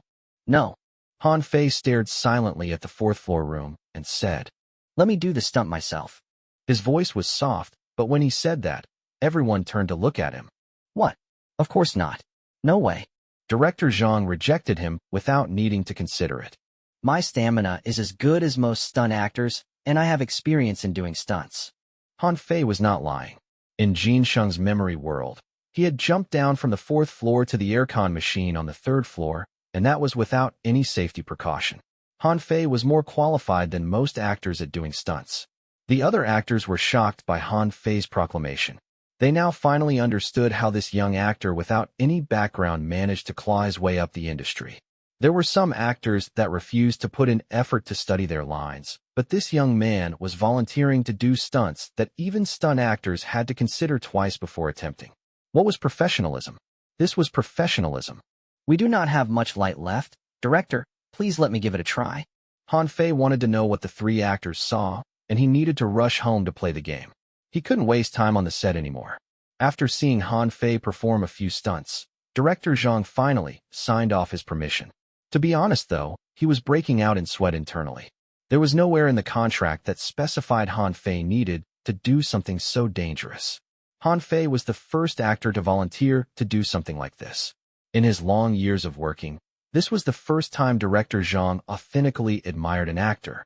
Han Fei already memorized the sequence. After all the safety equipment was inspected for the fourth time, Han Fei proceeded with the shoot. There was no stunt double. He walked into Spider's room. In fact, he was Spider in that very moment. The boundary of reality blurred. Just as his soul was about to descend into the mire of madness, Spider killed off the self that tied him to reality. He sent his main persona deep into his mind, to begin a game of life and death with his other personas. Stepping on the ledge, Han Fei slowly opened his arms. He felt no panic or fear. Han Fei was Spider. After getting the signal from the director, Han Fei ready to make his plunge, but right at that moment, something caught his attention from the corner of his eye. He turned his head slightly and noticed there was a mirror placed on the third floor. It looked like there was a different version of Han Fei making the jump as well. Han Fei was not affected by what he saw. After all, he had seen much worse. The image in the mirror raised not even a weak ripple in his heart, and the man leaped. The soul descended, and the consciousness broke away. The body was swatted by the branches, and the howl of the wind yelled into the ears. Even in that situation, Han Fei's expression was similar to that of the author. There was no fear on his face, only a smear of melancholy. The cameras captured this perfect scene. Han Fei shocked everyone present. He managed something that even the stunt actors failed, and he did it better than all of them. Some of them even saw the Spider's shadow on him. Pain but never despair. There was sadness in his eyes, but also a shining belief that refused to be broken. Chapter 225. The physical body fell, and the new consciousness coagulated. Han Fei was suddenly hit by a sense of familiarity. This was exactly how he felt when he put on the gaming helmet and booted up the game every time. The world that Spider had once glimpsed, the scenarios he painted in his book, the mental world his personas inhabit, that is the cryptic world. The black box can only be hidden in three places: inside people's hearts, inside people's brains, and inside people's nightmares. Han Fei had no idea why that knowledge materialized in his mind. He tried his best to control his body and followed the director's instruction. He safely fell through the branches and landed on the safety net. When his body was cushioned by the net, Han Fei turned subconsciously to a spot on the fourth floor, like something was calling him. There was a humanoid figure with a white face standing behind one of the windows. When his body bounced off the net and Han Fei took another glance at the fourth floor, the thing had already disappeared. The safety net was lowered as Director Zhang and the other crew rushed over. Han Fei, are you all right? That was perfect. That was the best shot we've ever had. That expression when falling shocked me. Just what was going through your mind then? It was flawless. Amidst the hubbub, Han Fei kept his eyes on the fourth floor. It was not until Director Zhang grabbed his arm that he recovered. Han Fei, your hand is so cold. Are you all right? I'm fine, as long as the cut is useful. I do not wish to make any more jumps. Han Fei crawled up from the net and rubbed his hands together. He did not once frown when performing the dangerous stunt, but just a glimpse of that thing caused his hands to go cold. This was his body acting on instinct. His heart appeared to stop pumping as he locked gaze with that mysterious figure. The reason behind the previous stunt actor's mistake was still not clarified, but no one cared about it anymore, because Han Fei had provided them with something better. The other actors surrounded Han Fei. Even the well-respected Li Huiming gained new respect for Han Fei. He had not seen such a professional actor in a long time already. With the advancement in technology, acting has become less tiring than before. That should be a good thing, but I realize the new actors have something lacking in their performance. It's not that their acting is not good, it's like there is a lack of authenticity. Li Huiming looked at Han Fei with admiration. Before I met you, I couldn't figure out what they were lacking, but today I finally see it. Han Fei wanted to stand up, but Li Huiming stopped him. You need to rest. I anticipate working more often with you in the future. Oh Li, when I asked you about that earlier, didn't you say you're already considering retirement? Why the sudden change in decision now? Bai Xian handed bottles of water to old Li and Han Fei. He patted Han Fei on his back. Your leap will propel you into stardom. He then added jokingly, Brother, you've placed a great pressure on me. I plan to use this character to aim for the Best Actor award, but now, it feels like I'm weighing down the production progress. Please don't say that. Han Fei waved his hands humbly. He did not think he had done anything beyond what he should do, which was to play the role of Spider to the best of his ability. However, perhaps due to his experience in the cryptic world, Han Fei's best of ability might represent a different threshold from others. After the first important scene for Thriller Novelist was completed, the movie moved from reality to the mind world, recording the duel between the 9 different personas. After chatting with the other actors, Han Fei went to a corner and used his phone to call Li Shui. He told her everything that he saw when he fell. The police had already set up a perimeter, so no matter what that thing was, he would not be able to escape from the plant unnoticed. The first day of the shoot was overall successful. Even though there had been many strange occurrences, the result was good. Han Fei needed some time to travel from the northern countryside to the old city. He was desperate to go home to play the game, so after the shoot, he did not stay to participate with the police arrangement. With the accompaniment of a plainclothes officer, he returned to the old city. Compared to the things he needed to deal with in the cryptic world, the troubles in the real world were nothing. Han Fei stopped for dinner and then opened his computer. He found a professional suturing video and started to watch it. As he ate, he took in the knowledge. Han Fei was making use of every single second he had. He might need to perform the suturing on himself that very night. Tissues like muscles which have low tensile force can be fixed with figure of 8 suture. When closing the wound, one must be careful with the force applied to prevent damage to the muscle. This shop's beef sauce is not bad. It's perfect to go with alcohol. Unfortunately, I'll have to play tonight, so I can't enjoy any drinks. When Han Fei was unemployed, he felt like the days went by like years, but now, he had the impression there were not enough hours in a day. Before he knew it, it was already midnight. The monster would be out searching for food due to hunger. It wouldn't be around me anymore. Taking a deep breath, Han Fei connected all the wires and put on the gaming helmet. Blood fell, and the city covered in darkness froze. Han Fei stopped to feel that sensation. It was indeed quite similar to what he felt when he dropped from Spider's room earlier. Opening his eyes, the horrible smell rushed into his nostril. The pain caused Han Fei to grimace immediately. Biting on his teeth, Han Fei knelt weakly to the ground. His body leaned to the side against the trash pile. The torn open shoulder was ghastly to the sight. If he did not deal with it soon, the wound would fester. Thankfully, the pig-faced monster is not here anymore. Han Fei was about to sigh in relief when sudden footsteps came from the mouth of the alley. My luck is at a high 9 points. I wouldn't be that unlucky, would I? Before the thoughts in Han Fei's mind coalesced, he saw a woman wearing a pig's mask walk out from the corner. The large body was pulsing with veins. The apron around her waist was strung with a row of human teeth. They were like trophies from the prey she had hunted. Han Fei's skull numbed. He was too incapacitated to struggle, much less run. The effect of hide and seek is working.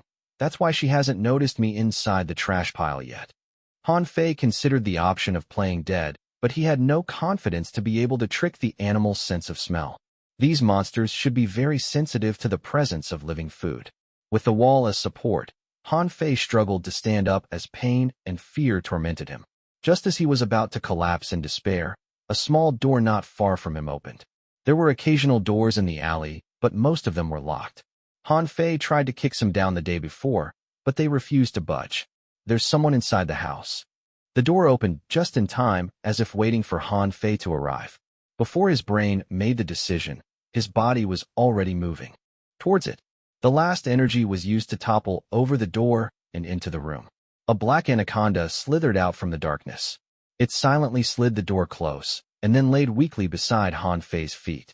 You've been waiting for me. You've been hiding here since I left? Touched by the creature's concern, Han Fei reached down to hug the black anaconda.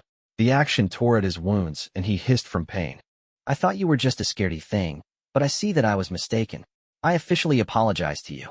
Chapter 226. The black anaconda coiled beside Han Fei's leg. It could feel the praise from Han Fei. Even though it was weak, it wagged its tail happily. The female butcher was still close by. Han Fei did not dare to speak lest it attracted her attention. He listened to the sound outside the door. After the heavy footsteps and awful smell faded away, he sighed in relief. I've managed to survive after all. Hugging the anaconda's surprisingly gummy body, the man and pet relied on each other inside the dangerous cattle alley. Both of them were reminded of Su Qin. Based on the hairdresser's comment, Su Qin should still be somewhere around Cattle Alley. Perhaps we'll finally find her here. With Su Qin's face in his mind, Han Fei no longer felt that afraid. He took out the paper doll from his inventory. The face that resembled Su Qin slowly turned towards a fixed direction. The paper doll probably sensed the location of the actual Su Qin. After all, Su Qin had once soaked her blood onto the doll and infused her curse into the doll. I better deal with my injuries first before I go looking for Su Qin. After I reunite with Su Qin, we can try picking off the straggling pig monster. Struggling up from the ground, Han Fei held the wall and looked around. Only now he had the chance to examine the house he had sought refuge in. Han Fei had no idea what happened to the black anaconda after he logged off, but the snake was lucky to have found a place like this. The cracked bluestone garden tiles were covered in dried blood. Perhaps due to the overabundance of fertilizer, the small garden was overgrown with plants that Han Fei couldn't recognize. Han Fei crossed the garden to push open the wooden door of the lobby. The room did not have any human trace. Inside, situated at the center of the room, was a coffin. The coffin lid was chopped through by knives and axes. There was no dead body inside the coffin. Instead, it was filled with many bloody clothes. A ceremonial tomb? The bloodstains on the clothes had oxygenized. The owner of the clothes should be dead for a long time already. Han Fei wished to explore the place further, but his physical condition did not allow it. Come, help me bite on this end of the needle. Han Fei hid inside the innermost corner of the room and then took out the suturing set from his inventory. Replaying the tutorial video in his mind, Han Fei started to operate on himself. He had practiced suturing on dead bodies at Happiness Neighborhood before, so he was not that worried. Biting a piece of fabric to silence any possible screams, Han Fei's hands sewn the thread through his own skin. His handiwork was cleaner than most doctors. With the snake's help, Han Fei used about 10 minutes to complete the simple suture. The lines on the wounds were crooked at places, but at least the bleeding had stopped. That solves one problem, but what about the bone dislocation? Han Fei tore off the clothes, found some twigs in the garden to make a simple crutch to stabilize his left arm. When he was done with everything, the man whose color had drained from his face collapsed next to the coffin. The food that Su Qin cooks can rapidly recover my life points, and they come with many different special effects. After we return to the Happiness Neighborhood, I'll need her to cook more for me so that I can take them with me. In the cryptic world, Han Fei's body recovered faster than normal. However, the man did not really quite grasp the rules of this world yet. Then again, this was not really his fault. Han Fei had been too busy surviving to test out other things. Han Fei took a quick rest inside the dilapidated room. However, it was not safe inside the room, as a few minutes later, he could hear footsteps passing the door twice. Perhaps a pig-faced monster was patrolling the nearby area. The doors at Cattle Alley are mere decoration for those pig-faced monsters. They can barge in any time they wish. The original owners of this place were probably killed by them as well. After regaining some strength, Han Fei climbed up from the ground.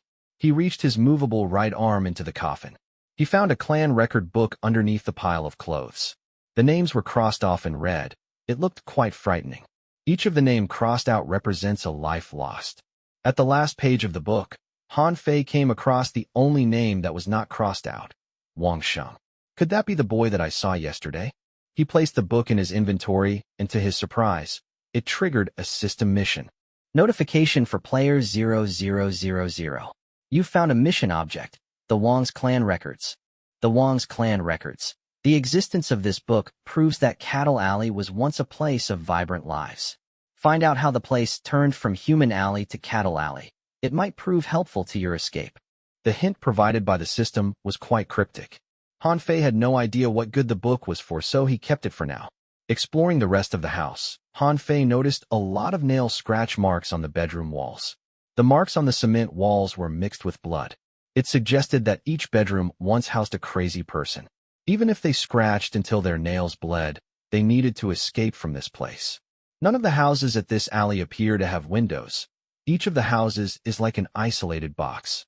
Once the door is closed, no one knows what happens inside the building. Han Fei entered one of the bedrooms, and being surrounded on all sides by scratch marks, the feeling of claustrophobia grew. The small room had witnessed immense pain and despair. Who was trapped here? A man or a monster? None of the furniture inside the room was undamaged. Han Fei frowned as he searched for useful items among the broken paraphernalia. When he glanced under the bed, his eyes narrowed. At the corner of the bed, there was a hand that was chopped off cleanly at the wrist. The decayed hand gave off a horrible smell. The skin was dark from decomposition, but even so the 5 fingers were still tightly clutched around a fractured bone-paring knife. A knife? Cold steel was a unique presence at Cattle Alley. All the blades inside this hidden map appeared to be cursed. Could this be an ownerless cursed object? Taking out the paper doll as insurance, Han Fei had the black anaconda drag the knife out from the bed. With great unwillingness, the snake wiggled towards the hand. When it was about to reach the hand, the large body shivered, as if it was stimulated by imminent danger. It slithered back to Han Fei's side. No matter how hard Han Fei tried to persuade it, it refused to go near the hand anymore. Aren't you supposed to be able to consume everything? After consoling the snake, Han Fei resisted the pain and used his dislocated left arm to reach for the knife. His thought was simple. His left arm was already half incapacitated. Even if it was fully incapacitated, it made not much of a difference. He needed to preserve his unharmed right arm. His fingers slowly approached. Han Fei planned to use the system to determine whether the knife was still usable or not. But when his fingertip touched the blade, it was like 10 pairs of hands kneaded harshly at his brain. Indescribable pain squeezed at his soul. Han Fei was close to fainting. His instinct was to pull the arm back, but his body was out of control. He could not even put this simple order into motion. Even using all his might, the only thing he could manage was to open his eyes. Inside the scratched room brimming with terror and pain, 6 lingering spirits dripping in blood stood around Han Fei. Their faces were merciless and their bodies misshapen. Part of their souls was trapped inside the bone-paring knife. All the knives at Cattle Alley are trapped with souls. The pair of hands intended to tear Han Fei apart. They could no longer be reasoned with. They appear to be a family. Are they the original owners of this place? At the brink of death, Han Fei couldn't afford to hesitate. He took out the clan records from his inventory. The tattered book fell to the ground, and it flipped open to a random page. The 6 lingering spirits' attention was temporarily distracted. Han Fei grasped that opening to scan the 6 faces closer. He noticed one of them looked like the female carcass which shielded the boy in the alley. Wang Sheng. I've saved Wang Sheng. Han Fei shouted since he had nothing to lose. The pain in his brain lessened as the 6 spirits pounced at him. They appeared to wish to see something from within Han Fei's mind. Several seconds later, the 6 spirits stopped attacking Han Fei. They phased out of Han Fei's body and returned to the bone-paring knife. At the same time, the robotic voice announced, Notification for player 0000. You found a broken grade G cursed object. Knife. Knife.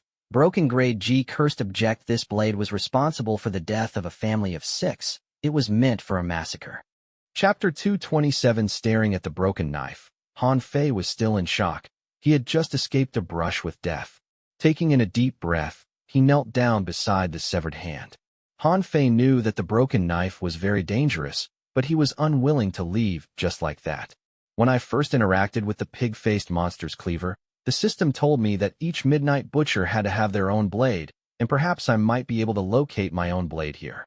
From this hint, to access the hidden profession of midnight butcher, I need to acquire a blade of my own at Cattle Alley. Most of the blades at Cattle Alley were wielded by monsters. Even ownerless blades were hard to control due to the spirits that inhabited them. However, this bone-paring knife presented a unique opportunity for Han Fei. Because he had saved Wang Sheng's life, the spirits inside the knife did not appear to be that hostile towards him anymore. I guess this is what they mean by you reap what you sow. It was incredibly hard to find a usable blade at Cattle Alley. made the wrong choice, and you'd be dead. However, Han Fei appeared to be presented with an opportunity. After he made all the mental preparation he could, Han Fei reached out for the bone-paring knife again. Noting this, the black anaconda slithered backwards and used its tails to cover its eyes. When his fingertips touched the bone-paring knife for the second time, the chilling presence traveled up his arm into his brain, causing Han Fei to tremble. The six spirits did not come out to harm me. With this good start, Han Fei was imbued with more courage. He slowly pried open the dead fingers and eventually held the bone-paring knife in his grasp. Notification for player 0000. You've successfully obtained a cursed blade at Cattle Alley. Will you activate the official profession mission to unlock the hidden profession, Midnight Butcher? Yes. Han Fei chose quite easily. The biggest reason he came here was to do that. Optional Mission 1. Use the blade you're holding to kill a life. It can be any life, a human, a ghost, or an animal. Optional Mission 2. Use the blade you're holding to save a life. It can be any life, a human, a ghost, or an animal. Han Fei was presented with two completely opposite missions, to kill or to save. If I choose the later, what counts as saving? For example, can I beat up Su Qin's pet and then heal it afterwards? If he did not complete a mission tonight, Han Fei wouldn't be able to log off and he'd be trapped in the game forever. Sigh, I don't think that'll work. Su Qin's pet is not a human, not a ghost, and definitely not an animal. Not even the system can categorize it. Furthermore, it just saved me. How could I hurt it? After giving it some thoughts, Han Fei chose the first mission, to kill something. Compared to healing, killing was much easier. After accepting the first mission, Han Fei tried to store the bone-paring knife into his inventory, but just as he had that thought, pain jolted his arm. The six lingering spirits inside the blade still hadn't fully approved of Han Fei. Who knew it'd be so difficult to acquire a blade I can call my own? It was easy to find a blade in the cryptic world, but to find a blade that could harm a ghost. Now there was where the difficulty set in. Han Fei placed the blade inside his pocket. He did not charge out from the building in a bloodlust to go after a prey. Instead, he decided to stay inside the house for 3 hours first. However, his plan was disrupted when 10 minutes later, the footsteps returned to the door. The pig-faced monster appeared to have sensed something in the air and returned to patrol around the area. Sheesh, what a stubborn creature. The footsteps became more insistent. The person appeared to be narrowing their search area. The black anaconda beside Han Fei coiled with anxiety. I can't stay here anymore. The owner of the footsteps will eventually find me if I do. His body had recovered enough to move. When the footsteps reappeared again, Han Fei held his breath. After the footsteps faded away, he led the anaconda away from the house and turned down the direction opposite from where the footsteps went. With the experience from before, Han Fei did not move in a hurry this time. He slowed his footsteps to ensure that he made no noise. When he reached the first fork, the heavy footsteps returned. The pig-faced woman with the human teeth string around her waist appeared. She seemed to be patrolling this area for a long time already. This time she stopped before the door of the old house that Han Fei just vacated. Bang! The cleaver fell heavily on the door. With a merciless smile on her face, she gleefully made quick work of the wooden door. Saliva dribbled on her chin as she picked up Han Fei's scent, which lingered inside the house. The veins on her arms popped as she waved the cleaver wildly. The wooden door collapsed and she charged into the house with a roar. The scene caused cold sweat to bead on Han Fei's forehead. There was no place that was 100% safe at Cattle Alley. Han Fei did not stay to observe, he left in a hurry. But at that moment, the robotic voice in his mind suddenly came with this announcement. Profession Assessment 1. Detailed-orientated and quick decision-maker. You possess remarkable instinct, sharp mind, and a reasonable store of good luck. You are suitable for many professions, including the Midnight Butcher. Every choice that I made after the mission started, and not only the choices that were made visible by the system, would influence the end result. Since he had just escaped from danger, Han Fei did not dare to be too careless. He crossed through the complicated alleyways and tried to memorize the paths as best as he could. Han Fei wanted to do something no one had ever attempted, which was to use his super memory to chart out the map of Cattle Alley in his mind. Only by doing this that the chance to find the exit would drastically increase. While avoiding the monsters, Han Fei tried every door that he came across. Following the direction provided by the red paper doll, Han Fei dragged his wounded body to perform an extreme mission. After passing 3 forks, with the black anaconda acting as his scout, Han Fei managed to evade encounters with 2 pig-faced monsters. When he entered the 4th fork, he heard a cat's meow inside the deadly silent alley. The sound was soft, but Han Fei heard it clearly. He turned to the trash pile at the corner. A black cat was pressed under some dead bodies, and its leg was punctured by a rusted iron fence. The more it struggled, the deeper the fence link pierced into its flesh. Is this a trap?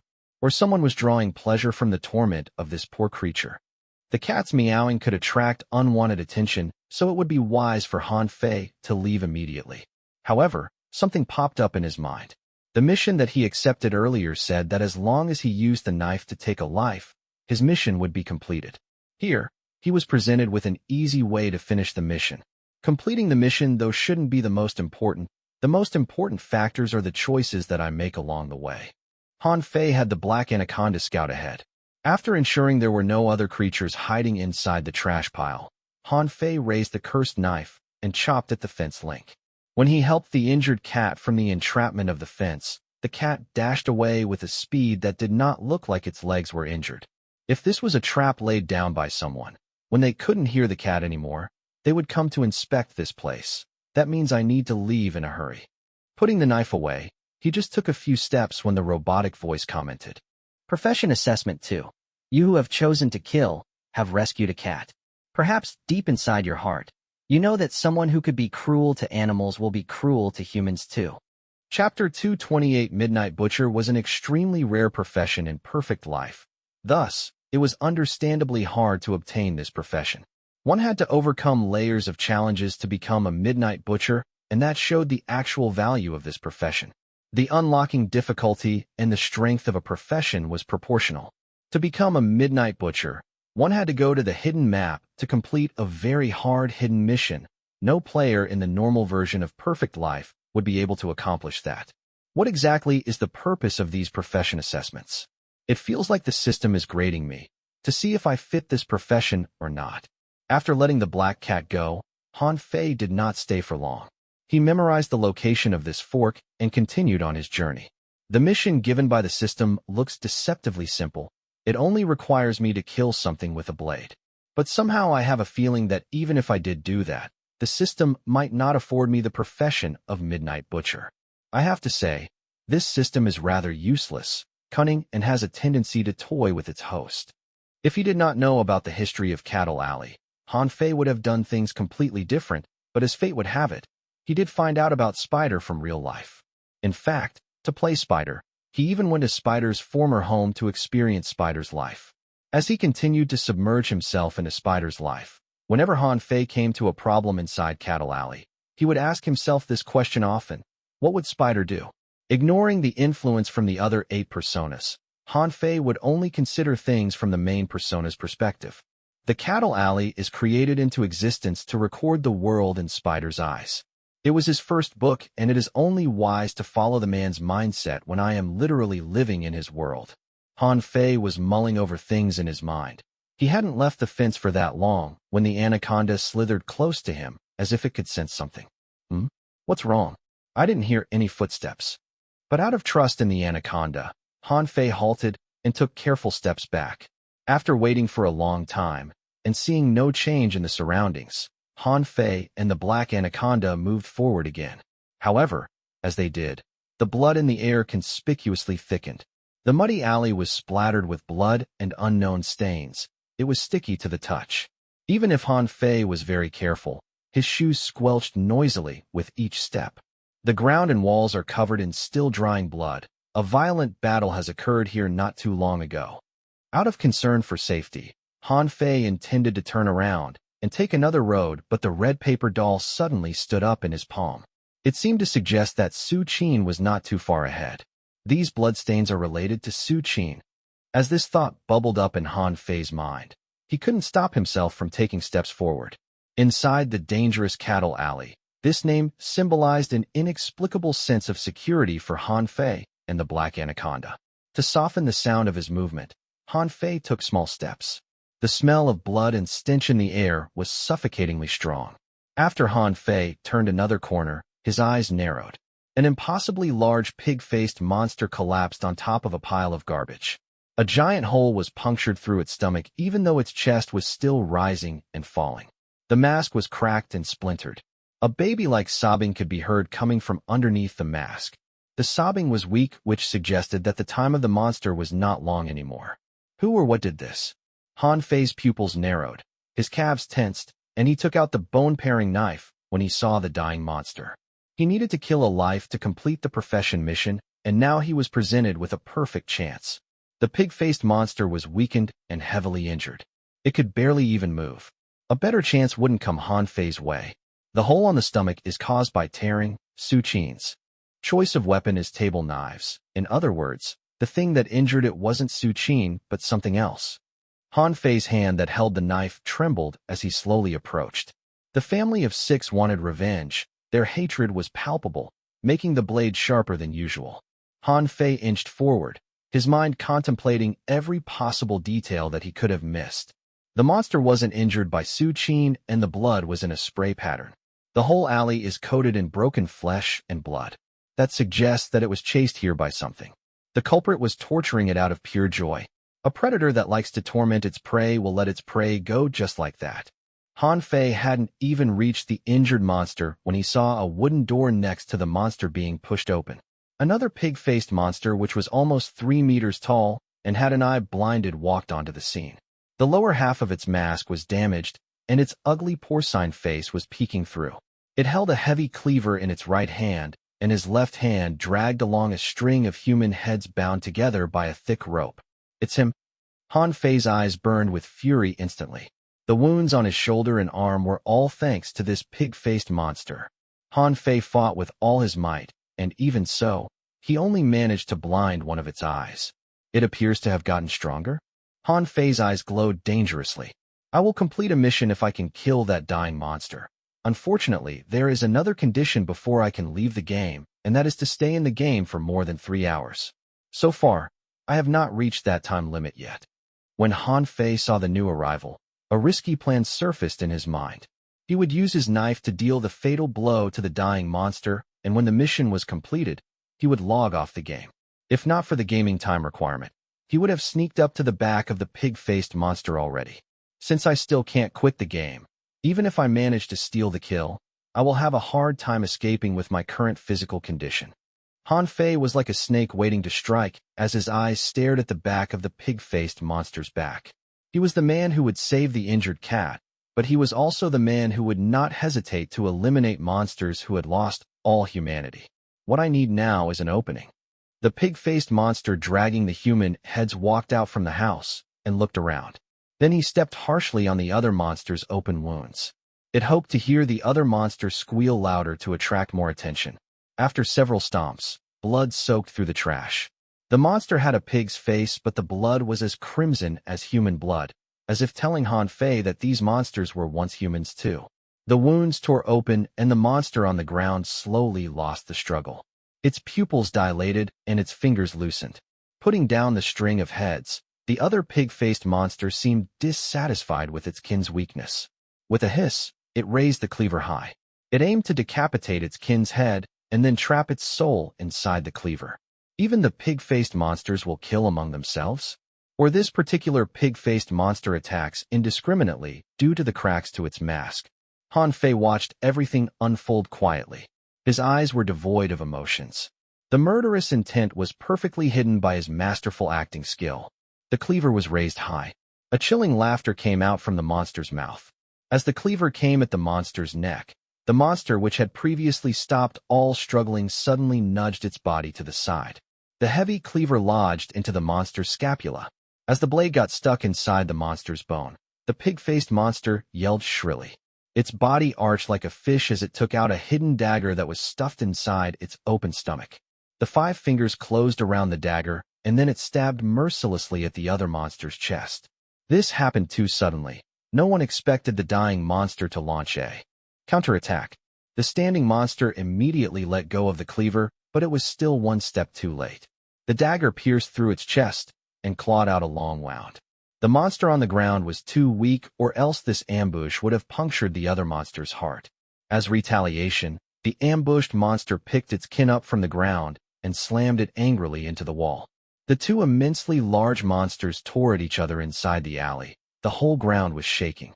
The monster with the gaping stomach knew it was no match, so it howled as loud as it could. It wanted to attract as much danger as it possibly could. It wanted to drag the man who killed it down into hell with it. After a final struggle, the monster finally had its head chopped off. Its dagger was shattered by the cleaver as well. The moment the dagger shattered, 4 wailing souls were sucked into the cleaver.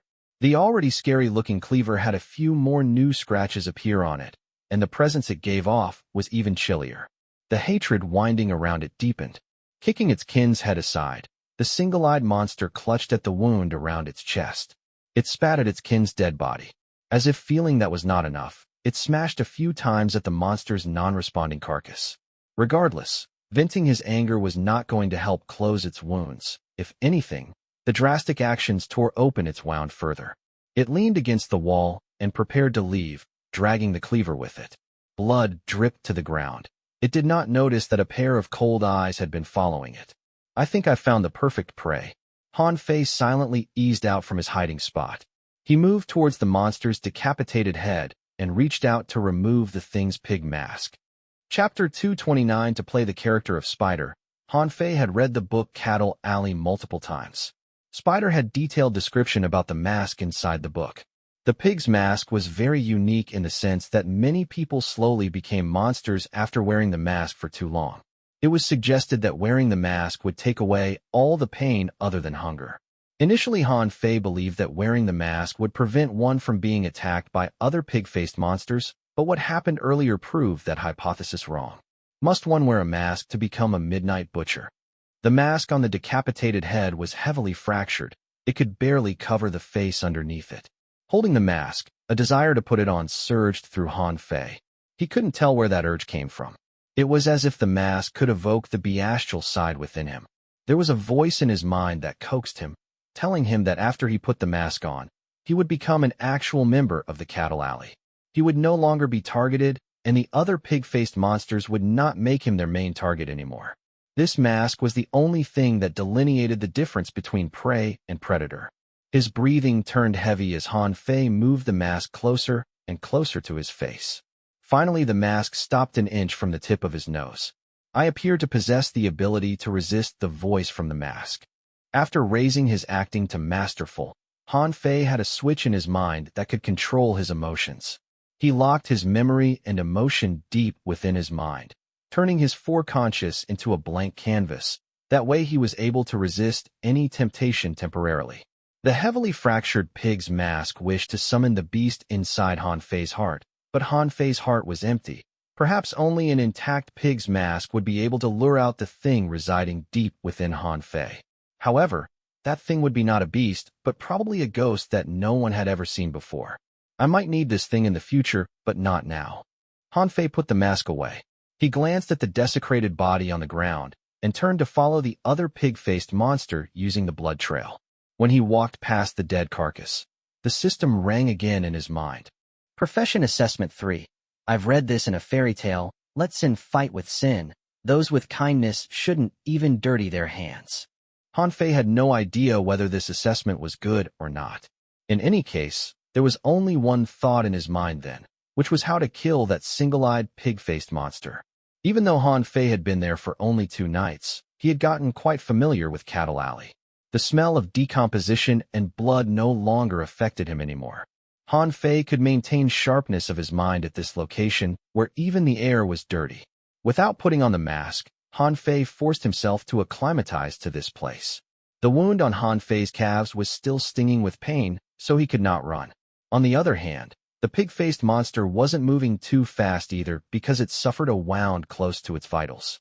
These two individuals kept a safe distance from each other as they traveled down the alley. Even with the injury, the single-eyed monster did not take any pit stop. As if sensing that it was getting weaker, it needed to locate a sanctuary to recuperate immediately.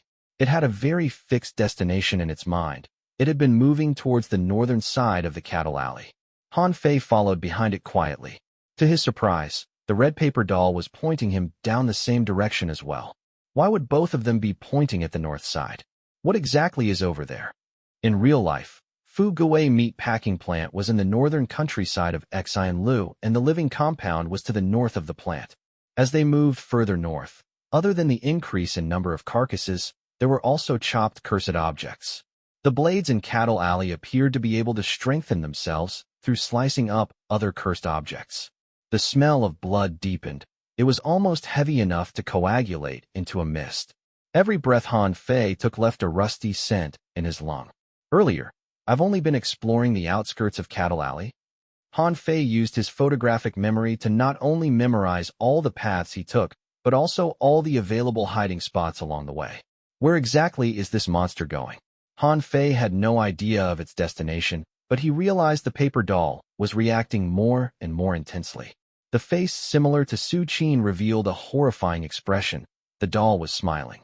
Moving deeper into the alley, the place was finally engulfed by a blood mist. Han Fei studied the blood mist around him and was reminded of the gray fog inside Yiming Private Academy's manager mission. One was made from negative emotions, the other malice and blood. The sounds of footsteps became more numerous. The density of monsters gathered here was much higher than outside. The thought of exiting the game pushed forward in Han Fei's mind, but the paper doll was reacting too strongly. Su Qin should be not far away now. Han Fei continued to follow behind the single-eyed monster. However, after he climbed over a wall covered in bloody vines, something unexpected happened. The monster suddenly stopped. As if sensing danger, it raised the cleaver defensively. I stared into the mist. Initially, Han Fei did not notice anything, but when he moved closer, he could hear clearly the sound of munching and engulfing. The person who made the feasting noise did not keep their presence unknown. It was as if they only had hunger left in their mind. When it heard this harrowing voice, the paper doll's smile turned brighter. If not for Han Fei clutching it, it would have run ahead already. The black anaconda behind Han Fei slithered in anxiety too. It wanted to move ahead, but it was afraid of the pig-faced monster. Carrying the snake on his back and holding the bone-paring knife in his right hand, Han Fei believed that the opening he had been waiting for had finally arrived. The wounded monster hissed warningly. It waved the cleaver wildly as the single eye pulsed in its head. At the same time, the crunching sound deep inside the alley suddenly stopped.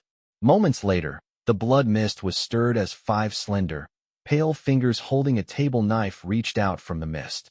The heels clicked. A woman covered in blood and wearing half of the pig's mask on her face appeared inside the alley. Licking away the trace of blood from her lips, the eyes underneath the mask leaped over the pig-faced monster and instantly landed on Han Fei. Then the lips that were redder than the blood mist hooked into a smile. Chapter 230. The woman's unique beauty was seductive and intense. It carried an alluring scent of blood with it. One would die and bleed for a glimpse of her face. With a curl of her lips, she managed to make the blood mist around her pale in comparison. The ugly and horrid half of the pig's mask formed a great contrast to the fair and flawless skin. It left a deep impact on anyone who came across it. The single-eyed monster saw the smile on the woman's face too. Its growling weakened. The red eye reflected the woman's beautiful image. The crooked mouth leaked with blackish-red blood as it exposed uneven teeth stuck with rotting meat. It took a step forward, but realized the woman's gaze still hadn't wandered over to it. Then something dawned on the monster. It turned to look behind it. Just as the monster turned its neck around, the woman in the mist suddenly picked up speed without any warning. With the blood mist coiling around her, and the darkest curse mixed into it, the table knife that was as thin as a butterfly wing flew forward in a red straight line. The line appeared sharp enough to cut through the whole dirty world. Bang! The heavy cleaver barely managed to block the table knife. The giant rebound caused the woman to tumble backwards, but then that did not deter her. Her body twisted with maneuvers that were humanly impossible. The table knife in her hand split into many different knives. The pig-faced monster had no idea where they came from. It had only blocked the woman's first cut, but the knife flickered backwards to bloom in a steel flower. The blades cut at the black veins that run through the pig-faced monster's arms. Blood squirted out like streams as the woman landed gracefully on the ground. Holding the table knife, the way she studied the pig-faced monster was like how a chef would look at his ingredients. Different from the pig-faced monster's brutal and mad attacks, the woman's attack was calculated and accurate. She only aimed at the monster's weak points. Based on the cuts she delivered, it appeared like she planned to flay the creature alive. This was probably how the best chef kept their ingredients as fresh as possible. She prepared her ingredient and only delivered death at the last possible moment. With one eye blinded, a wound on his chest, the 3 meters tall monster was a bumbling fool before the woman. It was more like a piece of fatty meat on the chopping block. The blood moisturized the air around the alley. The blood mist thickened further.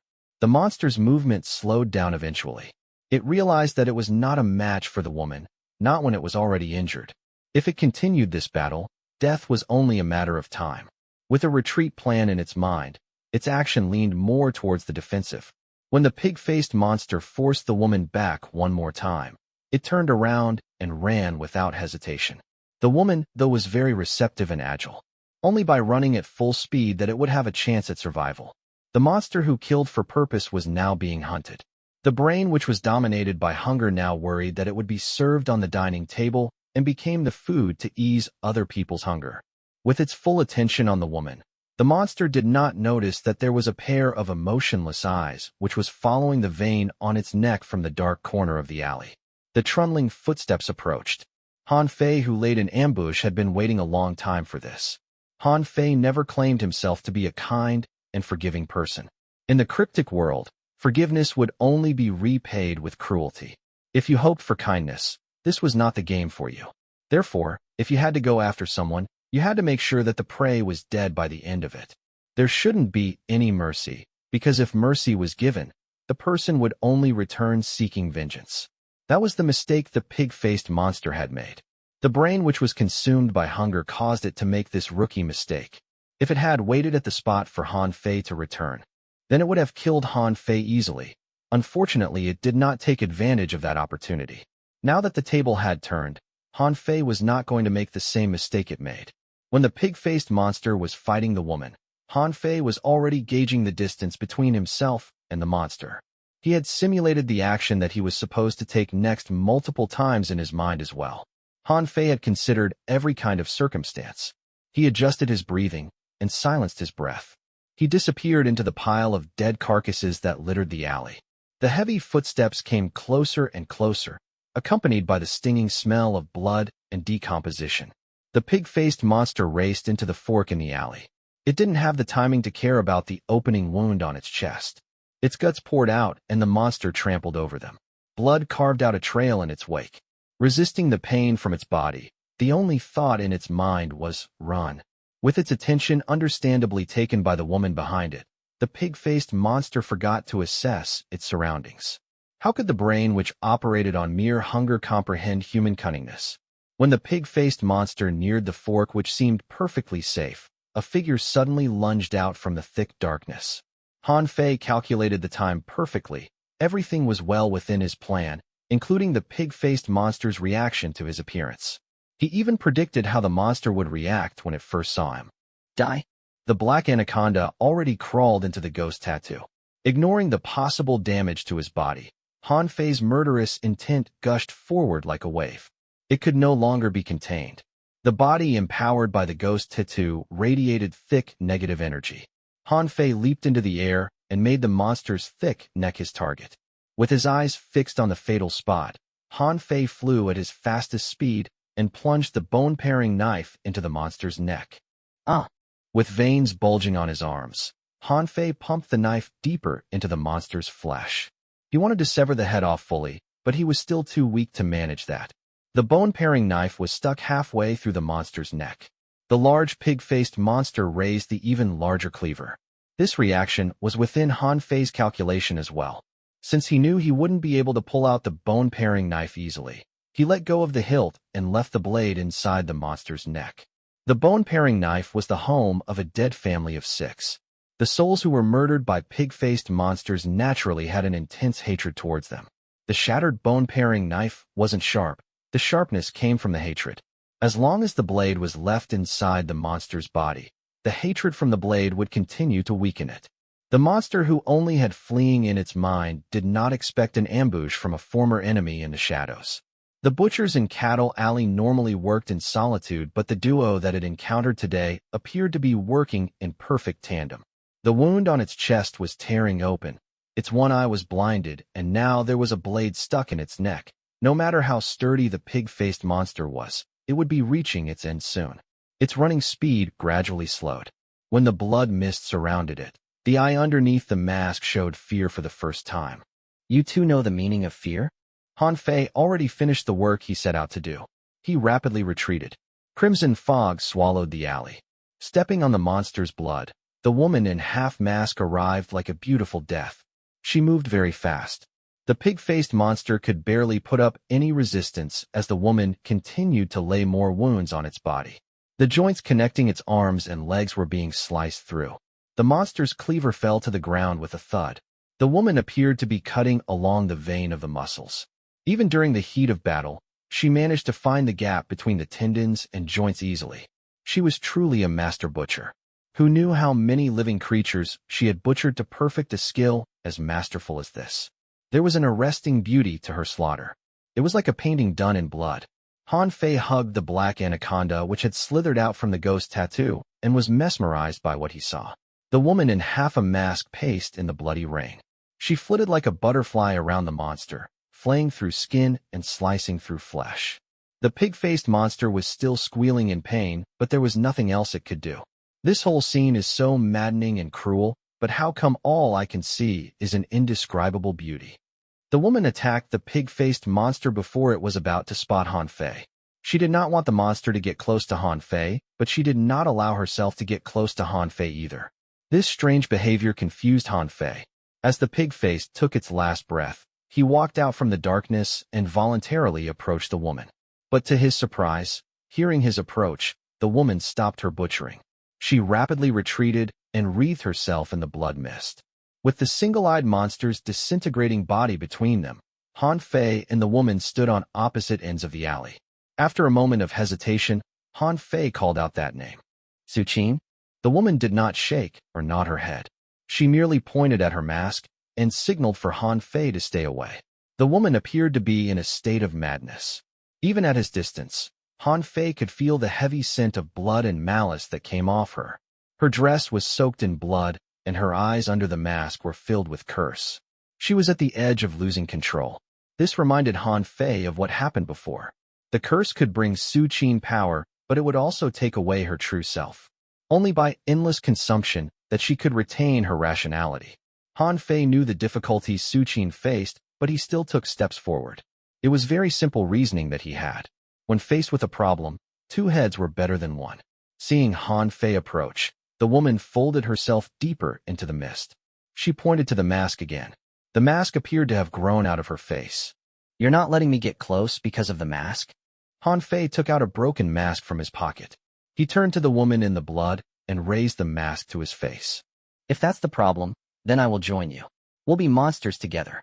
Pressing the switch in his mind, Han Fei silenced his own memory and emotions. He was ready to put on the mask. But just as the mask was about to touch his skin, the blood mist surged towards him and a sharp blade flicked the mask away from his grasp. Seeing the shard of the mask in his fingers, Han Fei raised his head. The woman in red dress had materialized before him. Chapter 231. The blood was so thick that Han Fei found it hard to even open his eyes. He had no idea what the woman before him had endured at Cattle Alley. He had many questions for her, but he found himself with his mouth hanging open and a lack of words. Instead, he reached his hands into his pocket and took out a table knife with human skin sheath. Someone stole your knife, so I'm here to return it to you. Holding the cursed knife by its blade, Han Fei extended the hilt towards the woman. I heard from the thief that your curse will be incomplete if you do not have a full set of knives. At that moment, with a little push from the other end, the woman could have easily sent the blade piercing through Han Fei's body. In the cryptic world, other than Han Fei, probably no one else would be so brave as to expose his weakness so openly to others. Different faces flashed in the eyes beneath the pig's mask. The woman raised her slender hand. Inside the alley scattered with bits of meat, engulfed by expanding blood mist, the woman reached for the hilt. Do not point the blade at yourself like this anymore in the future. The familiar voice came from under the mask. There appeared to be multiple meanings in that simple reminder. I wouldn't have done this with others, of course. Han Fei let go of the blade. Light blood oozed out from his palm, but the man did not seem to feel the pain. The moment Han Fei let go, the woman stabbed the table knife right into the pig's mask that had fallen to the ground. Amazingly enough, the mask started to bleed. After the mask fully shattered, the woman retrieved her knife. Her red pupils stared at Han Fei for a long time. Then she walked into a dilapidated home nearby and took out a dried branch from inside. The sharpened branch had several hearts impaled through it. Some of them were still beating weakly. What are these? Pig hearts. Handing the branch to Han Fei, the woman glanced at the space beside Han Fei. The black anaconda slithered forward endearingly, but the woman turned back into the house again as if she had forgotten something. The black anaconda stopped in its tracks. Its black maw yawned open as if screaming silently. It felt like the woman couldn't recognize it anymore. Holding the pig hearts, Han Fei carefully approached the dying monster on the ground. The monster's body was practically dismembered, but it still had a breath in it. When it saw Han Fei walk over, its ugly face stopped struggling. Instead, its face took on flashes of humanity. Its pupil dilated, and the blood faded away from the eye. It whimpered weakly as if pleading for mercy. If I let you go, more innocent people will get hurt. Knowing that it would get no mercy from Han Fei, the malice returned to the monster's eye. It cursed Han Fei with its last breath. It would wait for Han Fei in hell, for that was where all of them were headed. I want to be the Midnight Butcher not because I like murder and not because fresh blood brings me joy or excitement. I merely wish to gain the right to wield a knife so that I can have a better chance at survival. If killing is the only way to bring my friends and neighbors hope and security, then I would kill even if I am not a butcher. With that, Han Fei chopped off the monster's head. Blood splattered on his clothes. When the last bit of life drained from the pig-faced monster, Han Fei got the system notification. Profession assessment. Murder is a job for a butcher. No matter what is on the chopping block, death is the final gift the butcher bequeaths upon his prey. Humans murder cattle to eat their meat. The monsters at Cattle Alley, though, murdered the whole Wong family and left their carcasses stranded along the alley for sport. The first murder was for the sake of survival. The second murder was for entertainment. They were both murders, but they served completely different purposes. That appeared to be the system's understanding of the profession as well. There were different kinds of butchers. Notification for player 0000. You've completed the profession mission. Concluding all the profession assessments, you have currently 75% affinity to the profession of Midnight Butcher. Warning: the higher the profession affinity, the greater the player can realize the potential of the profession. You have gained the primary qualification to become the Midnight Butcher. You have gained the ability to observe the souls inside most butcher knives. A butcher knife is the most important tool for a Midnight Butcher. A good knife can increase the profession affinity further. A bad knife will turn against its user at the most opportune moment. If you are certain that you wish to take on this profession, please bring along your butcher knife of choice and head towards the House of the Butcher. The House of the Butcher, hidden building inside hidden map at the most northern side of Cattle Alley.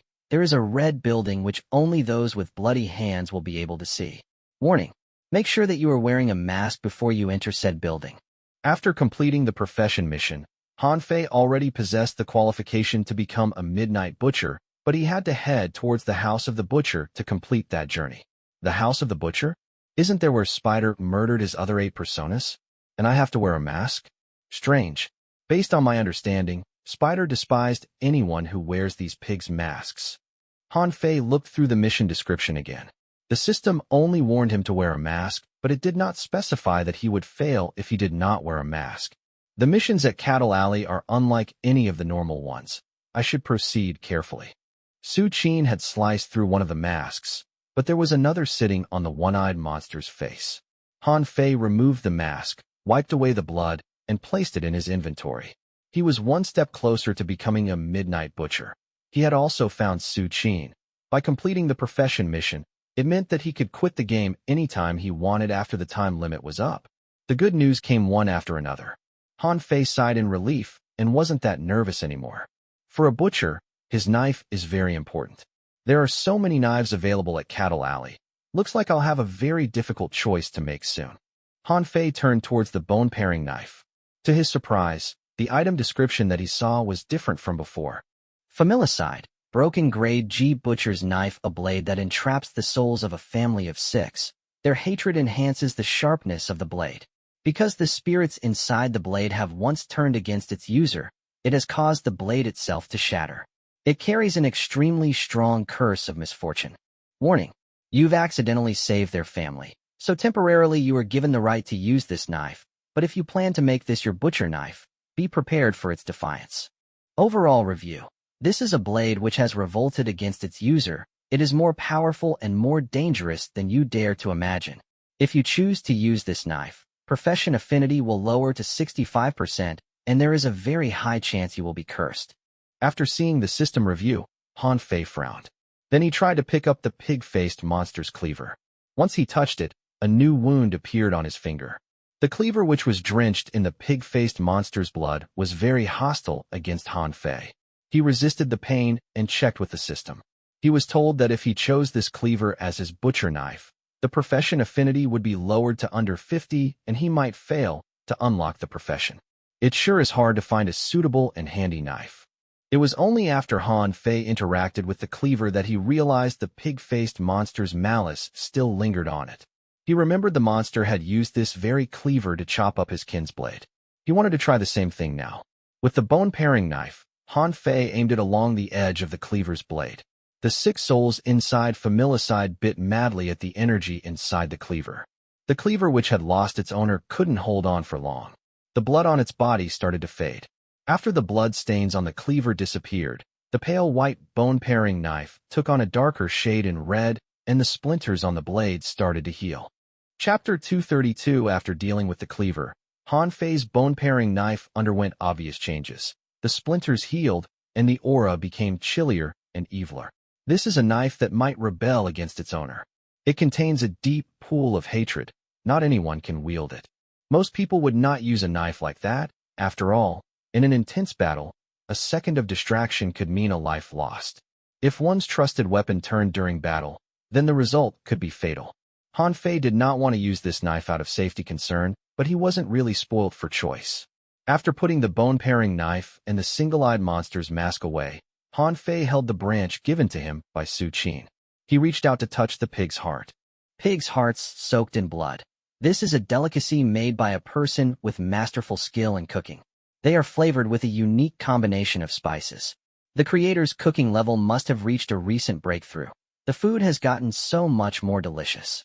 After consumption, there is a 60% chance of being cursed, 35% chance of increasing physical healing, and 5% chance of triggering unknown effect. This comes just in time. Han Fei worked well with Su Qin. Even though there was a chance that he might be cursed, Han Fei had a high point in luck, so normally speaking, the chance of him being cursed was low. He kept the pig heart skewer inside his inventory and turned around. Han Fei realized Su Qin hadn't returned from the old house. Su Qin? Seeing the pig's mask that Su Qin had sliced through, something suddenly dawned on Han Fei. He led the snake and hurried into the house. The wooden door was left ajar. The courtyard was soaked in blood. It was like they had entered into a red world. The walls, trees, and ground contained traces of cuts. An extremely gory massacre had once happened here. Looks like Su Qin has lost full control of herself, at least once already. When I was following the single-eyed monster, I heard sounds of crunching and munching. Su Qin would only engorge herself when she was out of control. Following the trail that was painted by blood, Han Fei entered the main hall. Once he did, he was greeted by a bloody proclamation on the wall. All the butchers are chasing after me. You will die if you keep on following me. Head south and do not turn back. Han Fei searched through the house and found no trace of Su Qin. He stopped to study the message on the wall. The handwriting was similar to the ones Su Qin left on her own door on the 5th floor at Happiness Neighborhood. Su Qin is worried about dragging me down with her? But what exactly could she have possibly done to have earned the ire of all the butchers? Su Qin probably had her own complications to face. The fact that she had not returned to Happiness Neighborhood for so long should be a big enough warning sign. The blood mist came from the north, and Su Qin told me to head south. Looks like the north side is the most dangerous part of Cattle Alley. One of the main reasons Han Fei entered Cattle Alley was to acquire a profession and to unlock the hidden profession, Midnight Butcher. He had to go to the house of the butcher, and the house was situated at the most northern point of Cattle Alley. At the moment, all the butchers are chasing after Su Qin. This is a perfect opportunity for me. Only by becoming a midnight butcher that I am capable of helping her.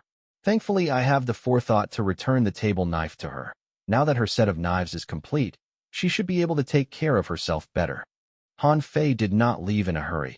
He waited until the 3 hours was up before he left the old home. If we run into danger, you better take care of yourself first. Don't mind me. Han Fei touched the anaconda on its head.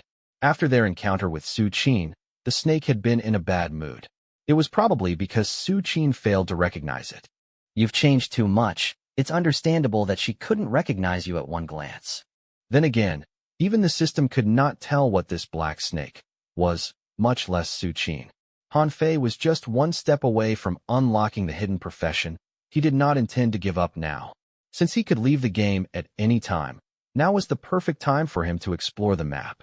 Furthermore, he wanted to find out what happened to Su Qin and why she had put on the pig's mask. According to the system, I have to remember to wear a mask before entering the house of the butcher. Has Su Qin gone into that house? I heard the hairdresser and the waiter mention the word butcher at the dumpling shop. Even though the hairdresser did not wear a pig's mask, he appeared to be working for the pig-faced monster, helping them hunt something. The clues strung in his mind. After Han Fei arranged the pieces, he came up with this hypothesis. The pig-faced monsters, the hairdresser, and even Su Qin, they appear to be looking for someone.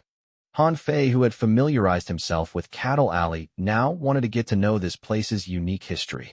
He not only wanted to become the Midnight Butcher, he also wished to experience Spider's twisted inner world for himself. The Spider and Butterfly were mortal enemy. Only by meeting Spider that I have a chance to know Butterfly and their weakness. After making all the preparations, Han Fei entered the blood mist. The mist thickened the further north he went.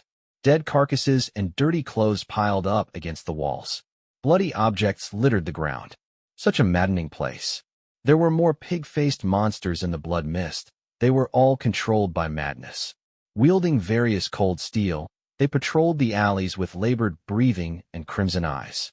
Compared to the monsters on the outside, the monsters here looked stronger and crazier. However, Han Fei did discover something interesting about them.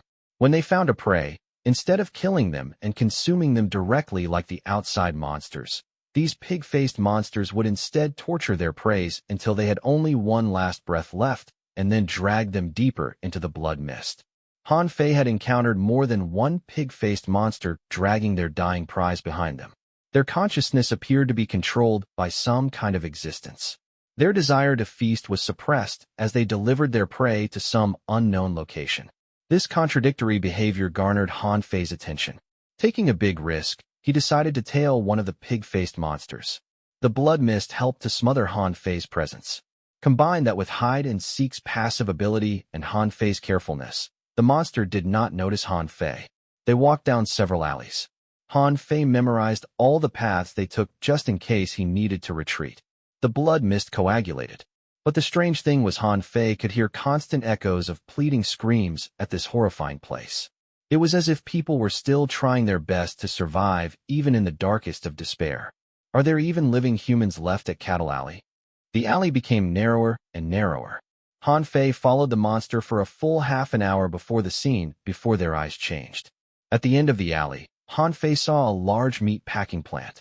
If the alleys filled with trash and carcasses were the blood arteries and veins, then this plant would be the heart of Cattle Alley. The blood mist that covered everything originated from deep inside the plant. Han Fei stopped moving subconsciously. When he looked up at the plant, the desire deep within him was all evoked. The worst part of his memory was pulled out and flooded his mind. There appeared to be a voice inside the plant calling him, telling him to put away all the constraints and allow his bestial nature to take over his body. Isn't that Fu Gui meatpacking factory? After spotting the factory, Han Fei immediately looked around. In real life, the living compound where Spider once called home was right next to the plant, so that should be reflected inside the cryptic world as well. However, Han Fei's visibility was seriously hindered by the blood mist. He couldn't see too far into the distance, and there was no more alley that led away from the plant. After a moment's hesitation, he sneaked into the plant. Once he entered, Han Fei almost suffocated on the empowering smell of blood. The entire interior of the plant was red. Walking through it would give the impression that one was wading through a Red Sea.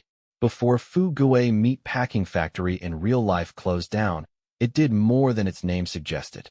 Other than butchering the livestock, it also dry-froze the meat for storage, manufactured meat products, and provided cold transportation service as well. To Han Fei's consternation, the plant in the cryptic world did as much as the plant once did in real life. Everything was automated, so there was no one around.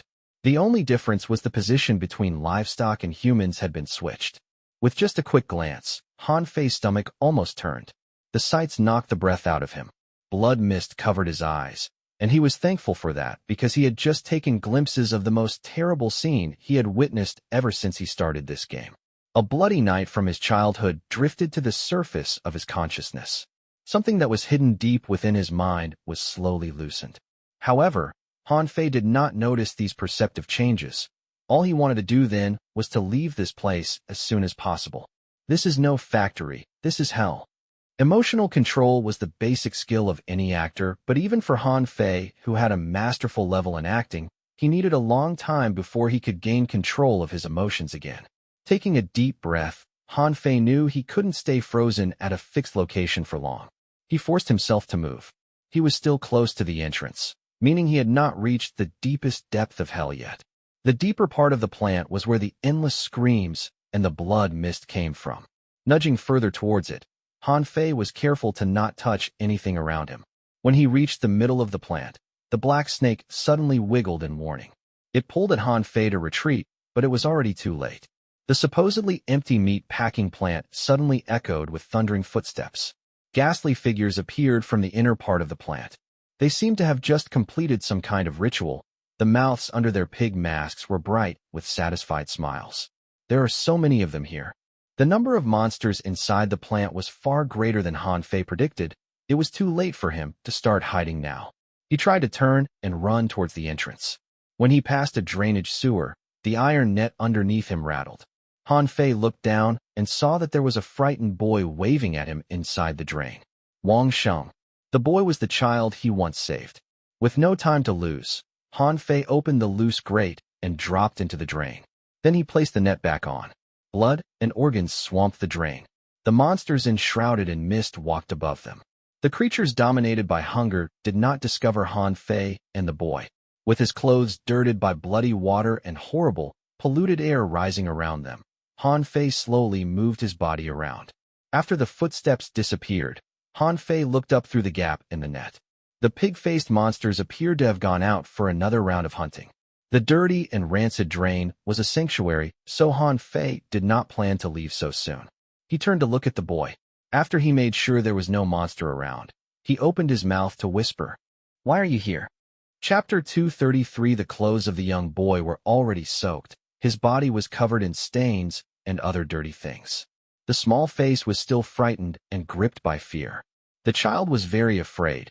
He did not know what to do, so the only thing he could do was to hide inside the drain. Those monsters have already left. Han Fei discovered that humans were really a very special creature. He was shivering in fear himself, but before the child, he did not want to show any weakness. Perhaps it was the confident expression on Han Fei's face that gave the boy some security. He gripped Han Fei's clothes, and his expression softened slightly. He did not fuss or cry as if fear had already deprived him of those basic abilities. But seeing how catatonic the child was, Han Fei felt even more pained.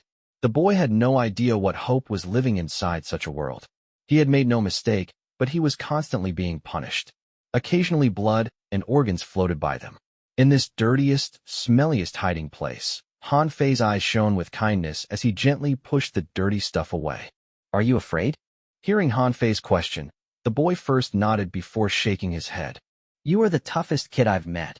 We'll definitely be able to escape from this place. Han Fei consoled softly. After quite some time, the boy finally undid his armor around Han Fei and was more willing to communicate. The boy was too thin for his age. He did not even know how to string a complete sentence yet. To communicate, he had to rely on singular terms and hand gestures. Using about 10 seconds, Han Fei had a gist of what the boy was trying to say. After being rescued by Han Fei, he had been running blindly through the alley.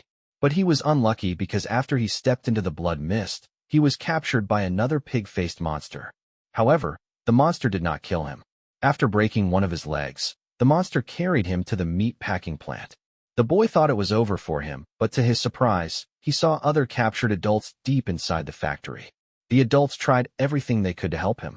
When they were ordered to move, they used their bodies to hide as he slipped away and found refuge in the drain. There are other adults here? Han Fei knew that he was too weak compared to those monsters, so when he heard there were other adults at the factory, he made the instant decision that he would try to save these people. When the footsteps couldn't be heard anymore, Han Fei removed the iron net and quietly climbed out. The boy's leg was broken, so Han Fei had him stay inside the drain. After putting the net back, Han Fei and the snake moved to hide behind the large machines of unknown uses. They made their way slowly towards the inner part of the factory. The deeper they went, the more palpable the blood mist. The creaking sound of machinery was mixed with screams and howls. This was truly hell on earth. With the snake ready to enter his tattoo, after walking past a wall covered in blood, Han Fei was greeted by another unforgettable scene. There was a bottomless blood pool deep inside the plant. A giant black scale appeared to grow out from the pool. On the left-hand side, many pig masks were strung along sticky blood threads, while on the right-hand side, living souls dangled on black rusted iron hooks. The pig masks that symbolized animal and the souls that symbolized man were posited on opposite sides of the scale. They both dangled dangerously above the blood pool. What is this? The pig masks carried various lively expressions. There were anger, cunningness, condescension, and venom. Each of the face was turned towards the living soul, as if wanting to take a bite out of them. The souls that were impaled by the hooks were all wounded. They struggled weakly, devoid of all hope.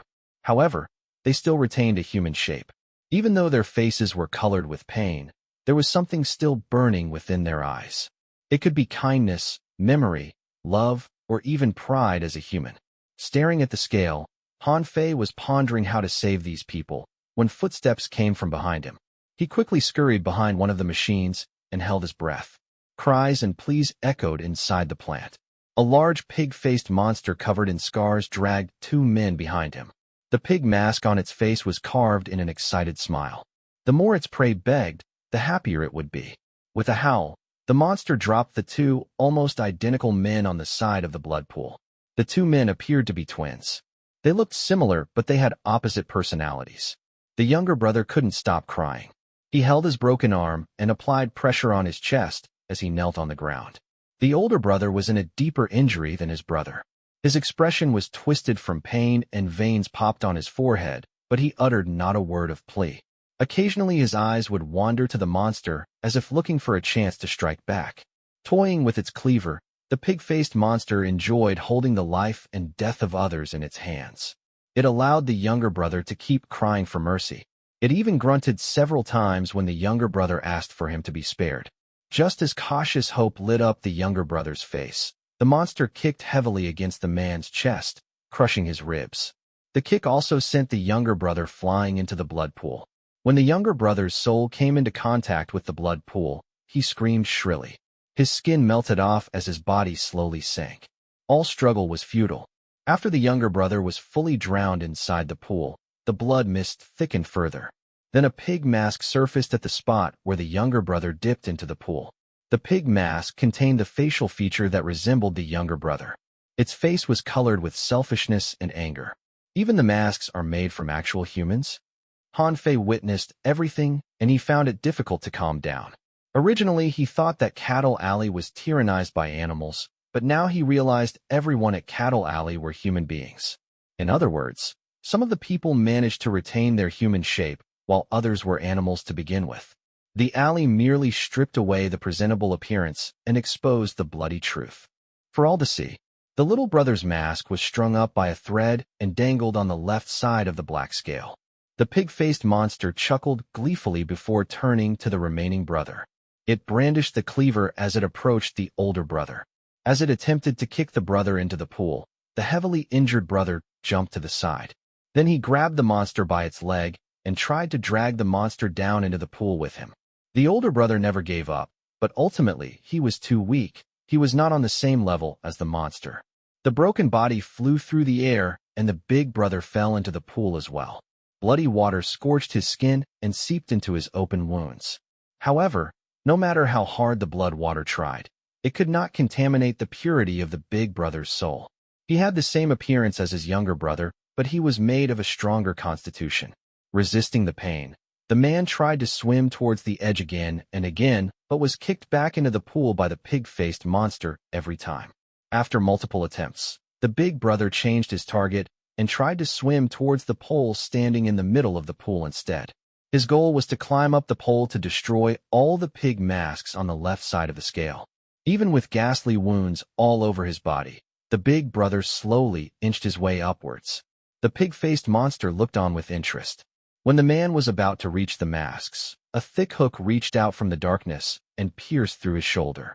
It then dragged him over to the right side of the scale. Blood dripped from his body and fed into the pool below. Despite the many injuries, the big brother still retained his human shape. His face was glowing with fearlessness. He grabbed the hook and tried to unhook himself, but naturally, it was to no avail. Hanfei saw this as well. Those who managed to retain their shape after being dropped into the blood pool possessed some kind of unique humanity about them. It was that determination and humane trait that allowed them to keep their human shape and sensibility. Even with the contaminated blood water pouring into them, they did not turn into animals controlled by hunger. Chapter 234. So there are no cattle at Cattle Alley after all. After seeing how the pig masks were really formed, chills spread over Hanfei's heart. The creatures who used the cruelest method to punish humans were not animals, but humans themselves. Even at this moment, the big brother was still trying to resist the pain and torment to crawl over the scale to remove his brother's mask. The younger brother, though, glanced at its brother detachedly. There was only hatred and hunger in its eyes. It wished that its brother would die sooner, to join its ranks. The twins looked identical, but they had different personalities. Inside the plant, one of them was held in place by blood threads and turned into a pig mask, while the other had his bones and flesh torn apart, but still retained the pride of being human. The complicated nature of humanity was simplified at Cattle Alley. There was no third choice in this chaotic and maddening place. Watching the big brother still struggling on the hook, the pig-faced monster laughed mockingly. Moments later, an extremely fat pig-faced monster walked out from the room behind the blood pool. It was probably the one who launched the iron hook at the big brother earlier. Different from other pig-faced monsters, this monster's body had severely regressed. There were little traces of humans left on it.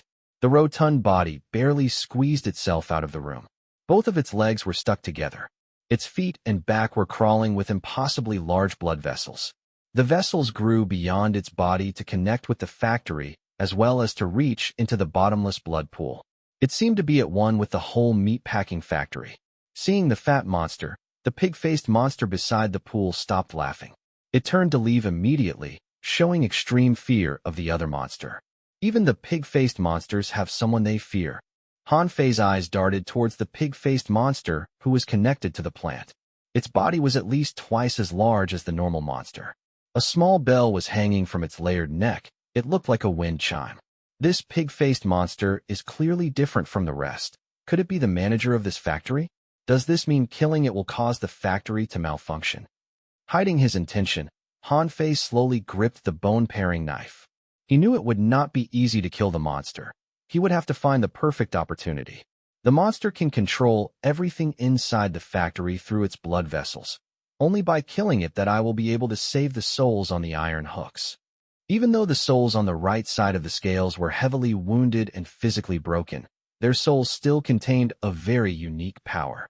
It was a power that even the blood pool could not melt. This was extremely rare in the cryptic world. It appeared to be the most brilliant part of humanity. There are no other monsters inside the plant now, but I don't think I can take it down on my own. Just as Hanfei was coming up with a plan, a giant commotion came from the front door. The walls cracked and the windows shattered. It sounded like there was a fight at the door. Hanfei retreated back into the shadows. About several minutes later, heavy footsteps arrived as two bleeding pig-faced monsters walked into the plant while staying guard of each other. The smaller monster was dragging two of its kin. The bodies were covered in minuscule wounds and the masks on their faces were fully shattered. The other pig-faced monster was 3 meters tall. It was the tallest creature Hanfei had seen at Cattle Alley. The monster, which was 3 meters tall, painted his body with strange blood tattoos. They looked like totem paintings, or like the ghost tattoo on Hanfei. However, the thing that caught Han Fei's attention was not the tattoo on the monster, but the person it was carrying. Weep. The small boy had his eyes closed. His body was mangled, and strange symbols were painted all over his skin. Whenever Weep tried to struggle, all the symbols would emit a thick, bloody scent. Weep has killed 2 pig faces. The pig-faced monsters would never cooperate. Weep probably managed to take down 2 monsters before he was ambushed by the monster over 3 meters. Seeing the strange pattern on the monster's body, Han Fei couldn't help but be cautious. The pig-faced monster should possess some kind of unique power. The smaller pig-faced monster tossed its kin into the blood pool. The carcass and masks melted inside the pool. After it did that, it turned silently towards the fat monster. The latter appeared to be the manager at the plant, and the small monster was hoping for a reward for a job well done. The fat monster, though, was in a bad mood. After it approached the pig-faced monster, it stuck a blood vessel into the latter's chest. After taking a few satisfied gulps of blood and flesh, it flung the other monster to the side. Instead of a reward, the smaller monster got injured instead. Its body became even weaker. It looked at its 2 other kin inside the plant and hurriedly crawled out from the plant. After the manager had its fill, it smiled with satisfaction. Then it turned to stare at the monster over 3 meters tall.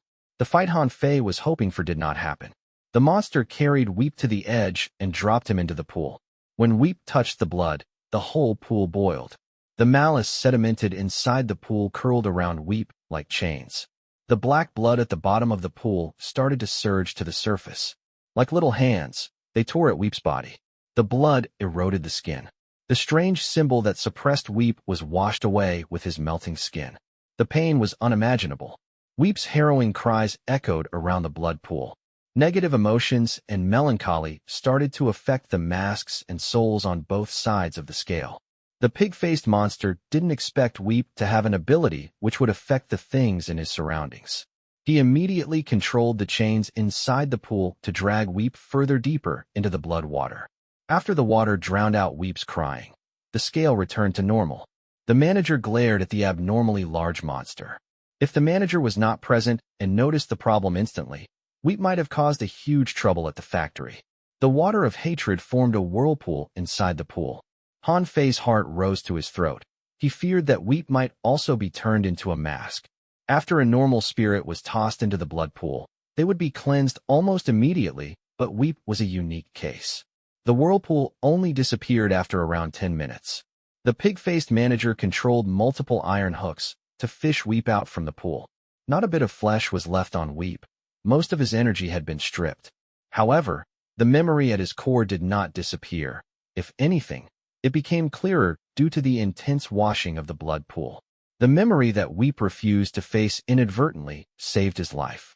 Under the threat of dying and consumed by unimaginable torture, Weep was forced to face the memory that he had been avoiding. Weep was different from other spirits. For the other spirits, the stronger they were, the larger their bodies would become. Weep was the complete opposite. At that moment, the most painful memory spread through his broken body and was the only thing keeping the small boy alive. The 2 pig-faced monsters glanced at the dying Weep. Neither of them realized that when Weep was dragged by the iron hooks out from the pool, he had stopped crying. The rusted hooks pulled Weep to the edge of the pool. The manager was about to go inspect Weep's status when a scream came from the entrance of the plant. The 2 monsters turned to look behind them. A pig-faced head rolled towards them. The smaller monster who left earlier had been decapitated. A woman's crazed laughter echoed inside the large plant. As the blood mist thickened, a figure strode towards the blood pool. The blood mist was like her dress. The blood-red lips curled into a heart-rending smile. Blood dripped from her table knives. The berserking Su Qin appeared inside the meat-packing plant. All the butchers were chasing after her, but she had chosen to come directly to their den. The pig-faced monster had more urgent thing to attend to now than to inspect Weep's state. It controlled the hooks to quickly hang Weep on the right side of the scale. Then it dragged its body towards the deepest room at the plant, but Su Qin was already launching herself at it. With a howl, the 2 pig-faced monsters turned to combat Su Qin. Seeing this, Han Fei, hiding behind the machine, knew his opportunity had arrived. He took out the red paper doll and decided to sneak his way into the deepest room at the factory before the pig-faced manager had the chance to. Chapter 235. The timing that Han Fei caught was perfect. When he raced towards the deepest room, the factory manager and the other monster were fully occupied by Su Qin. The manager's blood vessels extended from inside this room, so there had to be some kind of secret inside it. After the factory manager is killed, all those tortured human souls should be saved. Resisting the pain as the snake crawled into the ghost tattoo, Han Fei ran as fast as he could towards the blood-red door. The mist became more liquid the nearer he got. Han Fei felt like a fish swimming against a bloody current. The wounds on his body reopened and pain contorted his features. He could leave the game now, but if he left, what would happen to the rest of his friends and neighbors? Biting his lips until they bled, Han Fei gripped familicide and finally charged into the room where the manager lived. When he crossed the threshold, a shrill shout came from behind him. As if sensing something, the manager abandoned the fight with Su Qin and his mountain-like body bulldozed towards Han Fei. Once the door was blocked, Han Fei would have no chance of escaping, but Han Fei was not left with much choice now. This was a rare opportunity, he mustn't waste it. The moment he entered the room, his eyes were covered in red. The room was like a giant heart. The walls, floor, and ceiling were laid with thick blood vessels. Brackish blood flowed through them. Standing inside the room, Han Fei could still hear the blood gurgling into the bottomless blood pool. The blood vessels that grew out from the manager's back connected to the entire factory. It uses them to control all the machines and tools inside the factory. The more dangerous the situation, the more careful Han Fei was. Panic would not help his situation. Only by staying collected that his chance at survival would increase. The minute Han Fei entered the room, he waved the bone-paring knife wildly about. He used the hatred from the family of six to slice through all the vessels in the room. Only by inhibiting the manager's ability to control the items inside the factory that Han Fei had the chance to rescue the people on the scale, or else those rusted iron hooks could have punctured his frail body easily. Black and red blood splattered everywhere. Han Fei's body was drenched in blood. He gritted his teeth and continued. This is still not enough. The blood with deep malice rained down on him. They scorched out blistering wounds on his skin, but Han Fei ignored them. A strange tingling sound reverberated inside the factory. The factory manager wished to make Han Fei into minced meat. It did not expect someone to be hiding inside its factory, someone who knew how to use a butcher's knife.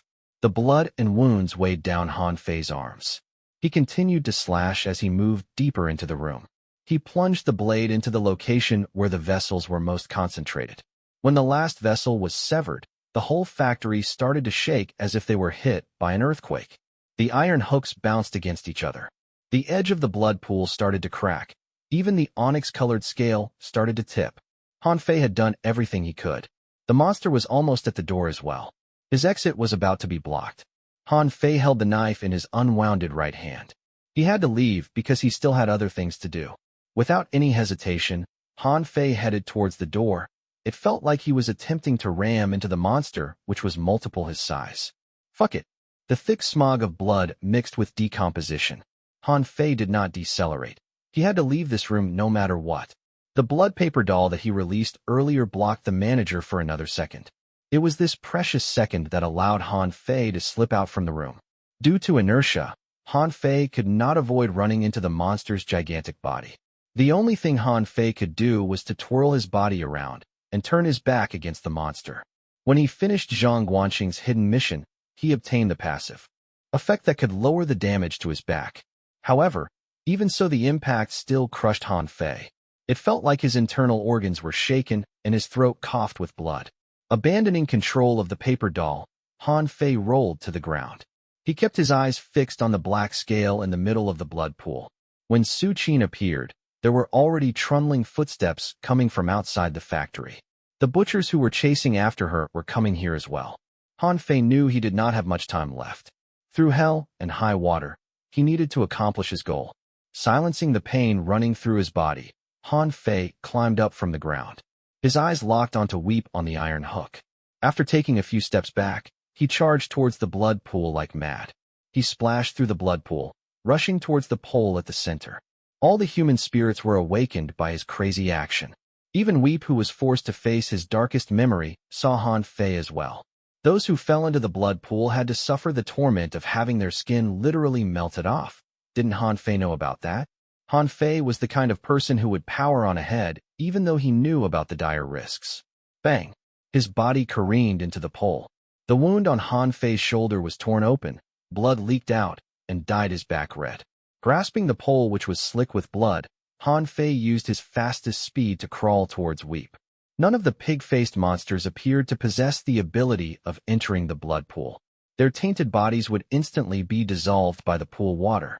Seeing Han Fei continue his hike up the scale, the factory manager slammed his large and fatty palms against the ground. Its ugly face was raw from anger. It picked up the vessels that Han Fei slashed and stuck them right into his heart. The vessels joined with its heart. The pig-faced monster used this barbaric method to temporarily regain control of the black hooks above the scale of humanity. With the wounds on his body, it was already impossibly difficult for Han Fei to climb up the pole. Avoiding the iron hooks drained him even further. Even though he had calculated every step, accidents still happened. Han Fei left no retreat for himself. He knew that if he continued to climb, it was only a matter of time until he was hit by one of the hooks, but he still continued his ways towards the human souls and Weep. More and more pig-faced monsters thronged into the factory, and Su Qin was placed under greater and greater pressure. The pig-faced monster beside the blood pool cackled wickedly as it controlled the hooks to come at Han Fei's body. When the hooks swung by for the fourth time, Han Fei could feel the energy draining from his arms. The hooks slowly increased in size as it flew at him. His mind told his body to move out of the way, but his limbs were already at their limits. Just as the hook was about to puncture Han Fei's chest, something unexpected happened. The soul of the elder brother who was just hooked swung on his weight and used his own body to block the attack on Han Fei's behalf. The man looked even more pitiable with another hook sticking out of his stomach, but with gritting teeth, his eyes glowed brightly at Han Fei. He wished that Han Fei could finish the thing that he started. He prayed that Han Fei could save those people. Thank you. Grabbing the hook as support, Han Fei continued his ascent. Different from the twins' elder brother, he made his climb while holding the bone-paring knife. The blade sharpened by hatred sliced through the blood threads holding the pig masks. As more masks shattered and fell, the scale started to tip towards the human souls. Han Fei was getting closer to Weep, who was strung at the highest point. Chapter 236. The ugly pig-faced monsters were unable to enter the blood pool, and the iron hooks were blocked by other souls. The manager's whole flabby body shook from anger. No one had ever pushed it to such desperation before. The pig's eyes popped out as it stared at the man who was still climbing. The man was so wounded that he should have fallen a long time ago, but he kept testing the manager's patience by defying gravity. The limit the manager set for Han Fei was broken through again and again. The man's body, which it could have easily crushed, appeared to contain a kind of power that eluded its understanding. It raised more hooks with its power, but now more and more souls were coming to Han Fei's aid. The broken spirits that still possessed humanity all sacrificed themselves to shield Han Fei from the offending hooks. A trail of fresh blood was left on the pole. That was Han Fei's tracks. Unafraid of death, unafraid of malice, Han Fei finally reached the top of the scale. The bone-paring knife he had was unable to chop off the chains, so Han Fei used soul depth touch to reach towards Weep and try to get the boy off from the hook. It was already chaos inside the meat factory as more and more pig-faced monsters hurried over. Time ticked by. Just as Han Fei was about to rescue Weep, the sound of an iron net being rattled entered Han Fei's ears. A pig-faced monster with a string of human teeth around her waist walked forward with Wang Sheng in her grasp. She had once appeared beside the single-eyed monster. She probably had seen Han Fei battle it out with the single-eyed monster just to save Wang Sheng. Seeing the monster walk over holding Wang Sheng by his neck, a jolt of fear shot through Han Fei. His body was already at its limit. His life points was at a mere 13, and most of them came from the buff given to him by the ghost tattoo. Han Fei couldn't summon any strength any longer. Staring at the pairs of eyes lacking in humanity, he made a crazy choice. Leave me and help Weep. Han Fei had the black anaconda leave his body and told it to share its negative energy with Weep. Under the circumstances, Han Fei still made the most reasonable choice. Weep was more powerful than he was. Even if Weep just recovered a little, he could turn this situation around. The moment the snake left his body, the ghost tattoo faded. The malicious blood around them crawled instead into Han Fei's body. The bone-piercing pain almost knocked Han Fei out. The dirty blood appeared to seep directly into his soul and was consuming his memory little by little. Without the ghost tattoo's protection, Han Fei was just a normal human. The pain eroded his mind wave by wave. He forced his eyes to stay open as he turned to the edge of the blood pool.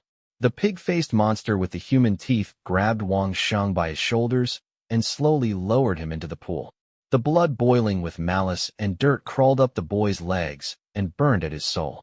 Placed under pain that would break a normal adult, the boy never shed a tear.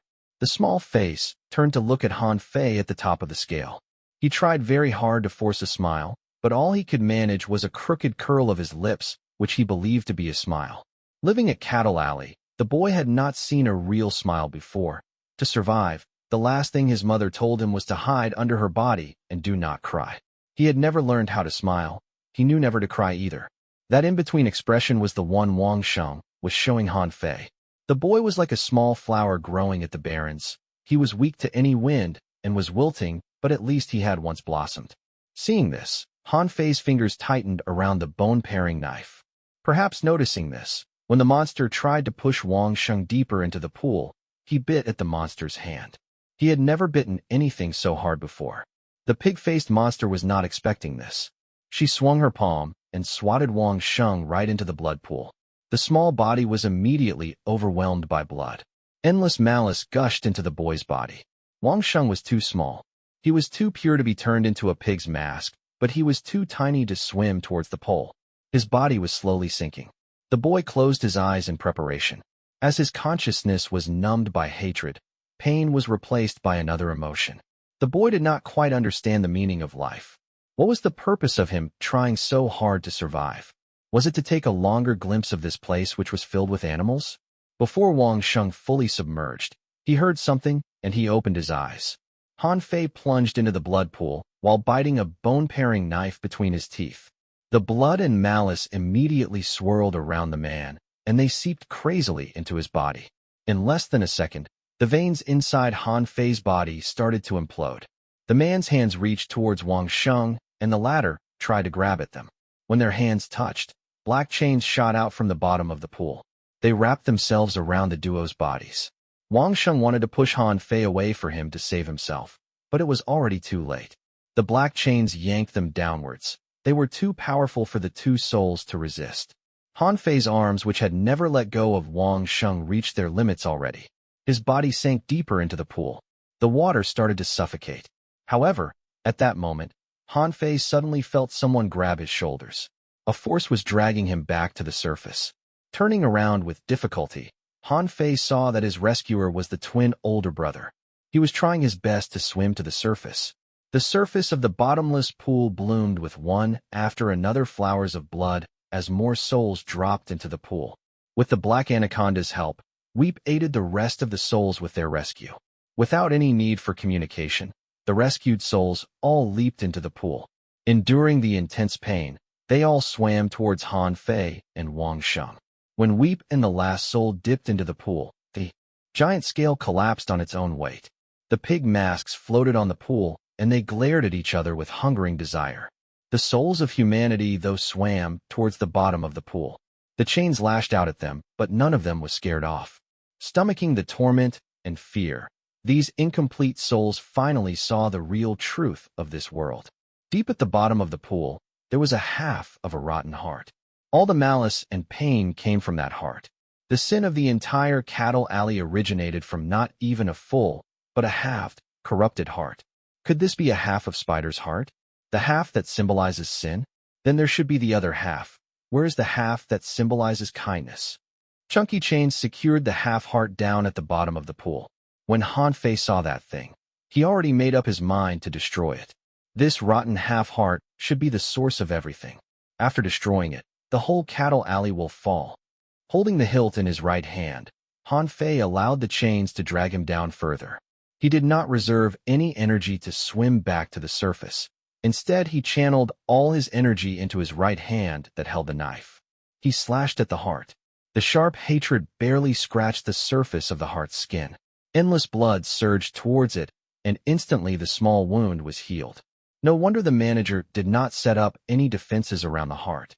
While it was submerged in the blood pool, there was nothing that could harm it.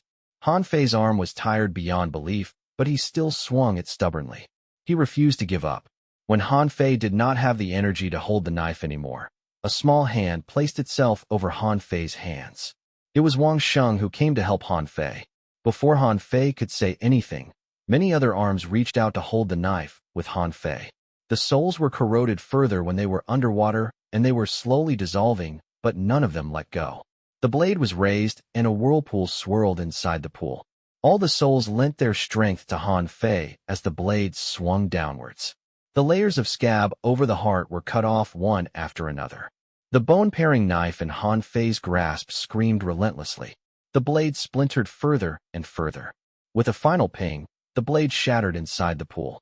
Holding the hilt and looking at the broken blade, Han Fei never felt such despair since he started this game. His only blade was made null. He was unable to save anyone. He appeared to have experienced something similar when he was young. The memory was hooked to the surface as his mind edged towards despair. Light dissipated from his eyes. All of his struggle amounted to nothing. He was still the helpless person he was. Polluted blood permeated into his body. As Han Fei was going to allow the blood to decompose his heart, he felt a tiny hand grab him. Just like how Han Fei had sacrificed everything to save him, Wang Sheng was now repaying Han Fei the favor. He was mimicking Han Fei's kindness. As his final expression for the world, Wang Sheng tried to show a handsome smile, but he only managed a split lip. Regardless, after that, the boy voluntarily swam into the broken blade shards. His body was washed away by blood, and the glow of his humanity imbued into the blade. Moreover, Wang Sheng's sacrifice signaled just the beginning. More and more souls followed in his footsteps. The souls poured their last remaining humanity and pride into Han Fei's knife. All the cold steel at Cattle Alley possessed their unique curse. The more souls that it claimed, the more powerful the butcher's knife would be. However, things were different here. The ugliest side of humanity could be seen at Cattle Alley, but hidden deep inside this hell shone humanity's prettiest light as well. The endless spirits flowed into the blade and forged a very unique butcher's knife. Holding the hilt, the robotic voice announcing, Rest in peace, Great F unique butcher's knife. This is a butcher's knife that has not been seen in the cryptic world before. It has no blade, but it can cut through everything. Rest in peace. You are the reason this blade has been forged. With this butcher's knife, your profession affinity to Midnight Butcher will be raised to 100%. Chapter 237. At this unimpressive part of the cryptic world, the man who was awashed in blood gripped at the knife. Moments earlier, there were many kinsmen behind him, but now he was all alone. They had given him every bit of hope and goodness they had. He needed to survive. That was the least he owed them. The bladeless knife glowed softly. The beauty of humanity glowed like fireflies in the dark. Compared to the whole world, their lights were barely enough. However, in that moment, they cleared away the sin sediments in the blood pool and lit a path for Han Fei. Notification for player 0000. Your profession affinity with Midnight Butcher has reached 100%. Do you wish to skip the inheritance ceremony and become the Midnight Butcher? Warning. If you skip the inheritance ceremony, you will not inherit the previous Midnight Butcher's understanding of this profession. Instead, you will be giving it a new meaning. The profession's property might change. Han Fei could obtain the profession without going to the house of the butcher, but the price was he wouldn't get the profession specialties that he was promised. In other words, if Han Fei chose to become the Midnight Butcher now, then he would be a Midnight Butcher different from the other butchers in the cryptic world. If this was another place and time, Han Fei might hesitate, but now he wasn't given a choice. He needed everything he could get his hands on to survive. Skipping the inheritance ceremony, after Han Fei confirmed to become the Midnight Butcher, his menu crawled with bloody vines. A bigger whirlpool appeared inside the bottomless pool. Notification for player 0000. Congratulations for obtaining a rare profession, Midnight Butcher. Profession Ability 1. Curse resistance to cold steel type items increases by 30%. Profession Ability 2. Curse resistance to blood and flesh type items increases by 30%. Profession Ability 3. Advanced Skill Mastery of Cold Steel. The knife is an extension of the butcher's body. You can use any butcher's knife freely. Profession Ability 4. Gluttony. Engorging on food can rapidly recover your life points. The recovery rate will double if you feast on meat. Profession affinity reaches 100%. Unlock Profession Ability 5. When you gain a new attribute point and add it to stamina, the system will award you an extra point in stamina. Profession affinity reached 100%. Unlock Profession Ability 6. Blood and murder excites you. When your life points dips under 10%, your speed and burst attack will double. Since you've skipped the inheritance ceremony, the profession speciality has changed. Profession speciality. Dawn Butcher. You are a butcher that hunts other butchers. When you are fighting against enemies who are murderous monsters, your knife will become even sharper. Han Fei did not have time to examine the new messages carefully. However, he did feel a unique bond being formed between himself and the knife. One after another name imprinted themselves onto the hilt like symbols that couldn't be washed away. Holding the knife, Han Fei could feel the warmth of their souls. It felt like they were still fighting alongside him. Their human brilliance, which even the blood pool couldn't corrupt, became the sharpest blade.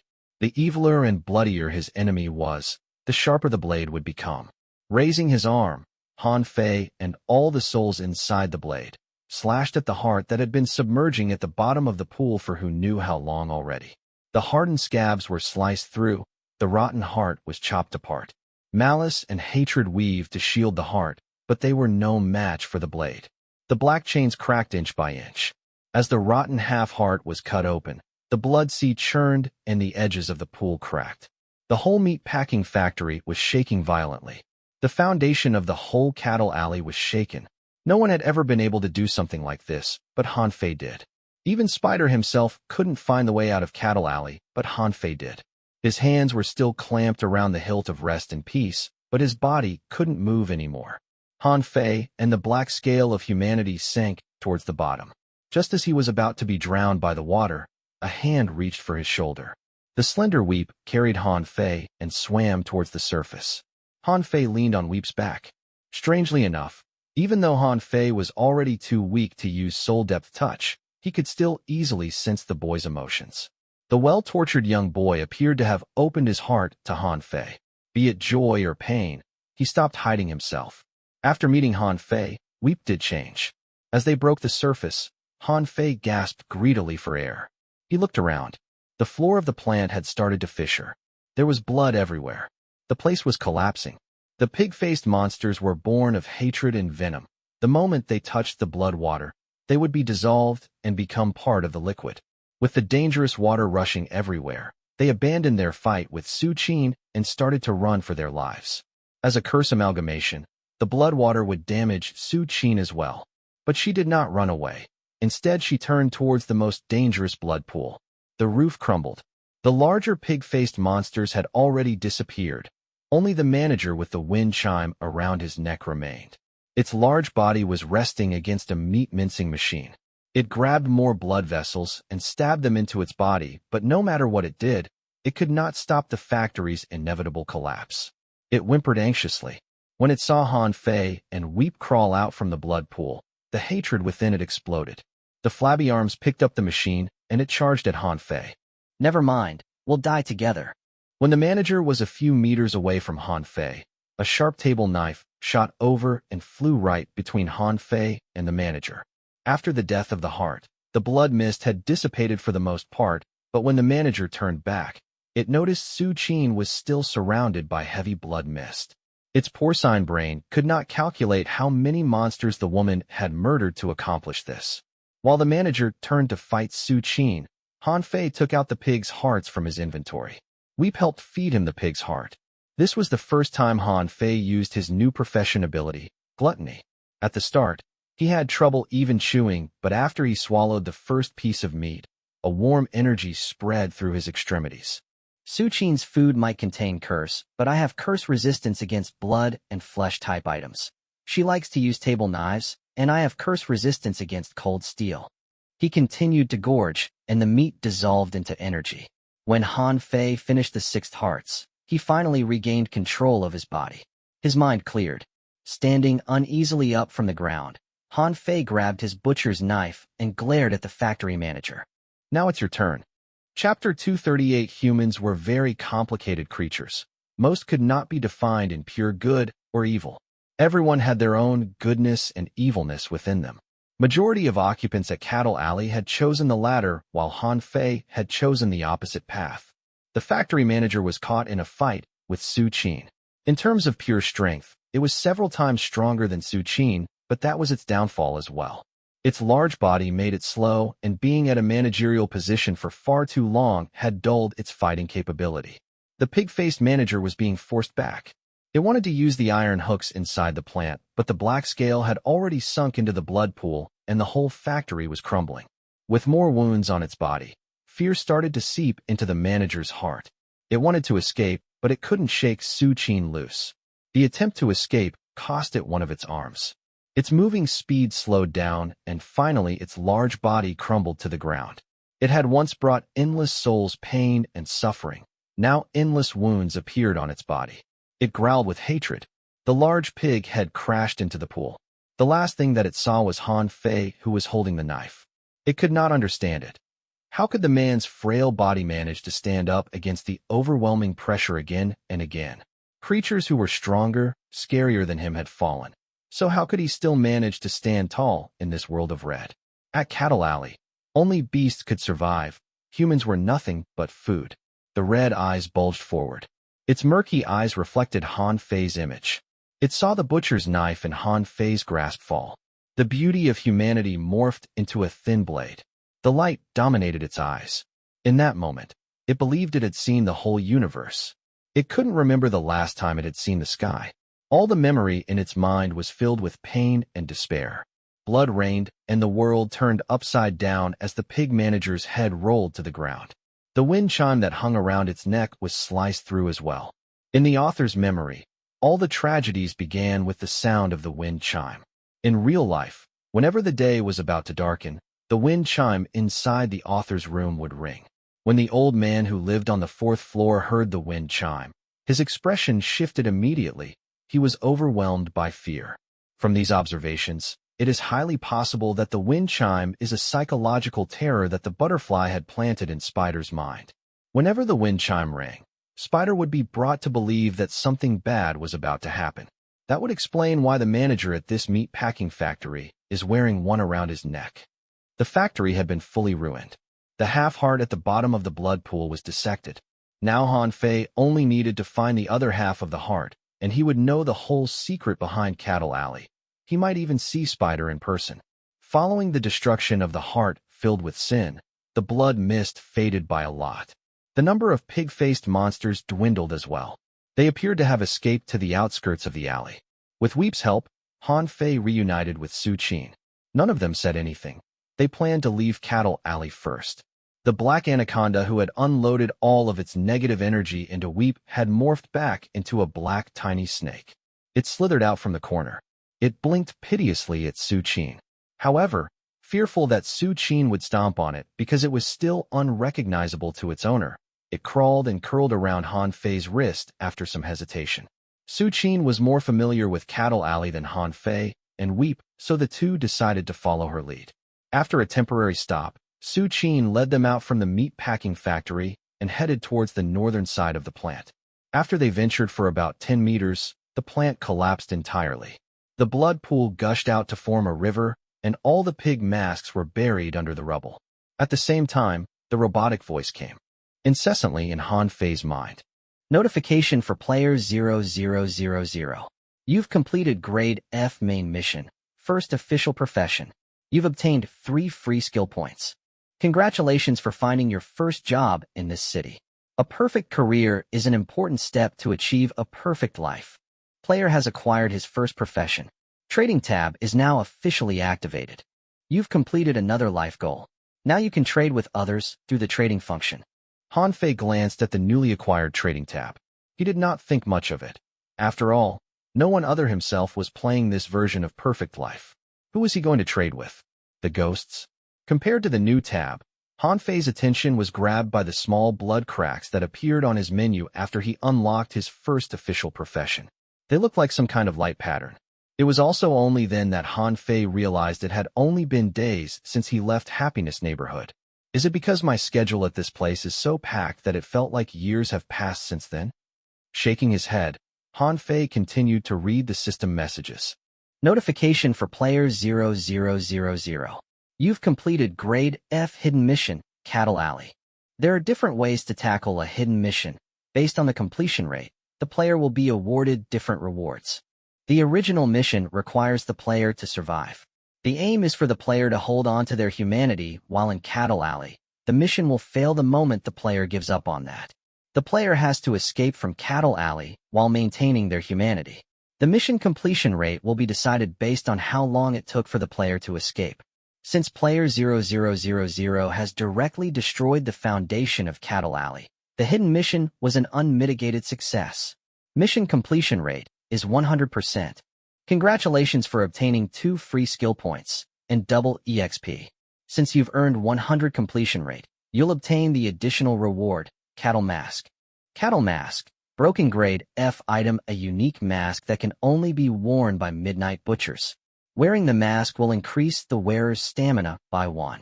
It can hide the living presence of the wearer, but wearing it will evoke the baser desire of the wearer. It is not advisable to wear the mask for a prolonged period of time. Warning: this item is currently broken. Repairing it will grant it extra abilities. Notification for player 0000. You have successfully reached level 11. Obtained 1 free attribute point. Han Fei was quite shocked by the string of messages. He didn't expect to clear the hidden mission just like that. Basically, the system notifications could be summarized as, I've only needed you to escape from the hidden map, but you've uprooted the map from its core. What else can I do but to give you a 100% completion rate? It's a pleasant surprise to have completed the hidden mission. Now I can focus on finding the house of the butcher. Han Fei added the attribute point into stamina. Due to the profession ability of Midnight Butcher, Han Fei's stamina rose by 2 points. Now his stamina was at 15. If he was sent back in time to deal with the murderers from Happiness Neighborhood now, they would be the ones running for their lives, and there was a good chance they wouldn't be able to escape. With the passive from Hide and Seek and now the buffs from Midnight Butcher, if Han Fei really wanted to hunt someone, the chance of him failing was very low. It feels like I've gotten a lot stronger. Unfortunately, leveling up won't heal my injuries. I still need to rest and recuperate. Sighing, Han Fei leaned weakly towards Su Qin. Weep was too small. Han Fei was afraid that he might crush the boy. Or at least that was what Han Fei told himself. Sister Su Qin, do you still have more food with you? I miss the meals that you cook at Happiness Neighborhood so much. Chapter 239. Su Qin hadn't been back to Happiness Neighborhood for a long time already. Her memory of it was blurred. But when she heard Han Fei say that, her bloodied world appeared to burst with other colors. It was a simple statement, but Su Qin had not heard anyone say anything like it before she met Han Fei. In the whole cryptic world, only Han Fei liked to eat Su Qin's food. This was not a casual praise or a false promise. Su Qin could hear the sincerity in Han Fei's voice. He really did miss her cooking. Her lips curled upwards, marking an indescribable beauty.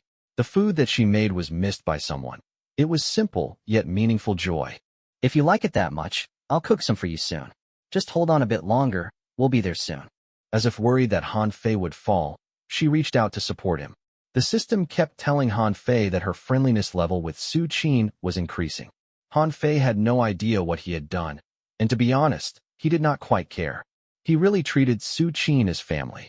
Trust went both ways. When he gained Su Qin's trust, he was giving his own trust to Su Qin. Han Fei's understanding of the concept, family, was very blurry. He had no one who would take care of him like Su Qin in real life.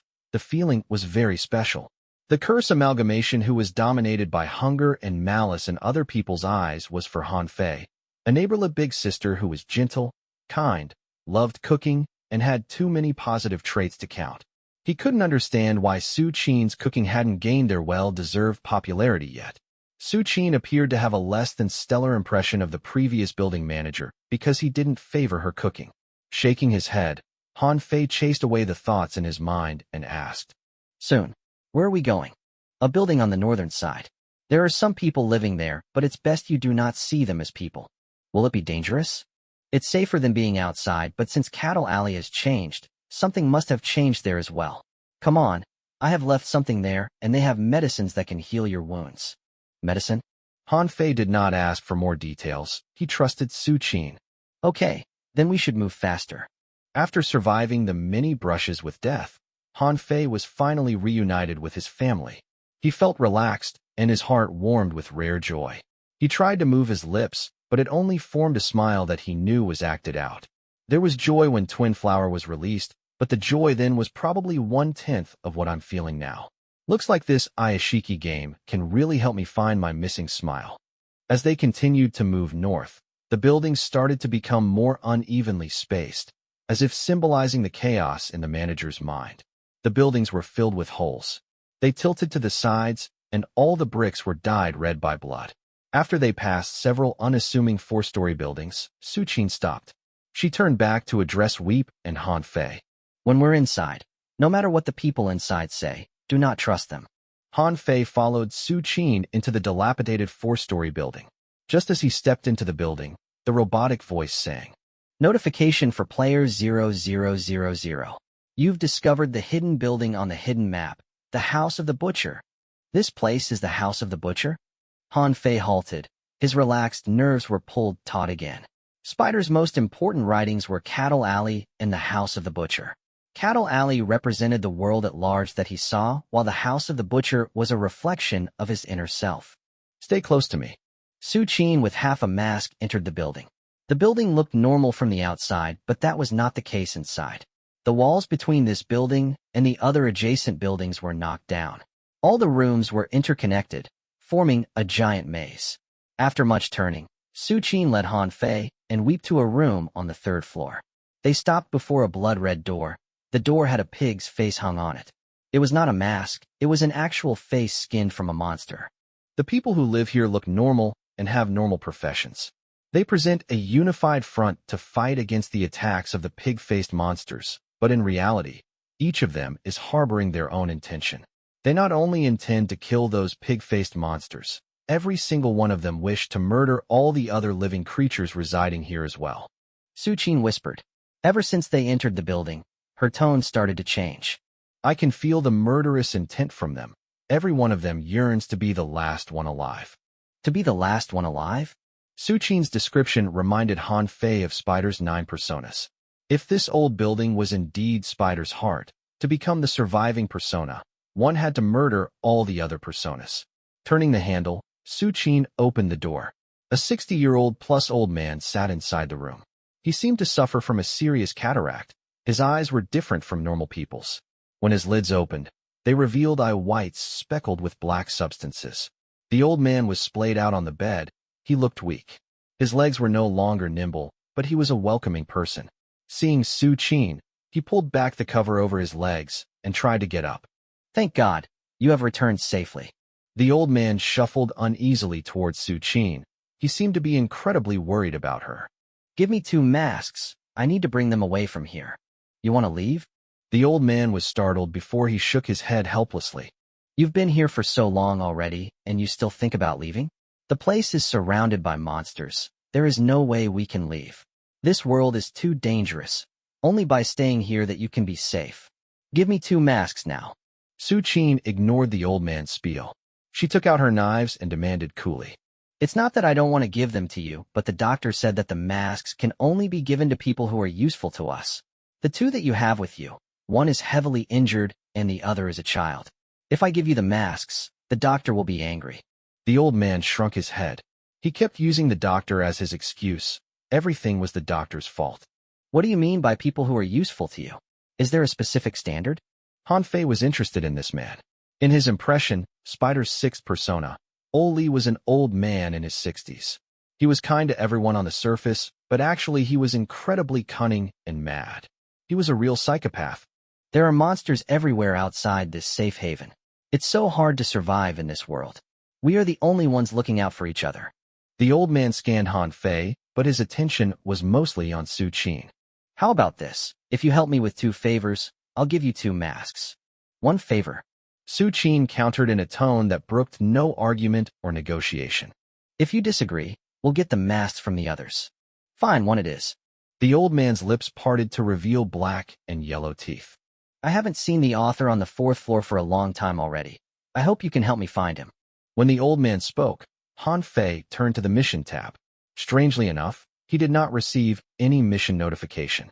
It felt like the old man's words wouldn't affect the system. Su Qin nodded, and then led Han Fei and Weep out of the room. When they were far enough away from the door, Han Fei pulled on Su Qin's wrist. Sis, I have an idea that I wish to discuss with you. Actually, we have a method that can allow us to get the masks faster. Leaning closer to Su Qin, Han Fei whispered. The old man is clearly lying to us. Instead of risking our lives to find the author, how about we cooperate to take down the old man instead? A trace of surprise crossed Su Qin's eyes as if shocked to hear that they had arrived at the same thought. Chapter 240. Notification for player 0000. Friendliness level with Su Qin increases by 1. Great minds think alike. Your relationship is now closer. When this notification appeared in Han Fei's mind, he knew that Su Qin was plotting the same thing he did. Sis, you're considering that too, aren't you? Su Qin put away her glinting table knives and glanced at Han Fei's injured arm.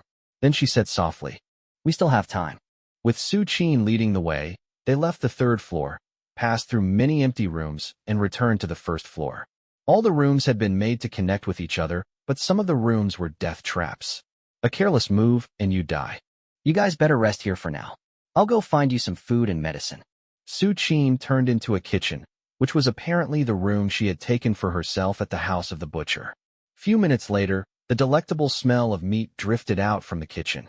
Han Fei's nose had been tortured by the nasty smell of putrefaction since he entered Cattle Alley. The delicious smell of food brought him to heaven. The freshness of ingredients determines the deliciousness of food. Unfortunately, I do not have many fresh ingredients here. Su Qin walked out from the kitchen carrying an iron basin. Her eyes were red, her fingers tapered and pale, her red skirt still dripping with blood. When a normal person saw a scene like this, they would turn and run lest they were made to join the food inside the basin. Han Fei, though, smiled brightly. He sat at the dining table obediently. Seeing the basin of meat, his mouth watered. With extremely high points in luck, plus the curse resistance to meat and cold steel brought upon by Midnight Butcher meant that Han Fei could enjoy Su Qin's food without worry. The thick meat stew inside the basin emitted a delicious fragrance. Using his free right hand, Han Fei quickly dug in. Seeing how gratified Han Fei was wolfing down the food, Weep licked his lips and took a bite of the meat out of curiosity. Weep was still in essence a child, even though his memory was dominated by despair. Now with Han Fei's help, his more childlike nature started to show through. Munching carefully on the food, Weep was pleasantly surprised to discover how delicious the meat was. Just as he was about to reach for a second bit, though, black curse started to show on his frail body. The meat that he swallowed appeared to have come alive inside his stomach. A growl could even be heard coming from the boy. With the help from Su Qin, Weep finally got the curse lifted from him. Holding his hurt tummy, Weep edged away from the dining table. He did not know what to think seeing Han Fei continue to shovel the curse-addled food down his gullet. So not everyone has the ability to enjoy Su Qin's cooking. Staring at the duo who sat around the dining table, Weep pulled the black snake who had been trying to crawl towards Han Fei and went to the side to play with it. Han Fei truly enjoyed the food. After he got the new profession, his desire for blood and flesh had grown tremendously. Thanks to the unique feature of Midnight Butcher, though, he would not lose himself in the search for food. Han Fei soon finished the whole basin of meat. Throughout the process, he did trigger the curse several times. It felt like his internal organs had been punched, but he showed no pain. He did not want to disappoint the chef. Thanks to the curse resistance and the fact that the curse on the meat itself wasn't that strong, Han Fei stomached all of them silently. After finishing the big basin of meat, the wounds on Han Fei's body had healed for the most part, and he noticed his curse resistance against flesh and meat-like objects had increased further. If he continued to work together with Su Qin, he might one day be fully immune to curse on meat-like objects. Sis, is this house yours? How did you end up having an asset inside Cattle Alley? Han Fei turned to stare at his own stomach. He had just engorged a truckload of meat, but he did not feel full at all. There are many different kinds of curses in my mind. One of them came from deep inside Cattle Alley. The female chef begged me to kill her and bring her away with me. At the time, I was not in control of myself. I dissolved her into part of my curse. Su Qin was different from normal spirits. She was a curse amalgamation. Her power level couldn't be gauged with the system that Han Fei was familiar with. Han Fei had not really considered this before. Now that Su Qin brought it up, he remembered that Spider's eighth persona was a female chef. The change to her psychology was only second to the writer.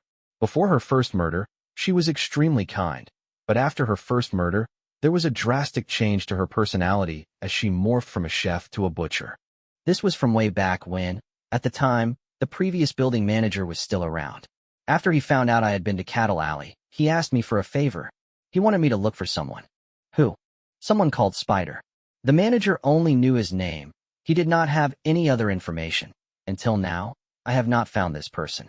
Su Qin put away the iron basin. After I killed the chef, I gained part of her power and also inherited her room in this building and her mask.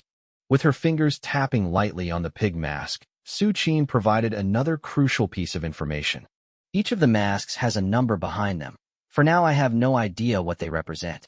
However, most of the residents here are collecting masks. Apparently, a reward will be given to the person who manages to find all the masks. Then what is the number behind your mask? 8. Su Qin admitted easily. This isn't a coincidence. The number on the mask denotes the different personalities of Spider. Han Fei stared at Su Qin's face while he was parsing another question in his mind.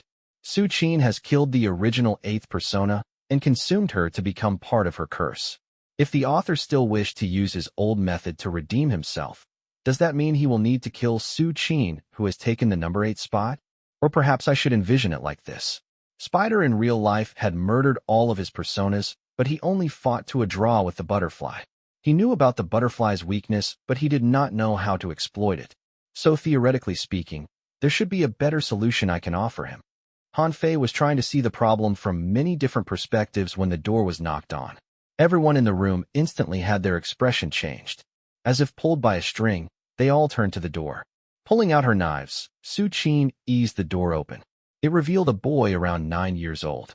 Normally, a child this age should be able to talk already, but the boy at the door appeared to be mentally challenged. He stammered for a long time, but was still unable to communicate his thoughts. Perhaps he was too nervous. In the end, he took out the paper and pen that he carried with him everywhere. He drew something and handed it to Su Qin.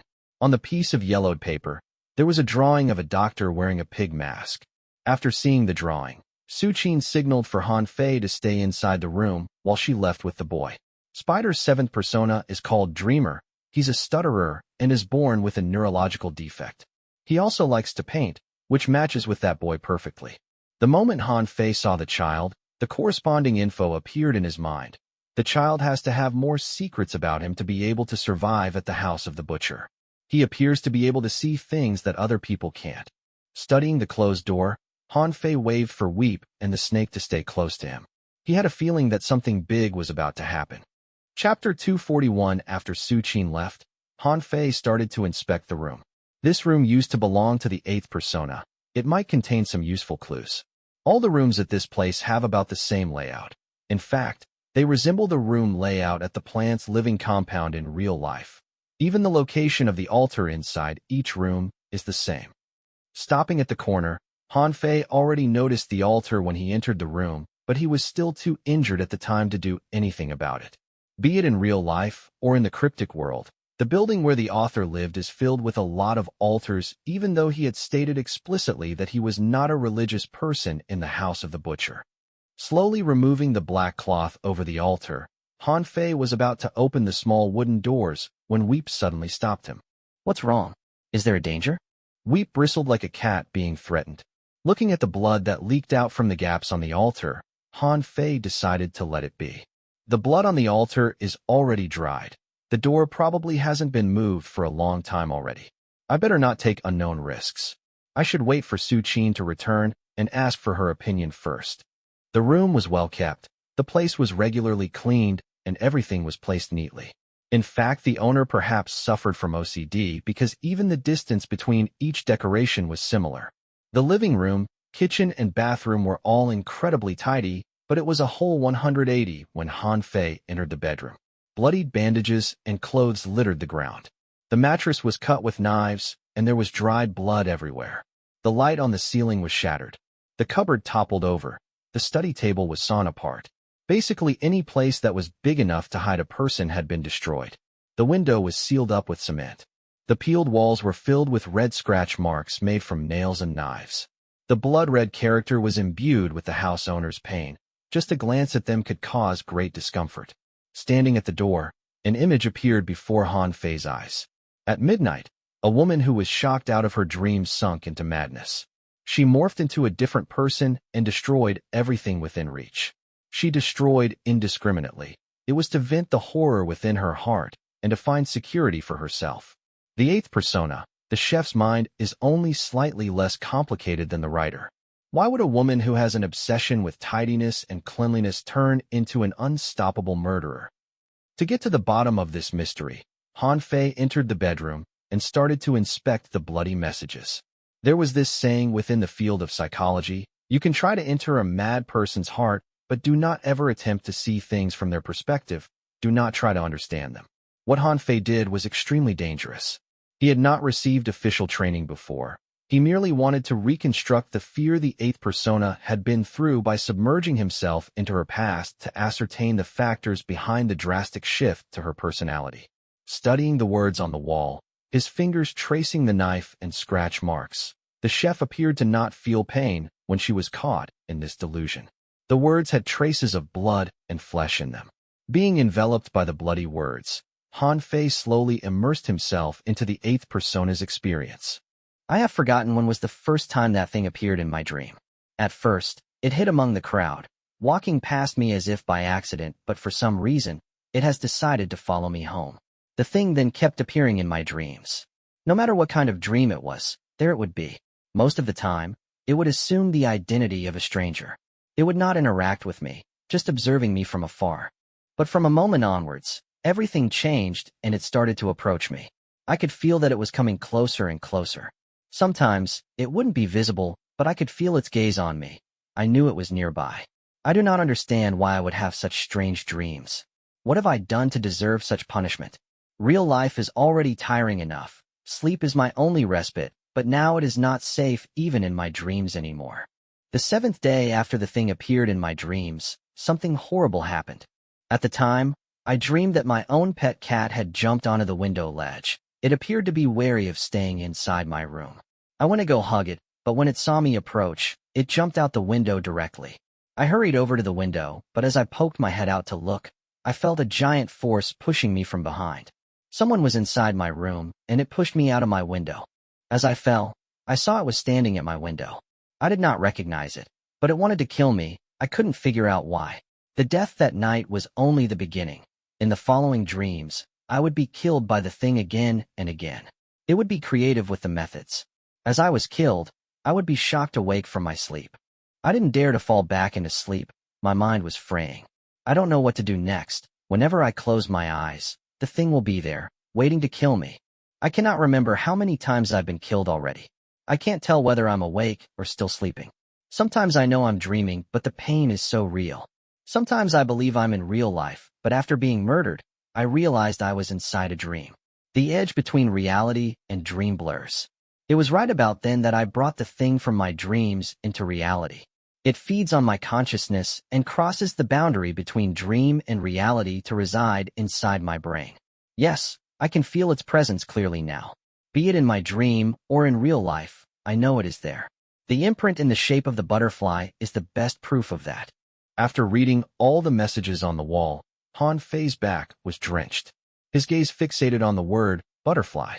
The it mentioned by the eighth persona is actually the butterfly. The butterfly wasn't something from real life, but came out from nightmares. Until now, Han Fei had no idea what butterfly was. So far, only Spider had encountered the real butterfly before. All of his 8 personas have died. Spider has paid such a huge price, so what has he gained over the butterfly? The clues hidden at the house of the butcher were far more numerous than Han Fei anticipated. The mysterious veil around the butterfly would start to peel off here. Chapter 242. Normally, one shouldn't put too weight behind the words of a fractured mind, but to get to know the butterfly better, Han Fei not only dissected the messages one by one, he planned to memorize every single one of them. When he was halfway through, the living room door opened and Su Qin walked in.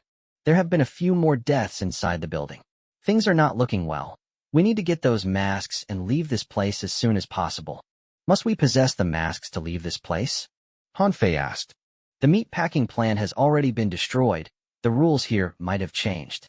No one knows who the manager of Cattle Alley is. He is the maker behind all the rules. As long as he is still alive, we need to obey his rules. Su Qin brought up something important. All the unique locations in the cryptic world had their own individual manager. If the manager was still alive, they controlled everything within their realm. They were the rule maker and the executor. No one knows the real identity of the manager? No one has seen him before, or rather no one has managed to survive an encounter with him. That should tell you how dangerous he is.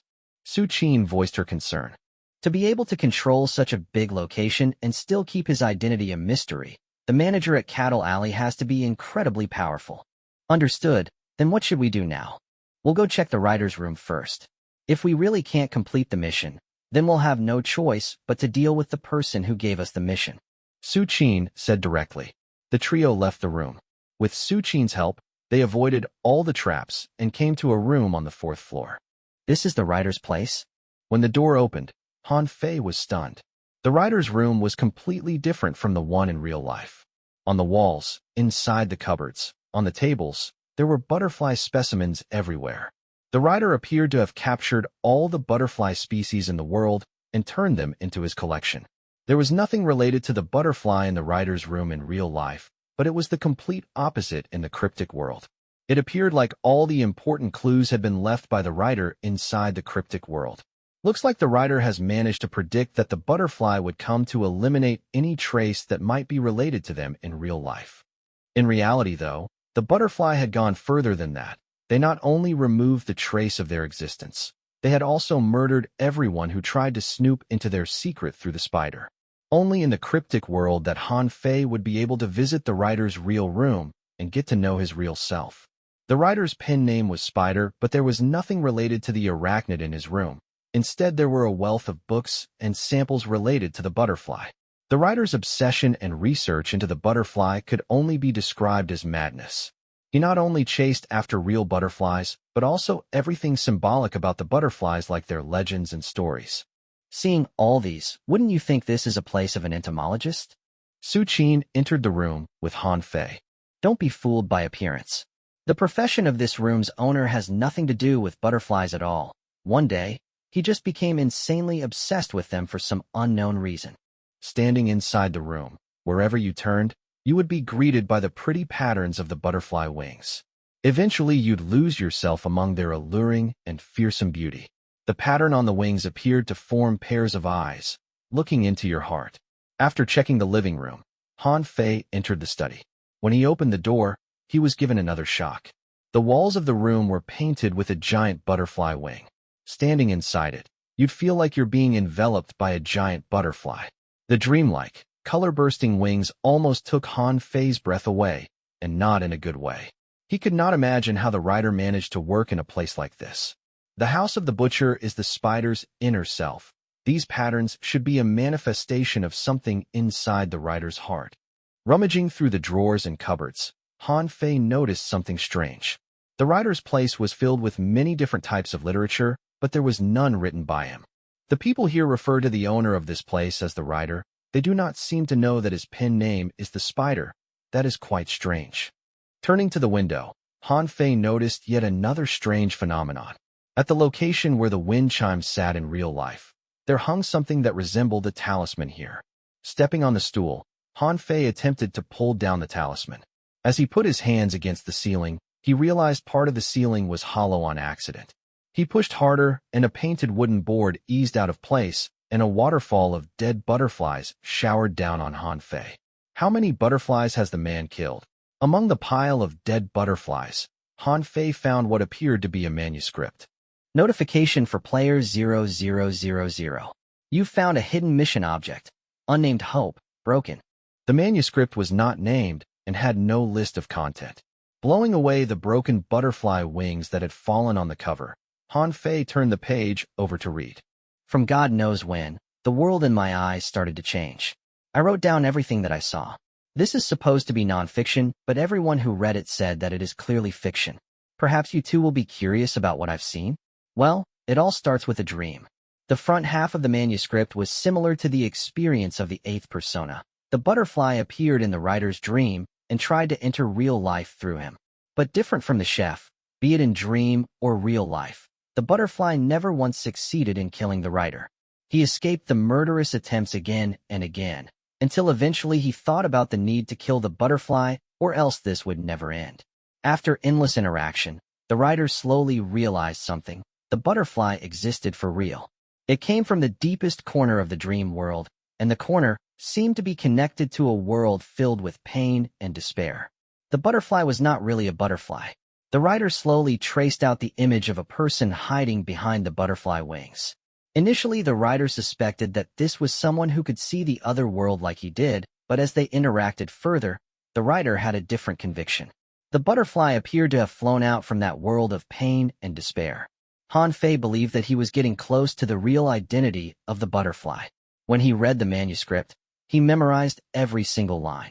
When the story reached its climax, Han Fei realized the most important later half had been torn off and taken away. Someone had been here before he did. It can only be the other personas who had done this. But who could it be? Now there were two choices placed before Han Fei: to kill all the personas to find the other half of the manuscript, or to share this secret with all the personas at the building. So, did you find anything? Su Qin pointed at her mask.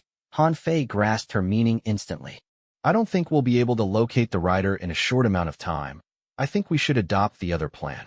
Chapter 243. The old man in room 301 was one of the oldest tenants at the building. He was kind and welcoming to everyone. Whenever any of the neighbors was in trouble, he'd be the first to help. Thus, he shared a good relationship with everyone. When people ran into him, they would greet him kindly by the term of endearment, Uncle Lee. Everyone had their own role at the building. Due to his age and experience, as well as popularity, everyone elected Uncle Lee to be the temporary building manager. Normally, the old man would be there to negotiate the issues between the neighbors and resolve conflict. If a new tenant wanted to move in, they had to get his approval first too. Uncle Lee's murky eyes swept the young man who stood in the middle of his room. He remembered the young man who arrived at the building with Su Qin. His name was Han Fei. Uncle Lee, my big sister has already done so much for me. I don't want to be a burden for her anymore. Is there anything else I can do at the building? As long as you are willing to give me a mask, I'll do anything you ask. Han Fei said shyly. He was not that social of a person. He did not dare to meet Uncle Lee's eyes even when he talked. Uncle Lee had a genial smile on his face. He had met a lot of people in his lifetime. He basically knew Han Fei's personality from his mannerism and words. The young man before him was introverted and was not used to socializing. He always kept his problems to himself. Honestly, I really want to help you too, but the problem is I'm not the decision maker at this place. Uncle Lee, I am very hardworking and I won't complain even if you give me the hardiest and dirtiest work here. Han Fei clutched the wound on his shoulder and looked at Uncle Lee seriously. This was the first time Uncle Lee had seen such sincerity and purity in one's eyes. With the protection of a big sister like Su Qin, it was understandable why this young man was like a gem which had not been touched by malice. Elation crossed Uncle Lee's eyes. For people born of malice, the purer the object, the more satisfactorily it would be to destroy them. Giving face to your sister, I'll help you this one time. The old man frowned like he was really thinking of a solution for Han Fei. Everyone here has their own responsibility to uphold. Do you have any work experience? Or have you worked in the past? Do you have any worthwhile skills? Han Fei was silent for a long time before saying, Even though I'm still young, I have a wealth of working experience. I started working at a convenience store. I showed great passion in my work and built a strong bond with my colleagues. After solving a great problem that my boss was facing, the boss was touched and it swore to be my best friend. We are now always together. Other than that, I know the importance of the need to continually improve myself, so while I work at the convenience store, I've been studying up on educational knowledge. Eventually, I was accepted by a school to be a teacher. I adore my group of students. They see me as their father figure, bringing them care and concern. Han Fei thought back to the jobs he had.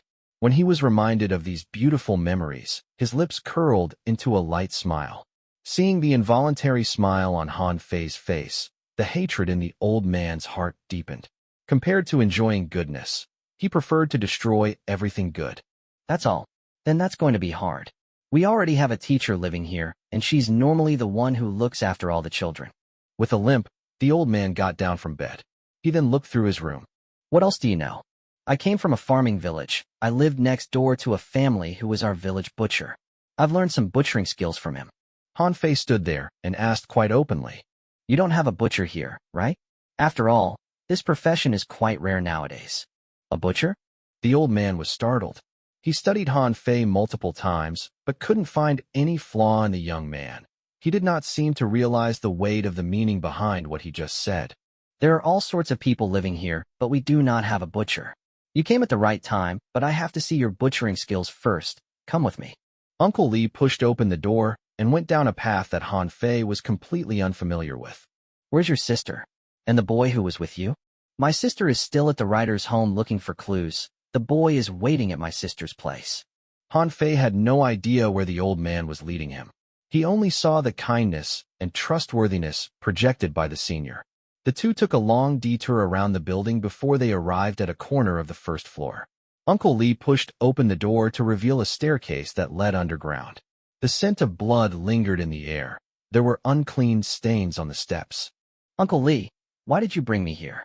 Han Fei showed clear reluctance of going down the steps. This is the place we use to slaughter our meat. This will be my test to you. After all, it's not often we meet someone who has the butcher profession. However, the old man knew very well that everyone at the house of the butcher was a butcher. They simply would use other more presentable careers to hide that fact. They would never announce that they were actual butchers. If you can pass the test, this will be where you work in the future. Uncle Li led Han Fei down the long stairs. The basement of this building appeared to be more complicated than the layout above ground. When they arrived at the second-floor basement, the old man opened a rusted door. A sturdy wooden table was placed in the middle of the room. A large basin covered with black cloth was seated on the table. You said you were a butcher, so you should be familiar with different types of meat. Go ahead and tell me what kind of meat is sitting inside the basin. The old man signaled for Han Fei to move to the table while he walked towards a steel cupboard that sat at the corner. Han Fei pulled back the black cloth. The basin was filled with prepared meat. The meat pieces had unique flesh patterns and smell. Han Fei frowned as he studied the meat. So, can you recognize it? As long as you can name the meat, you can stay, get a job, and acquire your own mask. The old man rummaged through the cupboard and asked without turning his head around. After some time, the old man finally found the thing he was looking for. He took out a rusted, dull blade from the lowest drawer. The spotted hand gripped the dull knife, and his face that faced Han Fei's back started to twist with hatred. I can't really tell, but I'm sure it belongs to some kind of animal. It looks familiar. Han Fei examined the meat closer. He did not seem to notice the old man who was slowly approaching him from behind with the knife. The kindness had completely gone from his face. Animal meat? The old man cackled. He flexed his muscles. Why don't you take a closer look? Are you sure those are animal meats? He inched towards Han Fei. The old man's lips cracked open to reveal yellowing teeth. Feel the layer of skin, and then touch your own skin. Don't they feel familiar? Just as the old man said that, he swung the blade at Han Fei. He moved at a speed that was different from his usual sluggishness. Han Fei, who was prepared, evaded the attack easily. The blade knocked into the edge of the basin. It rang noisily, but the old man didn't care. They were underground. Even if the young man screamed, no one was going to hear him. I'm sorry, but you're not qualified for the work. As a butcher, how can you not tell human meat at first glance? The old man's cunning cackle echoed in the basement. That's because some humans are no different from animals. Han Fei took out rest and peace from his inventory. I just want to look for a job. How come you people always make things difficult for me? It's the same at the convenience store, the school, and now here. The reason Han Fei did not attack the old man directly was because he wanted to test the old man, to see if he was the one who took off with half of the writer's manuscript. Ostentatiously, the old man was testing Han Fei, but Han Fei was testing the old man as well. If the old man passed his test, then he would share his secret with the old man. After all, Han Fei was not a cruel person. Most of the time, he only acted out of self-defense. I knew something was not right. Blood leaked out from the old man's murky eyes. The blood turned into a curse and changed the old man's body. But can a bladeless blade deal any damage? Why don't you let me chop you to find out? Han Fei sent the small wiggling snake into his ghost tattoo. His body was shrouded in light, energy. At the same time, footsteps came from outside. Su Qin and Weep, who had been following them, were soon to arrive at the scene. You are not the person I'm looking for, and you've exhausted your use. Holding the butcher's knife, Han Fei said with the same sincerity. Life is pain. Let me help you find eternal rest and peace. Chapter 244. The situation turned immediately. Han Fei's perfect acting had successfully fooled the old man. Even though the old man eventually caught on to the ploy, it was already too late. Han Fei also wanted to find a secluded place to deal with the old man, so Uncle Li had set the perfect scene for his own death. Before she appeared in person, the smell of blood already suffused the underground room. Su Qin, enshrouded in blood mist, appeared at the door of the butcher's knife, holding her table knife. The smell of blood curled into nostrils, and the sound of children crying echoed in his ears. The blood evoked the murderous intent in people's heart, while the crying dampened one's soul with deep melancholy and despair. The worst memory in the old man's mind began to surface. The scenarios that he had been trying to avoid confronted him. His expression became scarier and more twisted, his eyes overflowing with hatred. The darker side that he had been keeping hidden showed itself.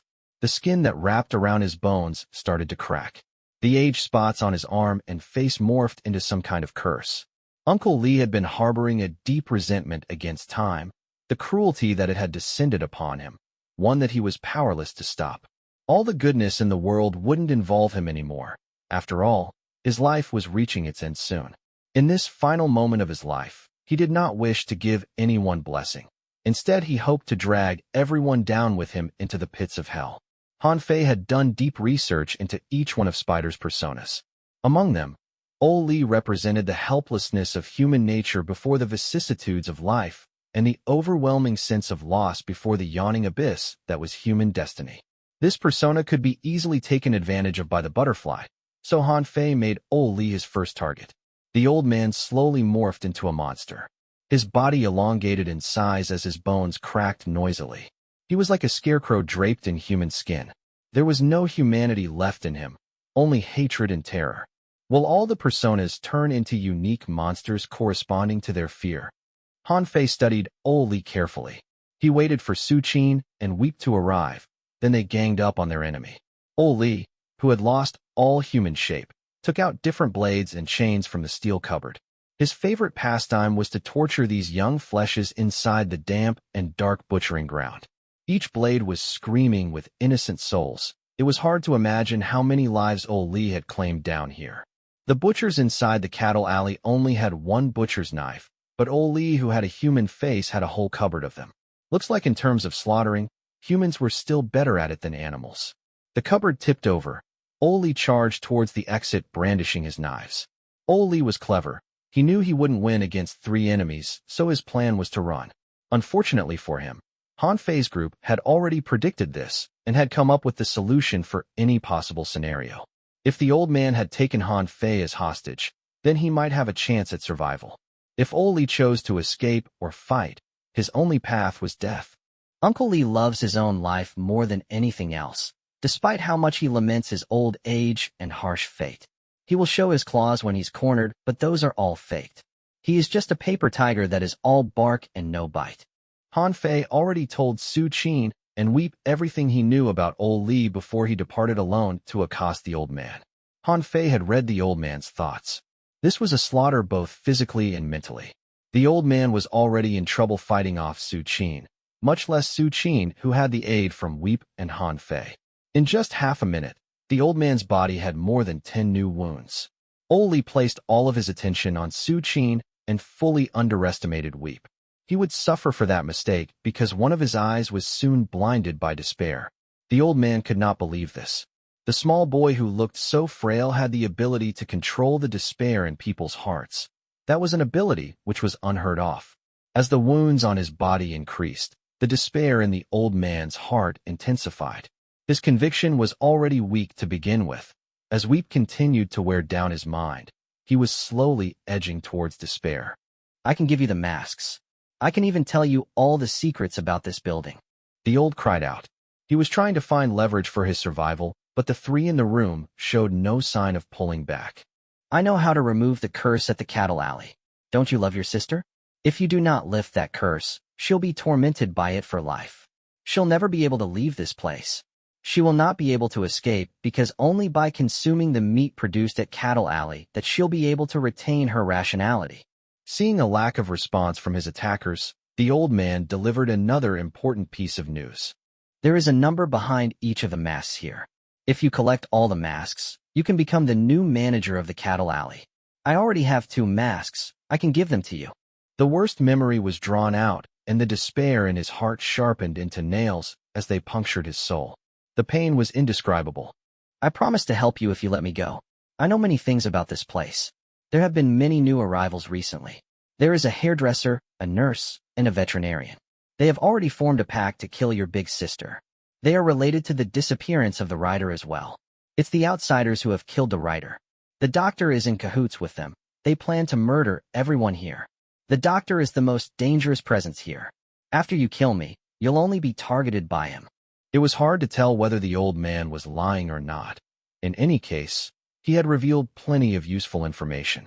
At least now Han Fei knew the writer's disappearance might have to do with the doctor. I'm telling you the truth. You can go and ask the dreamer. The drawings in the boys' room can prove everything I say. The old man realized Su Qin's attacks had slowed down. He assumed his words had gotten their attention. What he did not know was that Han Fei had sneaked behind him and aimed the butcher's knife at the back of his neck. The moment Han Fei locked onto his target, pairs of pale hands appeared around the hilt. The 3-inch blade, which was formed by the brilliance of humanity, slashed downwards. The blade reflected many human faces. They swore to help Han Fei forever. When the blade touched the old man's body, the shield of malice was forced back immediately. Rest in peace sliced through the flesh without any resistance. It easily severed Uncle Li's neck. The power of Dawn Butcher was activated. The more cruel Han Fei's target was, the sharper the blade would become. When the 6th persona's head fell to the ground, the blade made from humanity disappeared like it was never there to begin with. Malice and hatred exploded around them. Han Fei released the black snake from the ghost tattoo and had it consume all the negative energy. Outsiders have infiltrated into this building.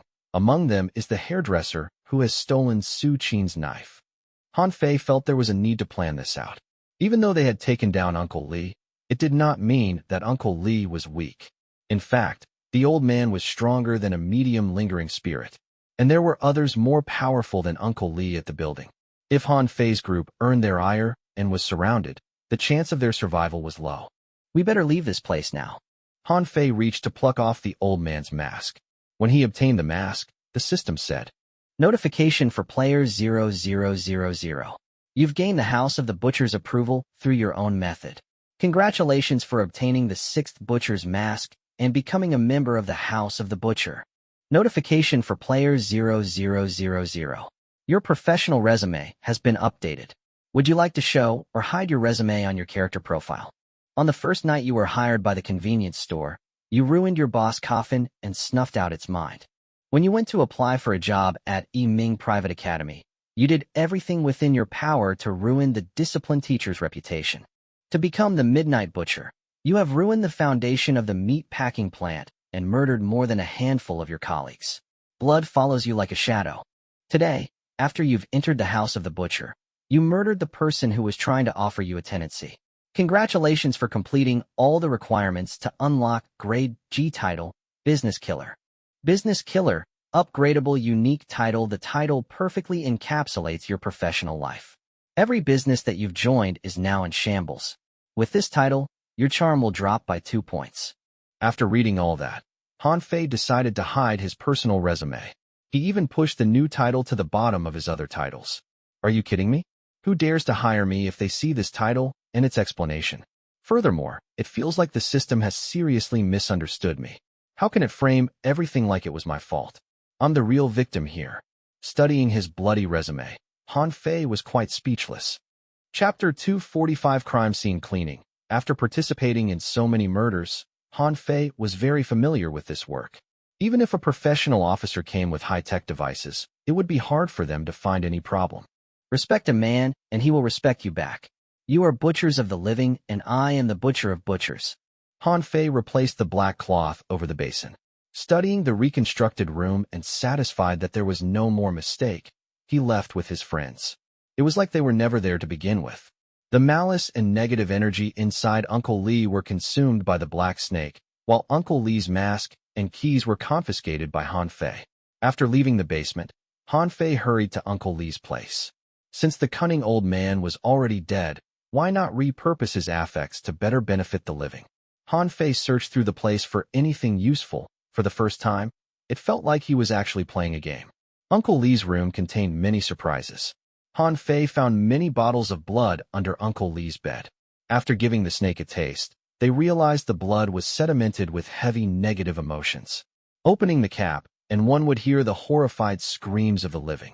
The sixth persona was twisted and dark. He liked to torture others. He probably collected all of the despair and pain and poured them into these bottles. Han Fei had no idea why number 6 collected these bottles. Perhaps it was to satisfy his twisted needs. In any case, they were useful to help Weep heal quicker.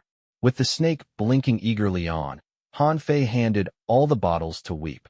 When he was dropped into the blood pool by the pig-faced monster, Weep was forced to face his most dreaded memory. Initially, the despair from his childhood was the support holding up his frail body, but now the boy had changed. Weep had been running away from his past, attempting to use time to mellow out the pain. However, what time did was freeze the pain. It did not go away. Time locked Weep in the past. Even though he was now under greater pain from before, the time that held him back was shattered. He walked over the broken pieces and was growing at enormous speed. After he drank the infused blood, the presence coming out from Weep became chillier. He was collecting various kinds of despair and then transmuting and coalescing them into a singular object. When he succeeded, Weep would have another breakthrough.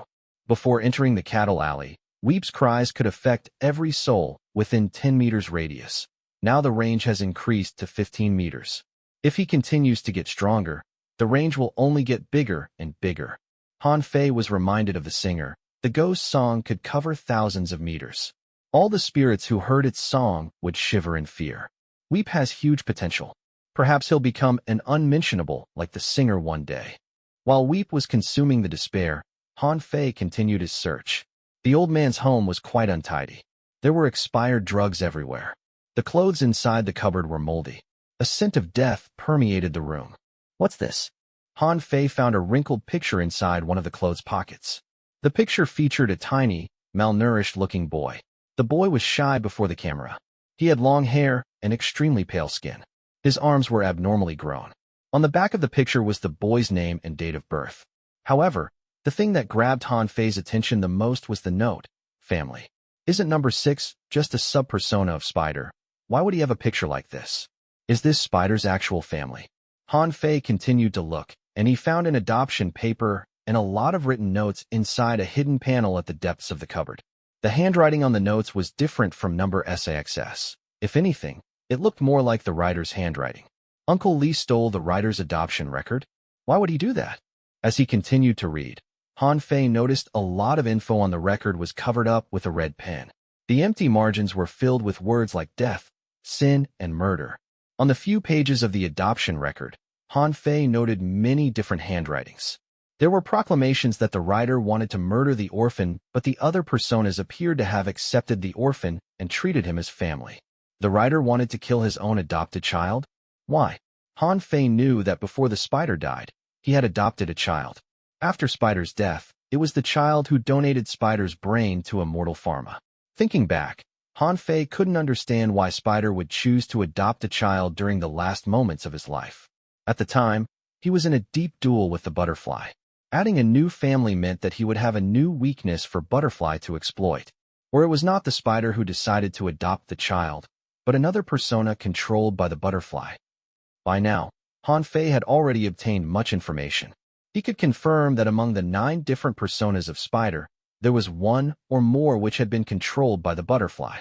With Butterfly's ruthless nature, they would not hesitate to turn Spider's personas against himself. I should pay attention to Spider's adopted child. He'll be a break in the case. After turning the old man's place upside down, Han Fei found nothing else useful.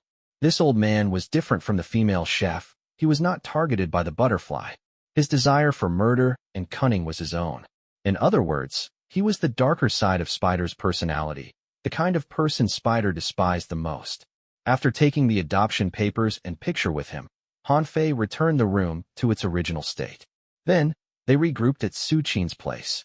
After briefing Su Qin and Weep with some details, Han Fei quitted the game at the corner of the bedroom. The blood world solidified and Han Fei removed the gaming helmet. His bloodshot eyes looked quite scary. The sun was coming up. Han Fei worked the kinks out from his muscle. Each movement brought him intense pain. The injury he suffered in the game was so real that Han Fei found the lack of pain quite disorientating in real life. He subconsciously kept his left hand close to his chest, like the bone was still broken. His head felt heavy and tiredness overwhelmed him. Han Fei stared at his simple gaming device and was reminded of the gaming hub he spotted at Huang Yin's home. Out of habit, he pulled out his phone to check his bank out, and then he sighed. The royalty from Twin Flowers hadn't arrived, and the salary from Thriller Novelist wasn't there either. Currently, he had around 200,000 renminbi in his account, most of which came from the police reward money. The most luxurious gaming hub costs around several millions. That's enough to buy a house in the old city. That is not something affordable by the common people. The explosive advancement in technology also brought with it many hidden dangers. It was like an iceberg floating at sea. Everyone was in awe of the majesty above water, but selectively ignored the suffering of the general public who was underwater necessary to keep the iceberg afloat. With the amount in his account, buying real estate was out of question. Making friends, finding love, these didn't interest him either. His only focus now was to survive in game, and his only material desire was to purchase a multi-purpose gaming hub so that he could game for a longer session. Lying in bed, Han Fei realized the cryptic world had its positive traits too. At least, the houses there were practically free, as long as you didn't mind the murders and potential haunting. After a quick rest, his body didn't feel so painful anymore. He only slept for an hour before he was woken up by the alarm. Before his brain kicked in, his body already climbed out from bed and headed into the bathroom. At 8:30 a.m. sharp, Han Fei arrived downstairs. Li Shui and one other plainclothes were already waiting for him by the cruiser. For the police, Han Fei was one of the biggest lures to catch the butterfly. They protected him to get close to the butterfly. Li Shui, did you guys find any concrete evidence regarding a relationship between Spider and Butterfly? Han Fei did not rest inside the car. Even though he was an actor, the questions he asked were those from a detective. Temporarily, we have nothing. All the files on Spider have been demolished. Li Shui looked at Han Fei's dark circles. Did you not have a good rest yesterday night? I had a very long nightmare. Han Fei gave an excuse and then pushed with another question. Did you know that Spider had once adopted a child? If possible, I would like to meet him. Chapter 246. Hearing what Han Fei had to say, Li Shui and the other officer were shocked. They only just found out about Spider's adopted son recently. This actor was better at intelligence collecting than most law enforcement officers. The situation with Spider's adopted son is quite unique. Li Shui said with clear difficulty on her face. There is no clear evidence linking him to the butterfly, so we can't subpoena him to talk to us. But we'll try our best to persuade him. Aren't you shooting a movie at Fuguay meatpacking plant? Sometimes, Spider's adopted son will go there, so you might run into him. The driving officer said. In fact, I believe he had returned there yesterday. Yesterday? Han Fei was instantly reminded of all the strange events that occurred during shooting yesterday. Did you find any suspicious person at the set yesterday? An old tenant living on the 5th floor admitted to placing the dead birds on the staircase, but he didn't do that to scare you. He is just very superstitious. He was doing some kind of ceremony. I've had a stern talk with him. He promised he won't interrupt with the movie shooting anymore. What about the strange feeling that the stunt actors reported? The thing about an arm pulling on their ankles. They appeared to have fallen under some kind of hypnosis. We found no one suspicious at the set. The officer told Han Fei everything to get Han Fei to feel safer at work. We've already requested our best psychologist to have a talk with them. The person who was behind the psychological hypnosis knows what they're doing. This matches Butterfly's previous MO. This proves that the butterfly is still following you and aiming to harm you. One last thing, when I jumped down from the 4th floor, I saw a figure inside one of the rooms. Did you find out anything about that? Han Fei remembered that scene clearly. He only shared a quick glance with the thing, and his back was already drenched in cold sweat. We can't find the figure you're talking about, but we did run into Spider's adopted son when we searched that particular building. He said he was just visiting his father's home. Really? Han Fei's interest in this adopted son deepened. This was someone who was heartless enough to sell his own adopted father's brain to a pharmaceutical company. When Han Fei arrived at the set, everyone was already in place. They all looked at Han Fei with respect. A comedy actor dared to attempt a scene where even stunt actors had to reconsider. Han Fei's leap had earned many people's respect. Compared to big celebrities, everyone thought the casually dressed and polite Han Fei was easier to approach. Greeting the crew, Han Fei entered the living compound. All the 9 actors were there. Everyone was studying their script, getting into character. Han Fei had already memorized the full script, so he spent most of his time studying the other actors, and then tried to apply Spider's subpersonas on them. It had to be said that director Zhang had a very good casting eye. Even though these actors were not the biggest stars in the country, they matched their assigned roles perfectly. Doing this movie was basically giving Han Fei a free chance to reconstruct the scenario from years ago, to experience what Spider did. While he tried to understand Spider, he would search for a new solution to the past problems. Ever since Han Fei met the 6th persona in the cryptic world, he had been bothered by something. Why had all the subpersonas which were killed by the writer appeared at the house of the butcher? However, the writer, the supposed killer of all the characters, was conspicuously missing. It felt like Spider had trapped himself inside Cattle Alley. I will help you shake off your shackles, don't worry. Gripping the script, Han Fei promised the writer. After witnessing the pig-faced monsters and the human meat packing plant at Cattle Alley, Han Fei gained a fresher understanding of sin in the Spider's heart. Now he was going to have to find Spider's kindness. He had chopped the half-heart that was rotten and filled with sin. His next goal was to locate the other half, which should be brimming with kindness. Cattle Alley was the stepping stone for Han Fei to take on the ziggurat. He had to use everything within Cattle Alley to improve his neighbor's power. Furthermore, Han Fei himself was quite intrigued by the hidden map. If he could complete Spider's dying wish, he might inherit half of the map like how he did with Yi Ming Private Academy. When a normal person accidentally wandered into Cattle Alley, their first and only concern would be how to escape alive, how to remove the curse put on them at Cattle Alley, but Han Fei's perspective was different. Half an hour later, the dressed actors entered the set. The cameras aimed at them. The scene would be taken from all angles so that not one good shot would be lost. The scene today involved all 9 personas as well. It was after the first night they spent at the living compound, and everyone suffered from nightmares. But some of the nightmares were real and others were fake. Some stayed awake throughout the night. Others had their lives marked by death in their sleep. The scene was shot in the day, and the 9 actors had to bring alive that oppressiveness inside the brightly lit room. Fear and anxiety crawled like vines. Everyone had their own agenda to pursue, but one of them only wished to murder everyone else. The moment the cameras rolled, everyone got into the required state. Han Fei, who sat at the corner, pressed the switch in his mind. At that moment, he was the writer. The subpersonas with different occupations started to share their nightmares from the night before. The line between dreams and reality blurred. They realized things from the nightmare were coming true. The atmosphere turned increasingly oppressive. The personas were slowly influenced by anxiety. After Bai Xian, who played the doctor, shared his nightmare, everyone turned to Han Fei. He rubbed the wound on the stomach of his finger. The pair of complicated eyes slowly lifted upwards. I dreamed that something was looking at me. It stood at the window of the opposite building, staring at me quietly. His eyes moved to the window, and Han Fei's eyes colored with shock. At that moment, standing at the window of the opposite building was a humanoid creature with an extremely pale face. This was the second time he encountered this thing at the living compound. The first time was when he did the stunt and jumped down from the balcony. His hands chilled. As Han Fei's eyes were drawn to the thing, the words felt like they were pulled out of his mouth. I can feel it getting closer to me. It will claw its way out from the nightmare and devise different ways to kill me. Chapter 247. I have forgotten when was the first time that thing appeared in my dream. At first, it hid among the crowd, walking past me as if by accident, but for some reason, it has decided to follow me home. The words seemed to be pulled out of Han Fei's mind as he stared at the thing in the opposite building. The ghost in the nightmare had escaped into real life. He was experiencing the same thing Spider once did. Han Fei really did not expect the enemy would return in this form. Everything felt like a planned coincidence. The Spider that he played stood at the same spot where the real Spider did, as they spotted the same ghost. Han Fei strayed from the script. In fact, Han Fei had no idea what he was saying. He kept his eyes on the pale face and the murderous intention in those eyes.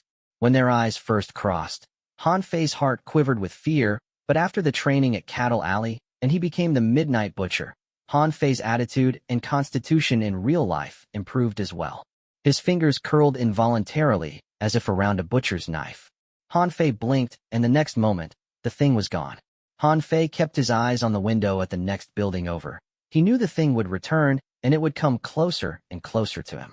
This layering of fear could grind down a person's mind, but Han Fei was strangely excited about meeting the thing in person. He wanted to kill the butterfly, be it in the cryptic world or in real life. Pulling his gaze back, when Han Fei looked at the other actors, they were looking at him differently. The scene continued to progress with Han Fei finishing his part. Then no one said anything to break up the oppressiveness in the small room until the director called for a cut. The shot was perfect. As the collective breath was released, they turned to Han Fei again. Why didn't you follow the script? Bai Xian paused before continuing, but I don't mean that as an offense. In fact, I think you've improved upon it. It was like they were the exact words Spider would have said to his other personas. That was amazing. And that gaze you shot towards the opposite building, the sudden change in emotion in less than a second. It was like you had seen an actual ghost. How did you do it? Director Zhang, who had been behind the camera, walked over. He too was shocked. First, indeed it was Han Fei's fault for not following the script. He came up with his own lines, but they sounded more natural than the ones in the script. The tone, the emotion, and the state when he said those words. Everyone felt like they were in the same room as the real Spider. What did I say earlier? Han Fei indeed encountered a ghost, but he was not afraid. When he saw the thing, the words were automatically pulled out of his mind. He couldn't recall them anymore. You don't remember? You were that into the character? Bai Xian was impressed. He did not think Han Fei was bluffing or lying. Everyone helped to set up the perfect scene. I suppose I got too deep into the character. If we have to redo the scene, I don't think I'll be able to repeat it. Han Fei then turned to glance at the window at the opposite building. The humanoid thing was not there. The next time it appeared, it would be closer to Han Fei, and Han Fei couldn't wait to meet it again. Brother, that was awesome. Since the start of the shooting, you've already contributed 2 iconic shots. I am confident you'll be one of those actors mentioned in future textbooks. Honestly, Bai Xian was quite jealous. Han Fei used his smallest part to contribute the greatest performance, and he was only 20 plus. The young man's future was immensely bright. Facing the waterfall of praises, Han Fei only smiled. He knew very well that his acting wasn't good enough to provide any iconic scene. He had help from an actual ghost. While they took a break, Han Fei immediately approached the police. He carried a few lunch boxes to find the team and hoped that Li Shui would accompany him to investigate the building opposite from Spider's building. I saw that thing inside this room. Han Fei pointed at a door when they reached the 4th floor. The door handle and lock are covered in dust. This place has been vacant for a long time already. Are you sure about this? Li Shui called her colleague, and she soon got the info on the tenant of this room. The owner of the room died a long time ago. Opening the law enforcement app, Li Shui wanted to use the special tool to unlock the door, but the door wasn't locked at all. They opened the door, and there was only a pile of smelly trash inside the room. Han Fei walked over to the window, to the spot where the ghost appeared. He then looked out the window at the movie set. When would it appear next? Would it appear beside my bed when I'm in game? Since there was no discovery, Li Shui urged them to leave. As Han Fei moved towards the front door, he accidentally caught a mirror placed at the corner of the balcony. Everything was dusty in the room except this mirror. When I jumped down from the 4th floor, I saw a mirror as well. Could the ghost thing be related to mirrors? Han Fei shared his suspicion with Li Shui. The latter put on gloves and took the mirror away as evidence. They would perform tests on it to see if they could find anything. Due to this new discovery, Han Fei wanted to stay longer, but Li Shui's phone rang. It was her colleague telling her Spider's adopted son had arrived at the living room. Han Fei, you've been meaning to meet the Spider's adopted son, right? He's now at the building where your movie is shot. This timing of his sure is suspicious. Han Fei exited the room where the ghost appeared. When he reached the stairs, he glanced up. There was nothing there, but Han Fei felt like there were eyes following him behind each of the closed doors. All right, let us go see that child who has sold the brain of the person who raised him. Han Fei and Li Shui arrived at the set. They were quite at ease with each other, but the others were shocked. Why would a female officer be tagging along beside an actor? The other actors had their assistants following them, but this actor was always accompanied by the police. Please make way. As they entered room 401, Han Fei met Spider's adopted son for the first time, and it was inside Spider's bedroom. Before the child met Spider, he was an orphan like Han Fei. More coincidentally, he and Han Fei had both stayed at Happiness Orphanage. Knocking on the half-open door, Han Fei's eyes wandered over to the man, or perhaps more fittingly, the boy sitting beside the table. The man's actual age was around 20, but he had a very young face. His skin was scarily white like they had been bleached. His arms were longer than normal, and he wore a whole set of clothes in black. When Han Fei entered, the boy-looking man was closely studying the wind chime hanging by the window. What are you looking at? Han Fei closed the door to allow him some privacy with the man. Hearing the question, the young man did not turn around, but he did answer. I'm looking at my father. Shush, keep it down. He's talking to me. Chapter 248. Your father is inside the wind chime? Han Fei had dealt with many strange characters. If anything, he was more familiar dealing with these people compared to normal individuals. He even had his own system to determine what kind of attitude he should adopt based on how crazy the other party was. He spread his ashes into the wind, so whenever the wind chime rings, his soul will start to communicate with me. The man with pale skin looked at the wind chime, as if reminded of something. The face that was too young for his age colored with regret. Looks like you love your adopted father a lot. Yes, I'd come back here to talk to him whenever I have time. Then why did you sell his brain to Immortal Pharma? Han Fei was not that much of a chatter. The main problem was he had the habit of cutting to the chase in conversations. The man's head slowly turned around to look at Han Fei. Who are you? My name is Han Fei. I'll be playing your father in the movie Thriller Novelist. Han Fei looked around. After making sure the man wasn't armed and there was no hidden danger, he walked forward. Your father is the most complicated person I've met. His mind is like the sea. Every time I try to emulate his emotions, I would feel like I was swept away by that raging sea. No one will be able to bring his character justice. The man said confidently. Really? Even if there are 9 of us each playing a side of his persona? That might fool the public, but the 9 of you won't be enough to recreate the real him. The man turned back to the wind chime. That is not something that can be done through acting. Those who never experienced it will never understand. Experience? What kind of experience are you talking about? Han Fei paid attention to every word the man said. This rather strange man was Han Fei's most important way to get to know Spider better. I respect my father a lot, and he loves me too, but, in the past, he has tried more than once to kill me. A smile unsuitable for his age appeared on the man's face. Does that not sound absurd? But that is the truth. The man's words reminded Han Fei of the adoption papers he found at the house of the butcher. There were many notes on the margin. Among them were striking words like death and kill. I've seen him masterfully butcher livestock. I've seen him easily take down a man much bigger than he was. I've seen him lock himself inside a small cupboard to cry. I've seen him holding a knife or a pen while looking menacingly at my neck. The first time he wanted to kill me, I still didn't understand what death was. I couldn't tell what his reasoning was. But I didn't blame him. He wanted to kill me, but he was also the one who protected me. Father has many different personas. There is only one of them who wants to kill me. The rest of the time, he loves me a lot. The man sounded detached when he told his story. It must have been hard to live with a schizophrenic person like Spider, but there was no blame in the man's voice. If anything, there was only sweet memories. You don't blame him even if he tried to kill you? Han Fei wanted to see into this man's heart. In your eyes, Father is nothing more than an author with schizophrenia.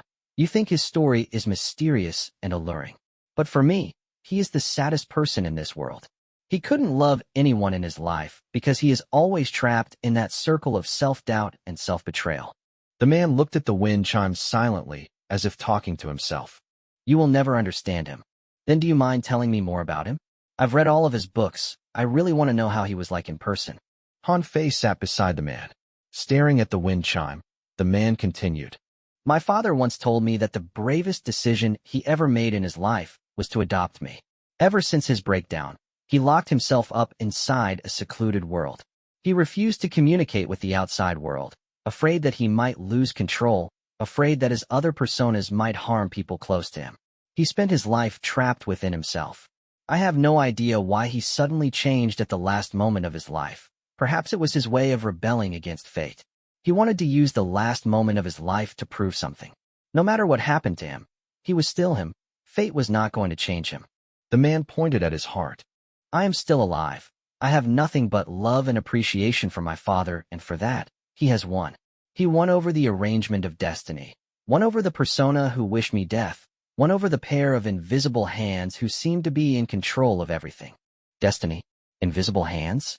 A suspicion slowly rose in Han Fei's heart due to the man's words.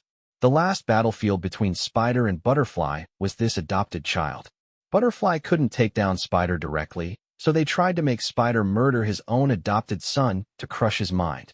The deaths in the adoption paper had the same handwriting as the one inside Spider's manuscript, but clearly they were not written in the same mental state. In other words, by the end of his life, Spider perhaps was not so in control of himself anymore. Or maybe something was controlling him. Did your father tell you anything else? Have you heard the term, butterfly from him? Butterfly? The wind suddenly moved the wind chime. The man closed his eyes, and his pale face appeared to grimace in pain. The loose black outfit was like a mourning shroud. He did not answer Han Fei's question, but sang some unknown song following the ringing of the wind chime. Then he stood up and prepared to leave. One can't mention that word inside this building. I'll be honest with you. I've already been targeted by the butterfly. Like your father, I too wish to kill the butterfly. Han Fei stopped the man. I have no other choice. The thing has crawled out from the depth of nightmares. It is getting closer and closer to me. In fact, I've just seen it 10 minutes ago. The man subconsciously stepped away from Han Fei, and then he shook his head. Impossible. Other than my father, no one would be alive after seeing it. No one has the power to make it appear. I have no idea how things got to this stage. Initially, I was just invited to join a movie project, but I ended up accidentally helping the police solve the human jigsaw case from 10 years ago that appeared to anger the butterfly. Then the enmity deepened further after I solved the case of foretold deaths at Yiming Private Academy and snapped one of its wings. Han Fei stared at the young man's face. The terror and fearlessness he garnered from the cryptic world poured out. I'll put it like this. Your father had fought bravely with the butterfly, but it only ended with a draw. However, me and my friends, we've already won the butterfly once. When Han Fei said that, his presence was completely different from before. The scent of blood appeared to ooze out from him. There appeared to be a devil hiding under the man's gentlemanly surface. He gave Spider's son less the impression of an actor, but more of a killer. The man's face paled even more. He thought for a long time before he turned around. Since you can see it, it can only mean that you are going to die soon. I don't know how to help you. Father never told me anything. The only thing he said on his deathbed was... The man looked at Han Fei. He said I am the butterfly. I was the reason he couldn't win the butterfly, and I was also the reason he won't lose to the butterfly. Until now, I have no idea what he meant by that. Perhaps the thing that troubled him once crawled into my brain. If he wished to destroy it, then he had to kill me, and killing me would have caused him to lose. Han Fei memorized everything the man said. When Spider met Butterfly, this man was still a child. He was Butterfly's pawn, Spider's battlefield. The man had no idea the war that waged over him, but his words did help inspire Han Fei. The butterfly is best at manipulating humanity. I need to make sure this doesn't happen to me. From the tussle in the mind to the accidents, in real life, Han Fei was reliving Spider's past. In the cryptic world, Han Fei was cursed by the tenants of Ziggurat, the place of origin for Butterfly's followers. In real life, the humanoid shadow was slowly encroaching. Butterfly rarely went to such lengths to punish someone. They were not worth the time. Perhaps only Spider, Han Fei and Huang Yin had such privilege. Looks like I have misunderstood you, but I still don't understand why you would sell your father's brain to Immortal Pharma. This was the kind of transaction that was extremely rare. The brain was the most mysterious part of a person's body. It hid all the secrets. Father is the cleverest person I know. So clever that even after he got sick, he could still coexist with his other personas and function like normal. But he knew his brain was different from normal, and he knew I wouldn't be able to protect it, so he paid a visit to Immortal Pharma before he did. The man stared at the wind chime. Everything was Father's decision. I was merely carrying out his last wish. Walking past Han Fei, as the man left the room, he mumbled as if to himself, I hope you'll live. Father once said, that thing has no weakness, but the more fearful you are of it, the stronger it'll become. The man's words reminded Han Fei of Jin Sheng's advice. The more fearful you showed yourself at the ziggurat, the smaller your chance of survival. Don't worry, I'm not so easily scared. Han Fei waved at him. You also need to take care of yourself. By the way, I still haven't got your name. It is Wu Zue. It means my sin. It's a name my father has given me. He didn't have me take his surname afraid that I might inherit his bad luck. Then the pale-skinned man disappeared down the corridor. Chapter 249. Han Fei's eyes never left Wu Zue's back as he took out his phone from his pocket. The recording function had been left open. He repeated that statement by Wu Zue several times. He said I am the butterfly. I was the reason he couldn't win the butterfly, and I was also the reason he won't lose to the butterfly. Spider's life was free of any ties until Wu Zue's appearance. He both wanted to kill and protect this child. The complexity of schizophrenia was fully manifested in reference to this child. Wu Zue, my sin. Han Fei had no idea why Spider would give the child such a name. In fact, there were still many things about the writer that he did not understand. Looks like I'll have to meet the writer in person in the cryptic world to get down to the truth. However, I did get some valuable information today. Spider did not lose to Butterfly. One of the biggest reasons was he stayed true to his principle. Spider's life was incomplete. He lacked love and protection. Based on Wu Zue's statement, Spider did not dare to love and had nothing to protect. He was like an observer standing at the crossroads of different worlds. He observed everything with detachment. It was how he managed to come up with books like The Cattle Alley. However, with Wu Zue's appearance, Spider started to reassess himself. The scale that carried the two worlds in his eyes started to tip. It was because of Wu Zue that the House of the Butcher came into being. The first book is about the world viewed from without, and the second book is the world viewed from within. Holding his script, Han Fei stared at the empty corridor. He tried to see things from Spider's perspective. Spider did not kill the butterfly, but he did not harm his own son either. Perhaps from the perspective of a father, not losing meant winning. When the wind chime rang, Han Fei put his phone away. Like Wu Zue, Han Fei stared at the wind chime silently. He was suddenly reminded of the writer's room in the cryptic world. Just to give it a try, Han Fei pulled over a chair, stood up, and his hands searched the part of the ceiling around the wind chime. Han Fei found a well-hidden compartment. If not for something being hidden inside the writer's room in the cryptic world, Han Fei never would have suspected something would be there in the real-life variation as well. Removing the board, instead of a shower of dead butterflies, there was only a black and white picture inside the hidden compartment. There were 10 chairs placed around the table, and the table had 10 dining sets, but there were only Spider and Wu Zue in the picture. They were seated at opposite ends of the table, looking at each other. Can this count as a family portrait? In real life, Spider's manuscript wasn't found inside the hidden compartment, but only this picture. Han Fei wiped away dust on the picture, and he noticed each of the chairs was numbered. Most of the number was crossed out. The ones that were not were 3, 5, and 9. Number 3 is the doctor, 5 is the teacher, and 9 is the reader. Is this a hint that Butterfly is hidden among one of them? There was also another possibility.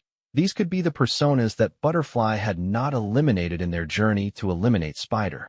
In any case, Han Fei personally leaned towards the former. The picture was a huge clue for Han Fei. When he returned to the cryptic world, he would focus on these 3 personas. Han Fei kept the picture with him. Han Fei returned to the set because the break was already over. As his understanding of Spider grew, Han Fei's character became even livelier. His character was only a small one in the movie, but the whole center had started to move towards him. Han Fei, the actor, had something mysterious and alluring about him. When he was in the character, he presented not a one-dimensional persona that appeared before the camera as a whole world shrouded in darkness. As the sun set, the wind chime on the 4th floor rang again and the tenants started to lock their doors. For them, this wind chime was a sign of misfortune. Han Fei, who never worked overtime, left with the police after notifying Director Zhang. On the way home, Han Fei asked Li Shui to teach him how to use a knife. However, in today's society, even the police rarely used cold steel. Their training focused mainly on how to disarm the enemy, so Li Shui couldn't provide much help. Instead, she taught him more advanced fighting skills. With soul-depth touch, Han Fei could have physical contact with spirits, so close-quarter combat skill was very useful to him. Han Fei reached home at around 8 p.m. He inspected every corner of his room. After ensuring there was no outsider, he locked the door and windows. After searching for knife-wielding videos online, Han Fei ordered a set of blunt, heavy knives. They couldn't be used to harm people. They were mostly for practice. With the fridge stuffed with water and compressed food, as well as various weapons stored around the house, Han Fei's guests wouldn't think this was the home of an actor, but more like the house of an apocalypse prepper. At midnight, after connecting all the wires, Han Fei laid in bed and put on the gaming helmet. Blood enveloped the world and Han Fei's consciousness was yanked out of his body. The delicious smell of meat woke him up. When Han Fei opened his eyes, he saw the bloody floor, and several gazes turned to look at him. "Boss." Drake was sitting on the ground. The blood on the store uniform that he wore had turned from red to black. Bite marks and scratches were visible on his skin. Li Zai laid down beside him and hugged Weep's urn. His thin body had several new wounds. The blood on his body had dried, forming a thin layer of black armor. It was clear that these two had gone through many battles for the past few days. Bloody was not enough to describe their state. "How did you two reach this place?" Han Fei reached to hold Drake's hands. He was worried about them. His original plan tonight included going out to find them. "We were actually loitering at the outer limit of the alley, but the number of monsters suddenly skyrocketed yesterday. We had no choice but to run deeper into the alley to escape from them. Just as we thought it was over, she arrived to help us." Li Zai nudged his lips towards the kitchen, as if warning Han Fei of the woman who called the kitchen her home. He was afraid of Su Qin. "She went out to find you guys after I left yesterday?" Han Fei was shocked. But then Su Qin had also once rescued Meng Xi's grandson. So she was quite nice towards her neighbors from Happiness Neighborhood. "I initially refused to follow her, but I was no match for her." Li Zai picked up the urn. "A lot of lingering spirits and negative spirits are collected inside the urn. Even though everyone has been injured, we've improved quite a bit as well. The monsters at the alley have some kind of unique negative energy on them. They're extremely cruel and brutish. This place is like heaven for my younger brother, Li Hua. He had feasted all along the way. I believe you wouldn't be able to recognize him now." Li Zai and Li Hua shared a body. The big brother was the brain, the younger brother the brawn. Hearing that, Han Fei turned to Drake. The latter understood his meaning instantly. A beast aspect appeared in his single eye. With the buff from the beast aspect, the presence from Drake became more brutal and oppressive. Being stared at by the single eye for too long, and one's mind would be disrupted. All of his colleagues and neighbors had increased in power level. Taking in Drake and Li Zai's new state, Han Fei felt much better. Finally, it feels like I am playing an Iyashikei game. Chapter 250. "By the way, I've been curious, what is your relationship with that scary woman? I noticed that when you first left Happiness Neighborhood, it was with her too." Li Zai still remembered the details. "She walked you to the gates of the neighborhood, and then stopped. It felt like a mother sending her son to school for the first time. Both of you looked quite nervous." Seeing the veins popping on Han Fei's forehead, Li Zai quickly changed the subject. "I'm just saying you two have a very good relationship. Are you two actual siblings?" "We're just neighbors. She has once saved my life. That's all." Li Zai looked simply disappointed. He pressed. "You ventured into such a dangerous place for her, and she purposely went out to search for us for you. Even though she emits scariness, she has a good heart. But most importantly, she is incredibly powerful, is a good cook, and is pretty on the eyes. What are you getting at? If I encounter such a perfect woman in this despairing world, I would do anything within my power to be with her, to latch onto her, and never let go. Have you eaten too much curse from the pig-faced monsters?" Han Fei believed Li Zai was just joking. The brothers had completely different personalities. The older brother, Li Zai, was quite a chatterbox and carried misfortune like a badge. He had once expressed the interest to have Huang Yin as blood brother. The younger brother, Li Hua, Han Fei had lesser interaction with. Han Fei's only impression was that Li Hua preferred to use fists than words. Either he'd die or the enemy would. "I'm only saying this for your own good. Perhaps this solution might lessen the despair on both of you. I'd suggest you to focus on healing your wounds." Before Li Zai finished, Han Fei looked around. "Is Su Qin not here? Do you think I'd dare to say these things if she's here?" Li Zai crawled up from the ground. "After she brought us back here, she was summoned away by a kid. He was a stutterer and had a hunchback. He didn't look like a good person. Dreamer?" Han Fei had no idea why Spider's sub-persona would come to find Su Qin, but he had a feeling that something big was about to happen. "The kid came with a drawing. Su Qin left after she saw the drawing. Drake offered. Compared to Li Zai, Drake was less frivolous. For example, he kept the drawing for safekeeping. He took out the drawing from his pocket and handed it to Han Fei. There were many stick figures on the painting. 2 of them were red, the rest all black. One of the red stick figures held 2 table knives, and the other red stick figure wore a chef's hat. They were surrounded by the black stick figure who attempted to yank the woman with the chef's hat out of the other woman's body. After Su Qin killed Spider's chef persona, she inherited her curse and mask. Dreamer's drawing is trying to say that someone wishes to yank the chef's curse out of Su Qin. The meaning of the drawing wasn't that important. The important thing was someone was trying to harm Su Qin. We can't stay here anymore. We need to go and find the dreamer. Han Fei had seen Spider's family portrait in real life. In that picture, Han Fei believed that the personas other than the reader, the doctor, and the teacher were innocent. Thus, what Han Fei needed to do now was to gather the other personas around him and prevent the tragedy from happening again. Are you sure we should go out? Before Su Qin left, she warned us to stay inside this room no matter what. She even stressed that we should definitely make sure that you stay put. Li Zai turned towards Weep and Drake. She has indeed said that. Su Qin has gone with Dreamer once before, but that time she didn't give such warning.